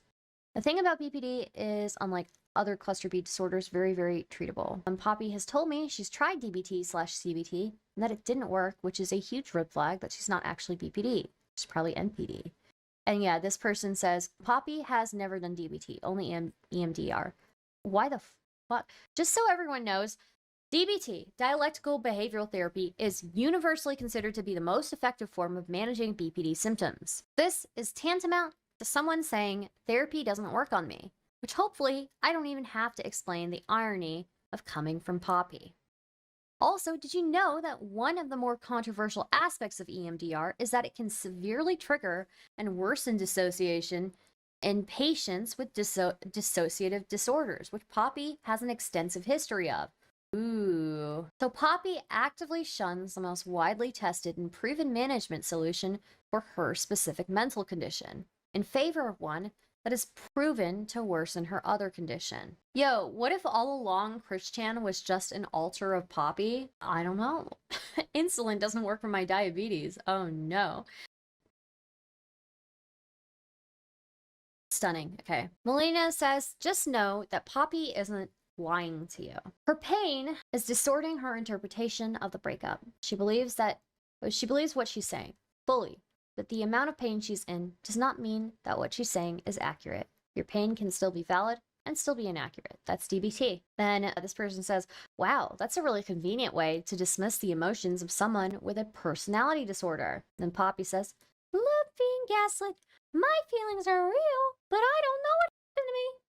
This isn't DBT. It is abuse under dialectical behavior therapy's name. Can you guys hear it better now? Can you guys understand the words better now? The D in DBT stands for dialectic, which literally means being able to hold two potentially contradictory concepts as true/valid at the same time. Specifically, in the context of DBT, it refers to separating one's emotions about a situation from being the same as the objective reality of that situation. And yet, she claims to teach her clients DBT as part of their treatment in her sessions. From her Psychology Today listing. Wow. Wow. Ooh, damn. Campo Cylinder, I'm just going for like Mickey Mouse or something. I don't know. Minnie Mouse. Kind of what I'm going for.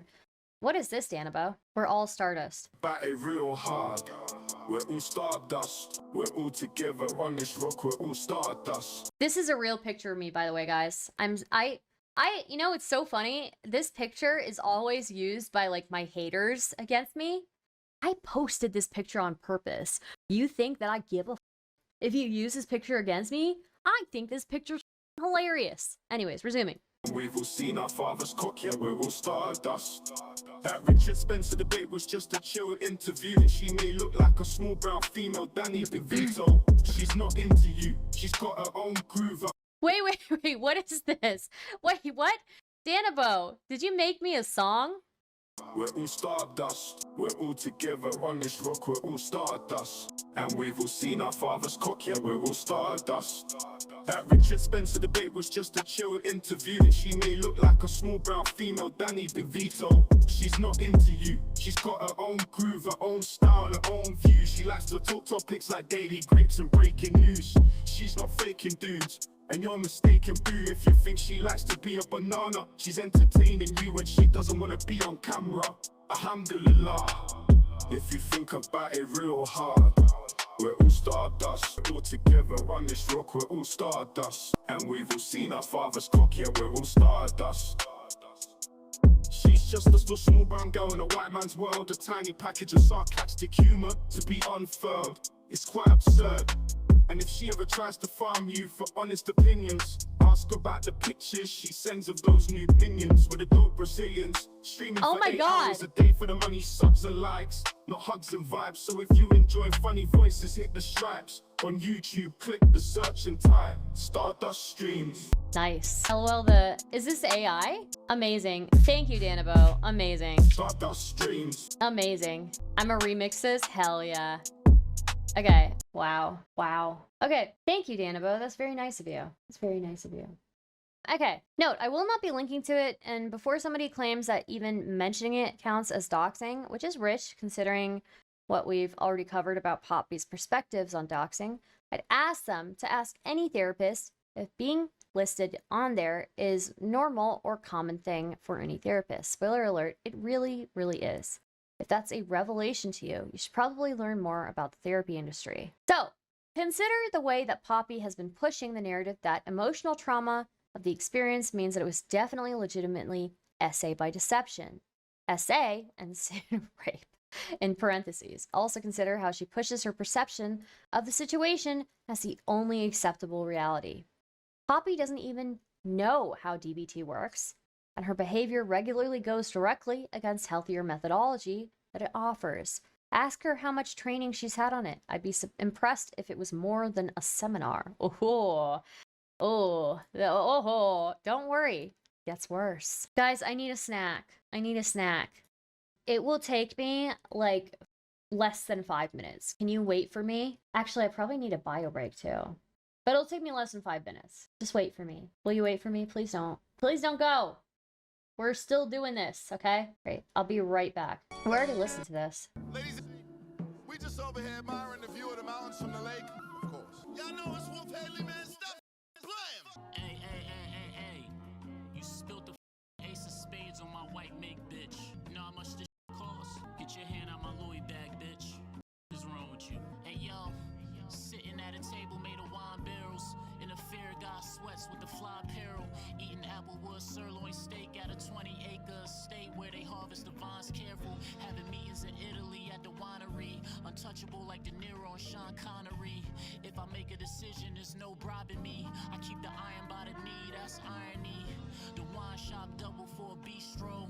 We came a long way from the East Coast. Move 100,000 worth in white truffles. It's just like the drug trade dealing with the street folks. We play for keeps just to say the least. The maitre d' made fried maple leaves on a plate for me. C'est la vie is what they say to me. I wave the Mac if you play with me and put you through the tables. C'est la vie is what they say to me. I wave the Mac if you play with me and put you. And that's for real, bitch. C'est la vie is what they say to me. Put a laser beam on my latest heat. I aim it if you play with me. Drama wild, I'ma make a homicide scene. Get you knocked aside, shots got inside clean.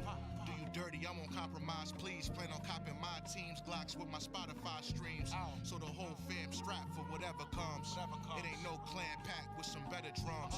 Only smoke tan wax, I got metal lungs. She saw the gold band wrapped as the bezel spun. She know what time it is, glancing at the diamond wrist from the diamond district. Mama blinded by the drip, nigga eyes squint. Rolex watch don't got a tick. Oyster face dark purple like a Kalamala. Dollar spent, but I profit so the pockets thick. The FBI watching, think I'm shopping bricks. Resale value on my vinyls about 6 figures. Okay, I'm back. Just a second. I'm gonna switch to banana just while I'm eating my snack. And then I'll come back on camera, okay? All right. You guys didn't leave, did you? Better not have left. Okay. Just a second.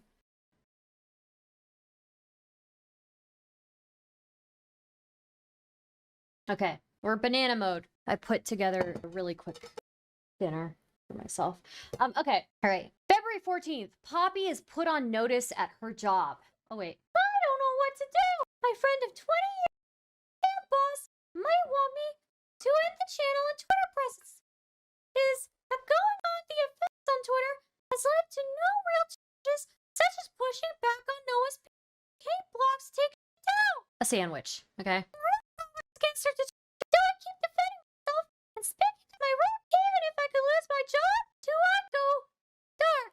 Retain and lost my way of being heard. Eric says, I don't know what to do. I could be fired, or I could simply log off the internet. Imagine choosing silence.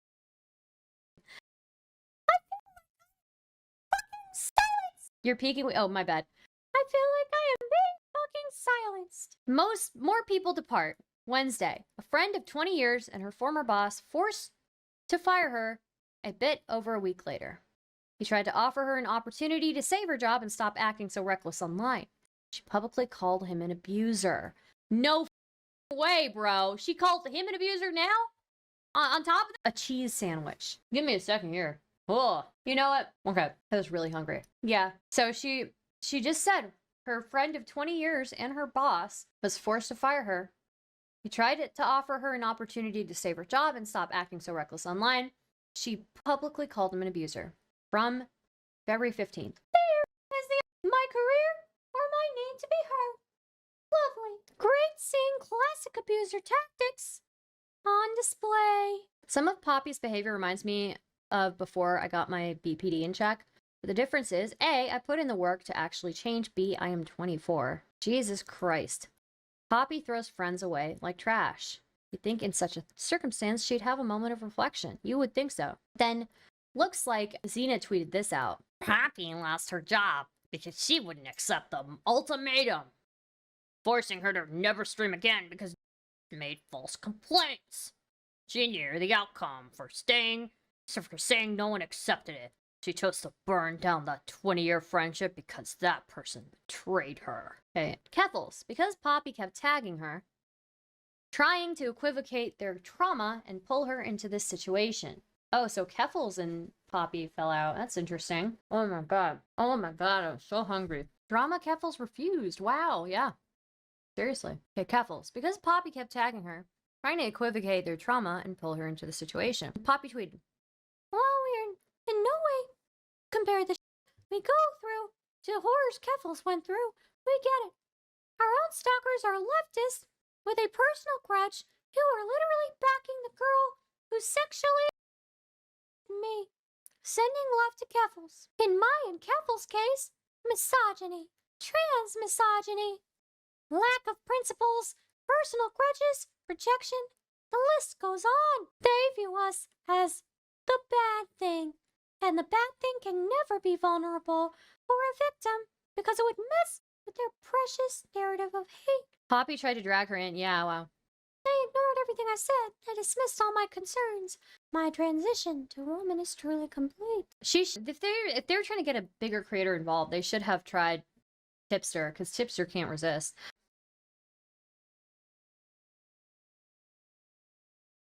Okay, then Poppy tweets this. So apparently, Clara blocked me because I tagged her 3 times about drama. See my essay.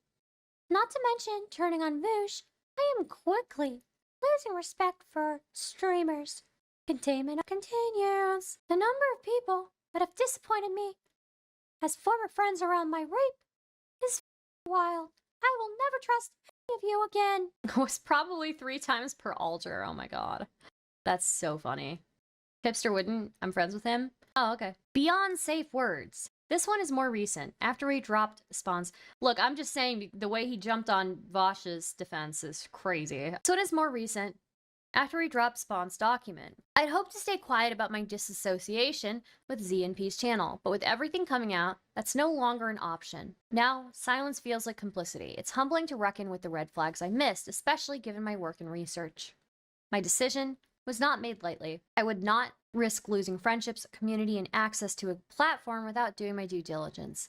That's all I'm willing to say publicly. Link to BSW's thread, if I can see it. Where does Poppy get all these stale memes? I don't know. It's wild, right? Poppy handled it with her trademark grace, respect, and memes. So, Beyond Safe Words has spoken out against us based on the fish's repeating rumors and the nonsense from Tumblr. Legitimately disappointed at the loss of that friendship. Expected better from all involved and better research from a PhD candidate.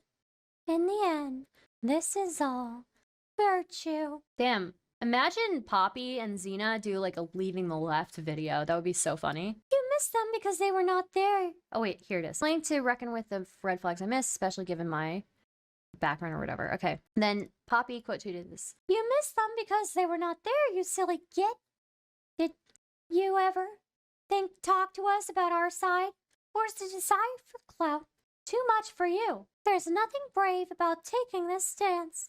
It shows you can be emotionally manipulated by Fesh and Poppy's lying kid. Rich of Poppy to try and dehumanize someone by calling them a fish. The only fish here is them, you know? Oh, I was so hungry, guys. I was so hungry. Note from Kreese. He was removed from Keter and Euclid on the Foundation sometime in late January because she asked privately to distance herself from Poppy and Zena. I did not save this Archon conversation, so it's just my word and BSWs. Who's Kreese? Well, Kreese has been a mod of PZ's for around 3 years. Up until now, Kreese has been relatively quiet about leaving the Foundation, but she wanted to share these screenshots of her parting conversation in their mod chat on the day she left, 2/18. I'm back. Did it stop being cancer? It did not. Taizuan. We got to the pink pilling moment. Anyways,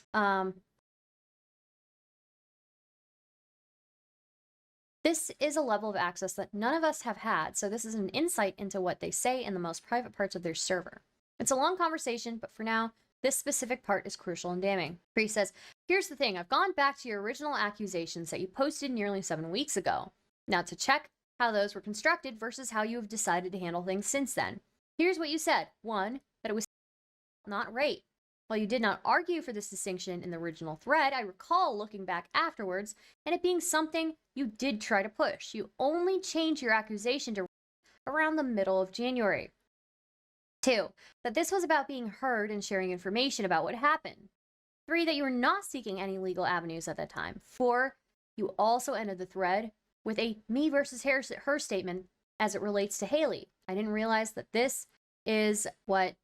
Okay, well, it got cut off. Kreese would like to clarify that while she didn't have a completely accurate understanding of the situation at the time, she had been offline for a few weeks because she got sick for a bit and just needed to focus on her personal life. What she's expressing here is based on what she'd been able to glean from PZ, their friends, and the threads from Thagrin and Fesh. Vosh is very uncomfortable with Zena and Poppy. Imagine how up you have to be. Kreese says, I did not deny that it happened. I question why the narrative changed and why it happened the way it did. Here's what I've been told. Spoilers due to discussion of events. December 22nd, essay event in question. January 2nd, accusation made. Here, and for approximately 10 days, there will be a distinction made on social media that it was not. In the original accusation thread, the one I was pointed to originally to help get me on up to speed, it is also claimed the reason that consent was broken was that Poppy was not fully informed of Hayleigh's intent. Around January 15th, the accusation changed from essay to on social media. Around this time also appeared to be a turning point as the falling out with Fesh occurred, and private conversations were occurring, asking people to end relationships with Hayleigh that did not go Poppy's way. And there's plenty more, but the early mid-January timeline stuck out to me as an escalation point. As for not being there, I did not know about any of this stuff until it started leaking into Archon channels. The original accusation discusses how you are hurt. It does not make it clear just how hurt you are. The context I was shared, that information, was to explain background information about blank at the time. And Snickersnack says, I wonder if I explain this drama in its entirety to my boomer parents, how badly they would be questioning my life choice. Oh my god. The only community I am part of is Stars, to be honest. Aww. Now I'm just in CBR for the most part. What's CBR? And this is the part where Poppy says the quiet part out loud. The narrative never changed. Not once. I only got my ground with my therapist. My original claim of via deception is still valid. The only difference is I realized that the event mirrored my CSA history, and that because of the relationship hanging by a thread, I couldn't and wouldn't have said no because of PPD. In other words, I couldn't have consented in the first place. As far as versus SA, because social media decided to argue the validity of my assault, I stopped trying to be accurate in my language because it was confusing things, and just went with a stronger term. That isn't an inconsistency. That is a language change. My first accusation of something being wrong was December 27th, not the 2nd. Oh, okay, Heldosh. Damn. People like this are literally what started the Baker Act / hospitalizations for people who are dangerous to themselves and others. Jeez. Yeah. Jesus, dude. Because social media decided to argue the validity of my, I stopped trying to be accurate in my language. Poppy started using the word instead of because it isn't getting enough traction. She's fully aware that it's factually inaccurate and did it specifically to freak people out more. It's so disgusting. February 29th, Annie Gall's article. Okay, I actually need to take like just a break here to like eat a sandwich and then like actually fully eat the sandwich and then, you know, and then we can. So give me a second, okay? Give me a few minutes, okay? Not even a few minutes, like one song, okay?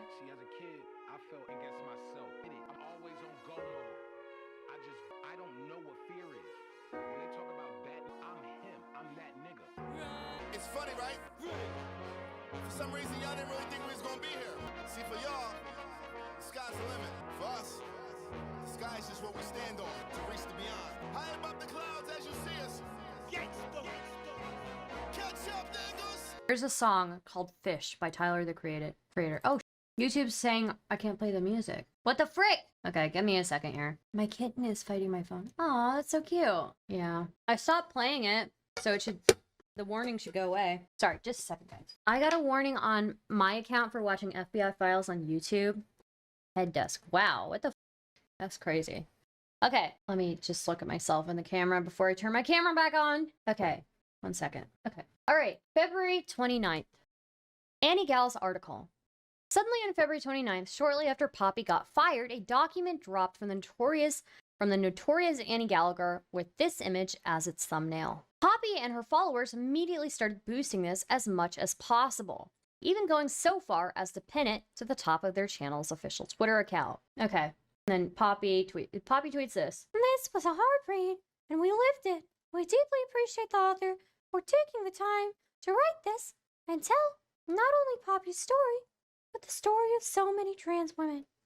We highly recommend reading this. A few of the details are a bit off, but the overall point stands. Notice that she says a few details are a bit off, but continues to encourage sharing the post without any corrections. This is a direct admission of libel, an actual crime. Oh, okay. I have to say Milena is on top of her. She really is. She really is. I respect it. Lefty Twitter. Oh wait, to put the Lefty Twitter. Dogpiles Poppy Diabolique for being a victim. So, what does the post say? The full thing is linked here, but it's long, so here are some excerpts. Besh's criticisms. So all those times Poppy complained to me about how much she hated mean girl trans folk, like Mia Moore, her allegation, not mine, for weaponizing being hotter or passing better, was just projection. Oh, and it's like a quote of Poppy saying, "Holy, I was a naughty girl and looked at Noehflake. Other consent questionable partner, Sora, should have just shown me them, and I would have been fine. Was objectively her hottest partner. Sad for her. So money, power, the future, hotter. Yeah, she's an idiot." Stardust, her real name should be Sloppy Diabolique. Oh my god, we are calling her that from now on, M. Yeah. She's now, her name is no longer Poppy, it's Sloppy, okay? For one, they can make frivolous accusations of misogyny against a rape survivor, because she said that one of her rapist partners was unattractive, while also deliberately ignoring the consent questionable part. It's a bit of a recurring theme for Fesh. Wow. Once again, this person is in their 40s, yeah. I tweeted Poppy and Zena asking them to explain to me how it's appropriate to ask someone to adjust their hormones because you aren't sexually gratified. I am betting they block me or ignore it. Wow. Sloppy Lamau. Her name is Sloppy from now on, okay? Sloppy the fish. Sloppy the fish. All right. Any criticism of her hypocrisy is being framed as apologism and an invalidation of Poppy's experience, regardless of the actual criticism itself. Oh, shit, Lissy, thank you for the 5 gifted memberships. Very kind of you. Wow, guys, Lissy is a queen. Alpha queen. Thank you so much for the 5 gifted subs. Amazing. A slobfish. I don't want to insult the blobfish because the blobfish are cute, you know? Thank you so much for gifting the memberships. I got a bonus today, Lamau. Thank you. Thank you, Lissy. Everybody acknowledge what a based alpha queen Lissy is, okay? Also, Fesh. Any criticism of her, yeah, and then also rape Fesh. Remember how we've been looking at how skewed their perception of BPD is and how they use it as a shield against any criticism. Remember that here. The answer to that is a fundamental misunderstanding of how consent works, combined with a good old-fashioned ableism and slut-shaming. Properly understand the following events, an explanation of BPD is in order. I might need a ginger ale. I might want to get a ginger ale. To properly understand the following events, an explanation of BPD is in order. Borderline personality disorder is commonly cited as one of the worst mental illnesses to live with. It's characterized by immense emotional sensitivity and fear of abandonment or rejection. It's been described as the emotional equivalent of having your body covered in third-degree burns. Even the slightest touch is often horrifically painful. Oh, this is what Milena had a pretty big issue with, actually. Poppy has been quite open about having this mental condition, and so have I. BPD is a mental condition that is so stigmatized that a number of mental health professionals refuse to treat it, and instead claim that people with it are abusive and evil on an innate level. So, when mental health professionals respond with this level of ignorance, how do you expect the average population to respond? Well, if you grew up having BPD, then you probably had every adult or authority figure in your life accuse you of being emotionally manipulative for accurately expressing the level of emotional pain you are dealing with, or being accused of faking it. This, in turn, only feeds your sense of despair and lack of self-worth, and you get made to feel like you are worthless and that your existence is inherently harmful to others. So, when you get attached to someone that makes you feel loved, your love feels especially strong. When breakups happen, i.e., something that people universally acknowledge as horrible, it's especially bad. And when someone with borderline breaks up with someone they consider an FP, the resulting pain is indescribable. Gayfesh says, like, look at this. This is objectively Poppy being an abuser. And then Poppy says, oh, wait, Noehflake says, you've used your knowledge to belittle me and break my boundaries constantly. I have no reason to show up. Poppy says, not at all, and the fact that you're saying that right now is disgusting. You have every reason to show it because it's the right thing to do. Gayfish thinks that Poppy being mad is abuse, but that Hayleigh raping her is not abuse. This is because abusers perceive accountability for their actions as abuse. That's what I've said. Poppy makes this worse for other people. The caption at the bottom is so ironic that it takes a second to realize that Annie is calling Hayleigh the abuser. Here, she compares Hayleigh and Poppy's public reactions as proof of what actually happened, as Poppy did earlier. Never mind the possibility that Hayleigh has been healthily processing her feelings about this offline with her own personal support network, as Poppy should have been. But the measurement of the validity of their trauma is apparently how they express their feelings about it. This is something that is expanded on in PZ's recent stream about the situation. Note that despite Hayleigh's claim that Poppy had abused her, she has shown no signs of distress, nor does any of this seem to have impacted her life in any serious way. Conversely, Poppy has consistently been under extreme distress and suicidal ideation. This much can be seen even in her tweets. Yeah, this is a terrible argument from Annie. What the f*** is this? People don't show their pain in the same way. That's not how that works. But it's a major narrative that Poppy has been pushing. It's so f***ed up because you'll see, like, victims and abuse victims go about their day like nothing happened. You know, they don't process it. Some people don't process that till weeks, months, years later, you know? Star, can you put the voice back on and say booger sugar if I'm doing the Poppy voice? Yeah. Additionally, how would any of them know this has affected Hayleigh outside of what she's made public? This is pure projection and assumption, filling in the blanks with whatever supports their uncharitable narrative. It isn't always traumatizing either, even though it deeply so. Yeah, for some people, it's not necessarily, I guess. But yeah, I would say for a lot of people it is, you know? For some people, it doesn't affect them, but for most people, it is. You may have noticed that this is how they approach most situations. Then Poppy tweets this out. Also, look at the evidence. I have been having traumatic symptoms come up constantly that have been verified by my therapist as well as my peers. All reports of her show that she's behaving completely normal and showing no signs of any trauma. If I am so bad, where's the proof? And Little Twisty's saying, you're accusing her, right? You wanted me... Chase wants me to say booger sugar. Okay. Noehflake says, you can pass this on to Poppy. Shouldn't she be aware that she's actively spreading lies about LGBTQ people? And no, a lot of you claimed I wanted some form of power over her and wanted sex with her.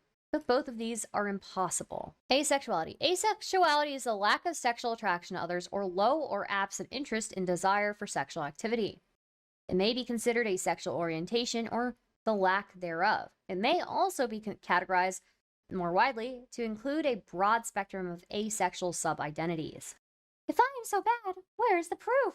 Poppy, before looking at any part of their social media presence. Jeez. Sloppy diabolique and bed blob. Yeah. Oh, whose birthday is it? Whose birthday is it? Oh, M. Happy birthday to you. Happy birthday to you. Happy birthday to you. Happy birthday, dear. Happy birthday to you. Okay. Little Twisty replies to this and says, you had FP status and had sex with her under false pretenses. I can't see anything in that other than wielding disproportionate power.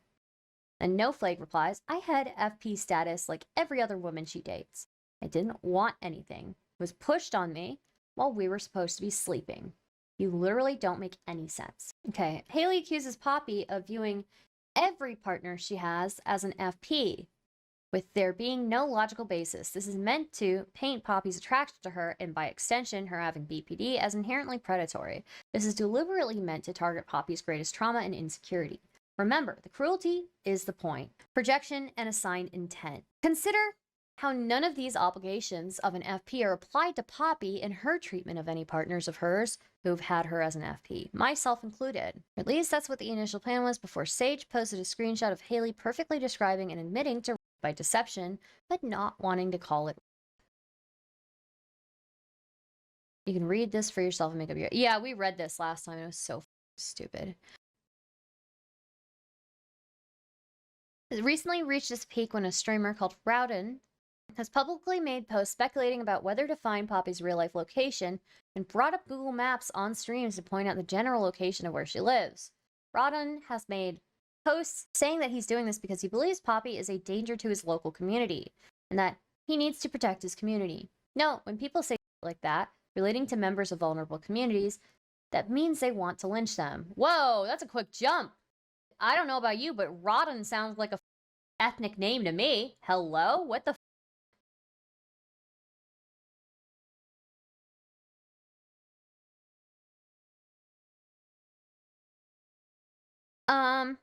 one may think that this individual is just some fringe lunatic with no real support, but plenty of people have taken to defending Rodden, saying that pulling out Google Maps and talking about how you live only a short distance away from someone you claim is a threat to your community isn't dangerous at all. They also have gone after Poppy for trying to get Rodden's Patreon and Ko-Fi taken down, claiming that this tantamount to attempted murder because Rodden is homeless. Ignore the fact that Rodden can just switch over to Cash App or PayPal, ignoring the fact that Rodden makes less than $1 a month on Patreon, and ignoring the fact that there are a ton of charity organizations and food banks in Rodden's area that can be used. Let's just talk about how absurd it is that a victim with serious threats on their safety and well-being has to prioritize the safety of the lunatic engaging in cyberstalking against them, while they are under immediate threat because of that person. This is referring to when Rodden saw the city listed on Poppy's GoFundMe, saw that it was close to him, and looked it up on Google Maps to see how far it was from him. That's it. Interesting. Oh, it's not an ethnic name, it's an Irish name, even if it's very behavior. Here's the part of his stream where he addresses this allegation. I still think it's a reach to say that this person wants to lynch them, you know? But here we go. If you follow this person, you are actively supporting stalking. Please stop that. And here's an earlier one, you know, as we a member of several online communities, including Vaush and Keffels, named Ruan, is actively stalking and trying to find my home, which I am not. All I'm doing is pointing out that on Poppy's GoFundMe, she lists, you know, location as Hamburg, Michigan, which, as I have stated many times in this tab, depending on the traffic conditions, I am in Ann Arbor, Michigan, and Hamburg, Michigan is anywhere from 16 minutes to, in heavier traffic, about half an hour from Ann Arbor. That's all I have ever said. But, you know, that's not the story Poppy wants to sell her little cultists. Okay, interesting. We have a new post on the foundation. Oh, sorry. We have a new post. Rowan is great, friend of this show. Cool.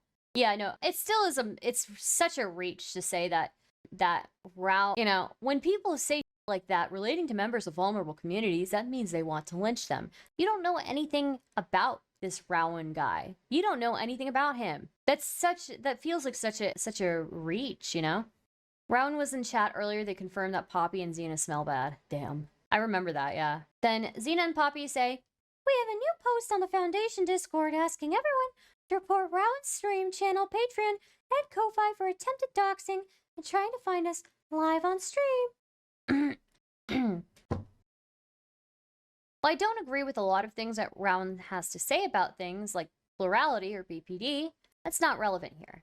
He is not only homeless, he sought shelter in a hotel with nothing but donations to support him after his tent was destroyed and one of his cats was murdered. Oh my god. Poppy and Zena actively sought to cut off this homeless trans man's ability to collect donations and call the cops on him. Oh, he's trans too.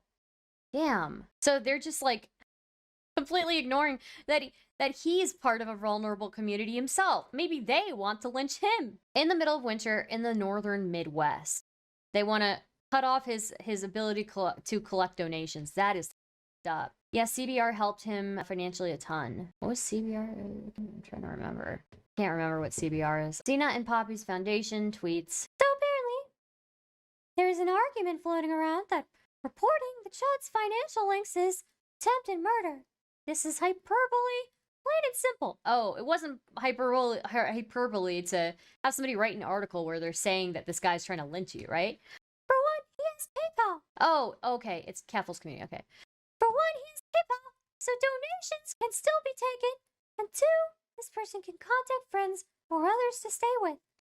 You can decide for yourself whether this is attempted murder or not, but Poppy and her followers don't think it is. So apparently people are still claiming that calling out Rudy was attempted murder. Nonsense. Calling out someone trying to dox my home in no way harms them. If he didn't want his reported, don't break TOS. What he was doing was unethical and potentially harmful. Splish splash, your opinion is trash.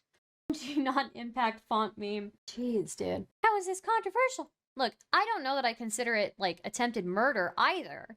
But if you're gonna say that this, you know, him saying this means that he wants to lynch Poppy, like, they have every right to call that attempted murder. Like, what? The only way someone can make this argument is if they are being dishonest about Rudy's outcomes in the situation, as well as being minimizing to the potential harm towards us. You do realize you are justifying this because you don't like us, right? Rudy can still receive donations through other means. Why pretend this is something as severe as attempted murder? What the is wrong with you? But let's take it further. You'll realize that the tried to dox my home. How is that not a threat to our lives? Even if I accept the premise that this is similar to attempted murder, which no one sane would, then so be it.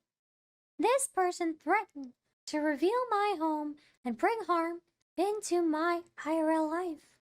Why would I not be justified in self-defense? Why the is homeless? Does that marginalized status justify the decision to, on stream in real time, try to find my place of residence under the false premise of protecting his community? Protecting it from what? False allegations he brought into because it was financially and socially advantageous for him to do so. It is weird as hell to see so-called leftists ignore incentive structures because it is convenient to post hoc justify his actions out of your childish malice towards us. In the end, y'all are clowns. Fish, Rudy, no, abusers, every one of them, liars as well. Whether we are talking about the contents of a Yale article, the events around a quickly alleged essay to counter my essay claims, or claiming you never talked shit about PPD like the ableist, ace-phobic cunt you are. Y'all are pathetic. This is classic Darbo, accusing other people of being ace-phobic.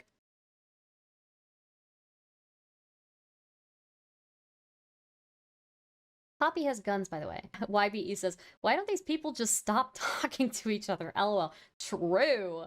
Chase says, I am no lawyer, so don't quote me, but that sounds more like revenge than self-defense, but I don't expect Poppy to grasp much, let alone law. Just so you all know, Poppy thinks she's a gangsta, lots of veiled threats. So she recognizes he's multi-marginalized, yeah, I guess so. Baby girl loves the cops and has a bunch of guns. I don't think she's in a place to try fake leftism. This person is why you should have a license to use the internet. Poppy hates ace people because they don't want to fuck her. True! You know, they have that internet toughness, Lamau. They don't know how to log off and leave each other alone. Yes, it's so shocking that leftists don't support the very progressive action of, checks notes, calling the cops on a homeless man because he Googled information that you publicly boost every chance you get. Also, notice the fourth tweet in the screenshot. Even if I accept the premise that this is similar to attempted murder, which no one's saying what, then so be it. Maybe Poppy is a failed succubus. Poppy knows she's cooked. Right, we're calling her sloppy. It's not Poppy, it's sloppy. Also, hi Testy. Some of you may be familiar with the narcissist's prayer. That didn't happen, and if it did, it wasn't that bad, and if it was, that's not a big deal, and if it is, that's not my fault, and if it was, I didn't mean it. And if I did, you deserved it. I would also remind you of Poppy's sloppy's earlier statements about public info when it came to doxing Hayleigh's name. Meanwhile, recently, Sloppy the Fish says, we have no words. This one legitimately hurts. And it's White Nervosa terminating their White Leaf services. Hello! Notice of termination of White Leaf services. Hello, White Forest has decided to terminate your White Leaf services due to what we understand to be violations of our SOP agreement. The decision is final. Your website, transgirltherapist.org, will be shut down effective immediately. Thank you, White Forest. Then, Sloppy says, White Nervosa? Oh wait, Sloppy says, White Nervosa? Wait, please. Please, can't we do something? We haven't done anything wrong. As usual, Fesh says it best. For one, she has PayPal, so donations can still be taken. God damn. Brutal. Sage Alexis says, so I guess all bets are off and going after someone's income is fine now then. Good to know. For one, she has PayPal, so donations can still be taken. That's so funny. In any case, Fesh pushed back against this strongly because he has the apparently non-progressive stance that maybe you shouldn't call the cops on homeless people. Poppy demanded proof of his claim about helping a homeless woman as though to call his bluff. Poppy says, I once had a homeless woman break into my house in the dead of winter and refused to leave. Do you know what I did? I didn't get my gun. I didn't call the cops. I got her blankets. I made her food. I brewed her tea. And then Sage quote tweeted and said, then everybody clapped. And then Sloppy Poppy said pics or it didn't happen. Cloutfish. I will say this does sound like a pretty unbelievable story, but that's neither here nor there. Thing is, he actually had it. A thread he'd posted when it originally happened over a year before. Okay. Oh, okay. Then it's from December 27th, 2021. Feel horrible. A woman showed up on my porch trying to start a fire because she was freezing to death. I let her inside to warm up, made her some food and tea, gave her a blanket. They didn't care, and this is how Annie wrote about it in her post. Interesting. You mean Gayfish Slide? No way. Well, it is a group of pretty terminally online people. I've declared war on food shops. What for? What happened, Queen Bee? Okay. They didn't care, and this is how Annie wrote about it in her post. Don't worry. According to Poppy, talking to the police is not a harmful action. Calling the police to report criminal activity that puts your life at risk is a harmful action. Gayfesh is quite literally pro-murder. He's morally no different from a fascist at this point. I love how they all call each other fascists. Immediately after Rowan tried to dox Poppy and put her life at risk, Fesh took the opportunity to brag about how much he loves homeless people and how wrong it is for survivors to call the cops on people who threaten them. What a wonderful human being. Do we have to say anything at this point? Call for harassment. Oh my god. This is disgusting.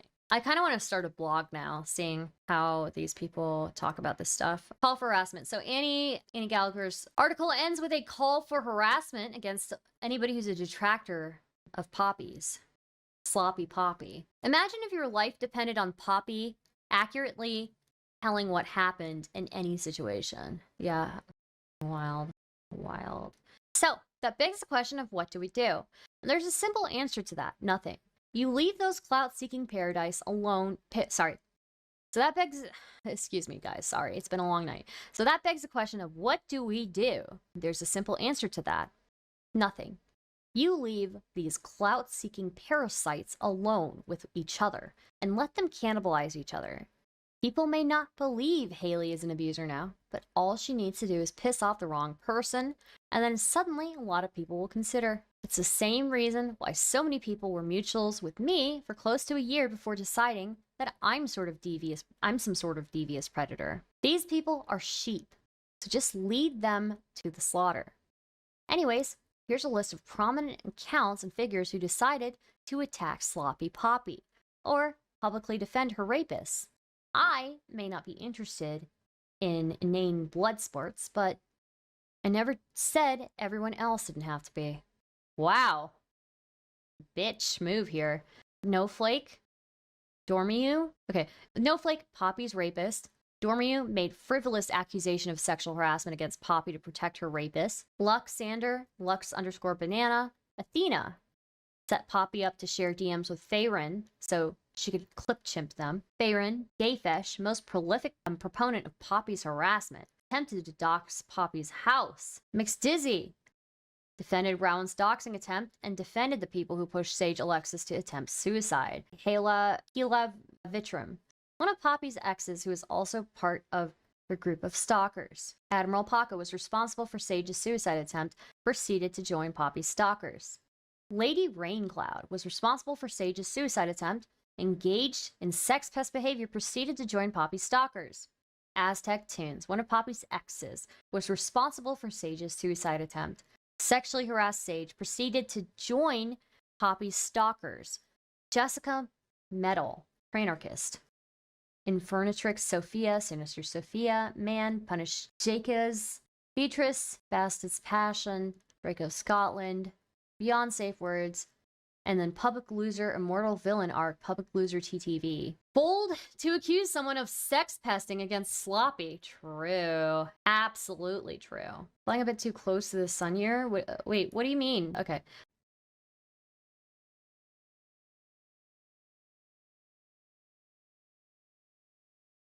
Imagine Sloppy Poppy calling literally anyone a sex pest. Yeah, that's crazy.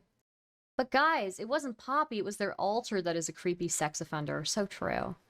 Okay, so Milena says, I may not be interested in inane blood sports, but I never said everyone else didn't have to be. This is literally suggesting that people go after anyone and everyone listed here. Remember, Hayleigh never called for action against Poppy. Several people on this list never even said anything about the situation publicly. It didn't matter. Guilt by association, and a place on their hit list with a direct call for harassment. Let's move on. My alter made me do it, yeah. March 15th, processing via YouTube stream. Since this happened, PZ have streamed about the situation with Noehflake. They published the edited version of the video on March 20th, and it's worth watching, just for the direct look, into how they framed the situation, especially now that you have the context.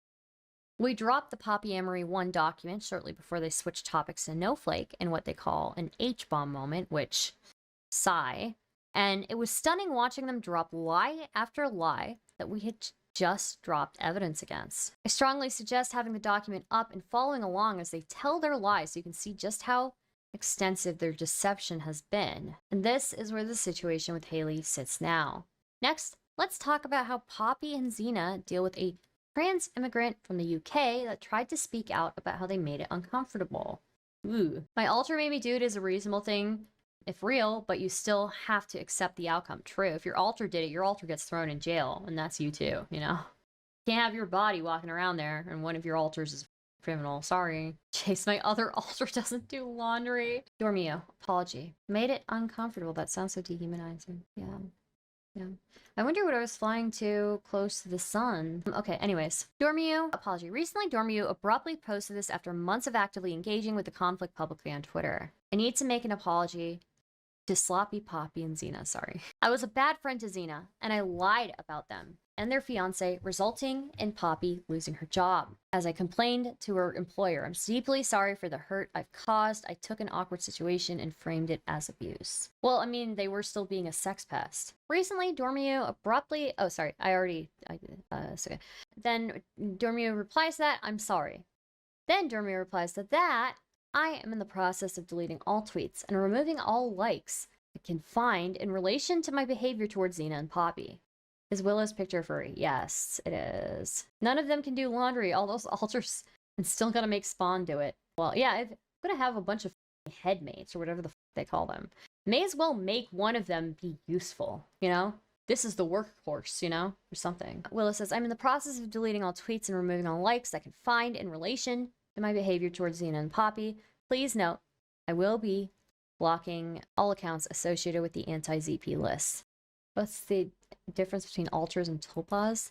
I don't know what a tulpa is. All those alters are not a single functional brain cell, yeah. So, what happened? Original testimony. Tumblr reblog with screenshots. Dormiyu's addendum. Poppy made some objectifying comments about my body I feel crossed a line. Comments about my chest. Iffy gender feels aside. She made the comment from the angle of, I'm jealous of your tits because dysphoria. But it was still making comments about my body. Felt so gross and wrong, and I wish I'd have said it on the spot. Instead, I felt guilt for the way my body was, and I gave her a hug. Felt guilty about the way my body was shaped. I think a tulpa is like somebody who never has their imaginary friend go away. I'll look it up. What is a tulpa? A tulpa is a concept originally from Tibetan Buddhism and found in later traditions of mysticism and the paranormal, a materialized being or thought form, typically in human form, that is created through spiritual practice and intense concentration. I don't know that I understand that. Okay. Tulpa is a thought form being manifested into real life, a psychic or otherwise mystical phenomenon. Okay. Yeah, I still don't get it. I still don't get it. I still don't get it. Still don't get it.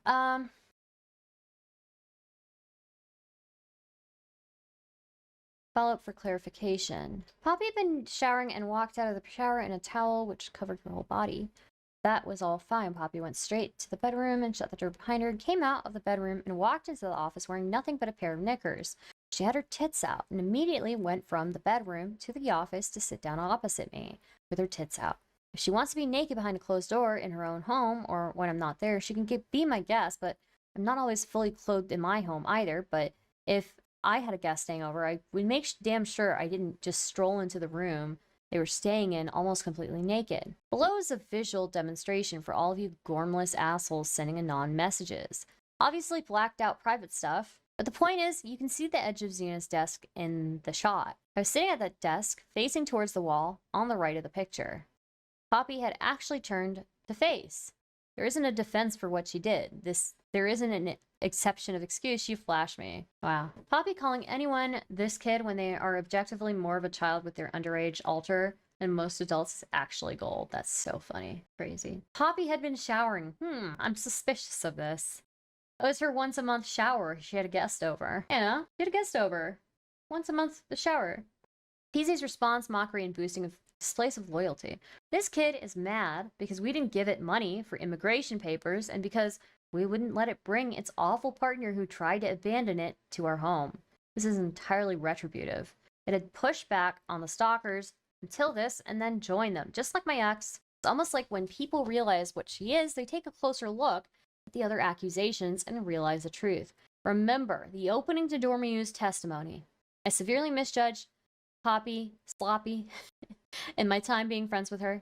I'm genuinely sorry to the people I let down by listening to her and her partner and not them. If you're reading this, I'm sorry. I should have believed you all. Maybe we can get it up to twice a month by the end of next year. Yeah. But no matter what the reasoning or how many attempts were made to have civil conversations about the issue, everyone who even suggested she approach the conflict or her healing differently were framed as apologists. They've lost many longtime supporters and old friends, but all of them are framed as NPCs who got manipulated against her instead of intelligent, thoughtful adults who didn't take the decision to turn away from such deep friendship lightly. There's never any chance that anyone's perspective is valid if it goes against hers, no matter how much they care for her. Even her former boss and friend of 20 years tried to get her to stop. But instead, she let herself get fired and blamed him for trying to silence her. Also, Poppy's targeting of people's partners is truly tasteless. Oh my god. I demand a research paper before I believe a shower happened. I want a double-blind study on the shower. Damn.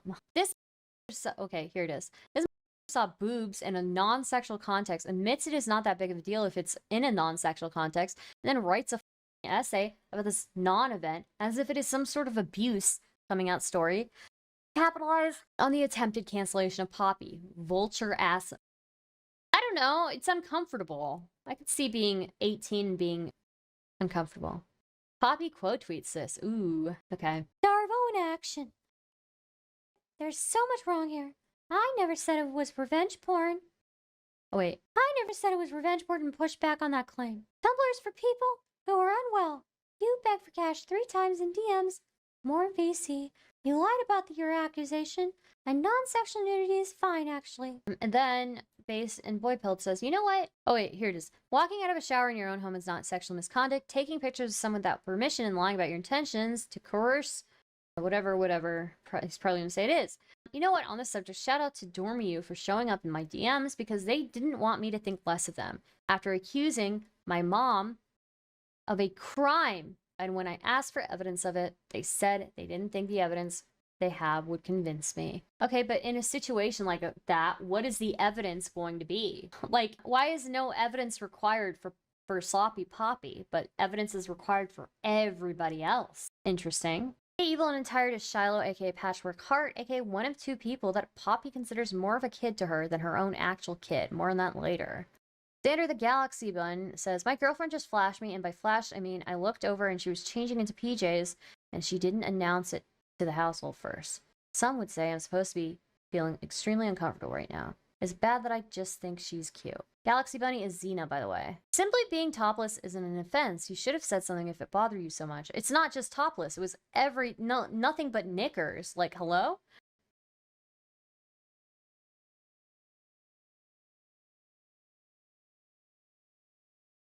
Oh, and then Poppy replies, hey, the lion dog showed up. Cool. Then Dormiyu says, I told Poppy before that I was not comfortable seeing her in any state of undress. And after she was told that, she walked into the room I was in, knowing she was not just topless, but pantsless, and then made fun of my discomfort. Girlfriend is different than a random person you just met from online that is 18. Yeah. Wait, what? LOL. Heldoge says, like, legit god complex on display. I think it's alarming that they have so many different names they go by online. Like, they want to be hard to track down the stuff they do. What the is wrong with people's brains? I don't know. Again, laying the responsibility on the other party. Yeah, when one of them's 42 and the other one's 18. Haha, clothed loser. Disrespected Dormiyu's identity. Okay, and then Poppy tweets this out. Oh, well, okay, Dormiyu replied on a YouTube thing. I feel like y'all calling me a person is just deliberate at this point. You know it's harmful, but you guys and Saige just keep doing it. My lord. And Poppy tweets this out. So, Dormiyu, I hate to break it to you, but I don't play into people's... You are a person. Your gender and therianthrope beliefs do not erase that you are human and have personhood. Please seek help, and don't ever contact Saige Alexis 10 again with your dishonest toxic BS. There's nothing harmful about not playing into your faith. You are offended, not harmed. Please stop pretending that everything is hurting you for clout and attention. Isn't this, like, straight up, like, what conservatives say to trans people? Like, I don't believe in whatever the therianthrope is either, but, like, this is, like, legit the same arguments that people make. And Saige says, Dormiyu relies on criticism as a crutch when called out for bad behavior as a deflection tool. And in every case, it weaponizes these aspects of its identity when it's convenient. It has no principle. Note the retweet, references in Annie's post. Note that laws outlawing cross-dressing were based around the framing of cross-dressing as sexual and that people did not consent to seeing it in public. Much like how Dormiyu frames Poppy's body. This is literal fascist rhetoric. Okay, it's not fascist, not everything is fascist. It's literal fascist rhetoric used to paint queer people's existence as inherently predatory. Nudity is not necessarily sexual, but as a society, we've determined that it's inappropriate, at the very least. Can't type I'm on mobile. Hi, romantic goblin. Stars, I feel Patchwork needs to be questioned more on his defense of Poppy, but it's hard for me because I'm on friendly terms with him. I'll reach out to him. I sent a friend request on Discord. I just want to finish reading this. I'm tired. Let's keep moving. I refuse to believe in any universe that this caused serious distress. Being a little bit unsettled from seeing a woman's breast is to be expected. But there's an insidiously misogynistic undertone to this type of slander. Claim that Poppy fleshed Dormiyu because it saw her tits while she was getting changed serves to suggest the existence of Poppy's breasts are inherently sexual. Much like conservatives who attack mothers who breastfeed their children in public, Dormiyu can only be this disturbed by Poppy's chest because it has conditioned itself to view the female body as solely a sexual object. I mean, you can make the same argument for a dude who flashes you his dick, right? It would still be wrong. Quite literally, Dormiyu feels attacked because Poppy was breasting too boobily. Yeah, by itself, not at all, but when someone says they're uncomfortable, it's officially inappropriate, yeah. This was the second incident with Dormiyu. It's a critter, not a person. After it had explicitly expressed its discomfort after the first time, Peasy then laughed together at Dormiyu's discomfort. And he compares his critter's discomfort to literal fascism. It's also important to note that Poppy is hypersexual, a condition often developed due to severe trauma. Poppy is also a trans woman, someone who's part of a heavily stigmatized minority, is commonly framed as predatory and deviant. Framing Poppy as some sort of devious predator for the crime of existing while braless in her own home, not just braless, naked, okay? Serves to exploit toxic puritanism and transphobia while simultaneously targeting her existing trauma, I've also described in my last piece. And this was all in response to Zena criticizing Dormiyu for denying that Poppy was raped. Remember, the cruelty is the point. Hypersexuality is not an excuse to ignore consent. Criticism of behavior is framed as targeting her trauma. Poppy's transness is weaponized, even though Dormiyu is also trans and an immigrant from the UK. Speaking out about her disrespect for asexuality and boundaries should not be negated simply because she is trans. Also, by this logic, what would Annie call Poppy's pursuit of Noehflake, who's also a trans woman? This isn't puritanism or transphobia. This is a testimony of Poppy's problems with basic consent and how her response was to mock its boundaries. It's being framed as cruelty towards her. Jesus, this is so much. Let's finish this. Okay, let's finish this small section here. People like Dormiyu serve a similar purpose to Poppy's stalkers that Carolyn Bryant Donham did to racist lynch mobs in 1960s Mississippi. Wow, what a comparison. The validity of the accusations don't matter. They just want blood. And now that they have a convenient victim, they believe they can get away with it. Dormiyu is just one of the people who has come out with a ton of deranged about Poppy. There are so many that I feel overwhelmed trying even to address them all. I'm so tired. Then Dormiyu says, Poppy, that poor girl you refused to stop sending horny replies to has you muted because you're on a list of people who scared the host for being a sex pest because you flashed me. Creep. Women, shut the f up and start apologizing publicly for sexual misconduct challenge. Impossible. This is how incels and sexual predators talk about their victims. They excessively slut shame so that they feel justified in grossly objectifying their victim's sexual trauma. There's moderation. There's such thing called moderation where you don't have to flash people when they've already made it clear that they're uncomfortable with it. But okay. How did we get to lynch mobs? I have no idea, dude. I have no idea. None of these freaks know anything about being black in the South in the 1930s. The are they? Jesus Christ, dude.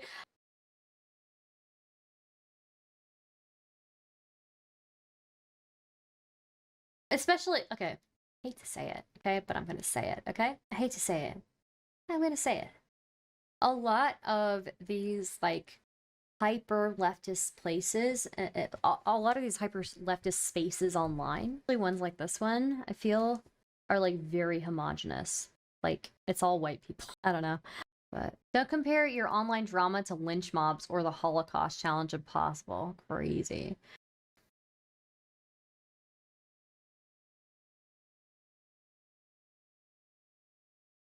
Anyways, not that there's anything wrong with that. I'm just saying, comparing it to a lynch mob, like, how disconnected do you have to be? You know, it's not necessarily a bad thing. Like, that's just the way that it turned out, that a lot of these, you know, spaces end up being pretty homogenous. And it's just, you know, probably a bit disconnected to be making this comparison. You know? Sloppy Poppy is discriminated against online just because they are a horrible person to everyone they meet. So true. They said lynch mobs and I lost brain cells. I mean, sometimes I look at like conservative spaces and I'm like, oh, this is pretty diverse. Yeah. The aforementioned Dormiyu, for instance, deliberately brought up their accusation against Poppy in retaliation for holding Hayleigh accountable for her own abuse. Dormiyu has also deliberately crafted its narrative to be something that Twitter leftists who operate more on vibes than any understanding of consent or abuse would eat up. Poppy getting changed in her own house has been changed to Poppy Flash Me. Hayleigh's sexual abuse of Poppy, meanwhile, is more complicated because less people understand consent beyond just say no to. And it's important to note that this was not a one-off post by Dormiyu either.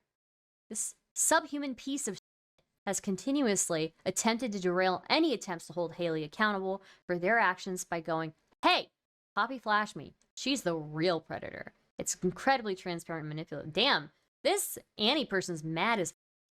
Imagine being this mad. Remember what I said about assigned intent? Read this screenshot again. The deal and silencing. When PZ said on their stream that they were going to do an upcoming segment on the dog, which is how they refer to Dormiyu.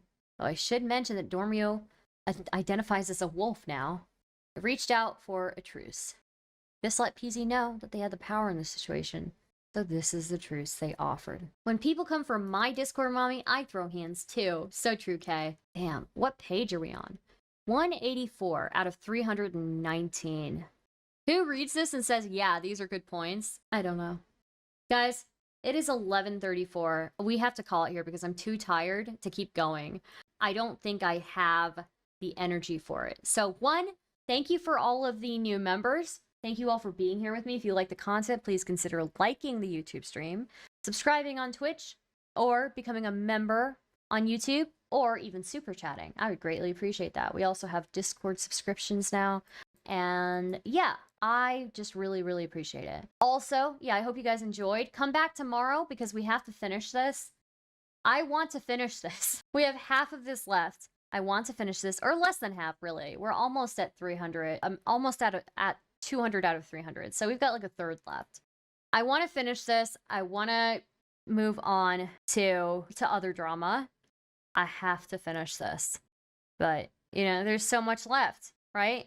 So if you guys are interested in finishing this with me, come back tomorrow, 4:30, okay? I love you all very much. So, who are we going to raid into, guys? Thank you for the 80 likes on my stream. Wow, thank you. Guys, remember, please, please, please, please consider monetarily, because I need money to be able to make video essays, okay? And I'm really trying to be able to do that here. Okay, who's online on YouTube? Do you guys know? Who's online on YouTube? Oh, Rezifair's online on YouTube. So let me raid into Rezi, okay? Rezi. Yeah, we're raiding into Rezifair, okay? All right, guys, I love you all very much. So happy to have Star live in 4K. Please come back tomorrow. Come back tomorrow at 4:30 p.m. Eastern. Okay, please, please, please. It does get worse. Oh, yeah, it gets worse. Yeah, we have to get through the end of this, okay? And remember, it gets worse. It gets worse. So you don't want to miss this, okay? You don't want to miss this. We're going to climax tomorrow together. Sounds terrible. We're going to reach the end tomorrow, and we're going to hit the climax in the story together, okay? See you tomorrow at 4:30. I love you all very much. Bye!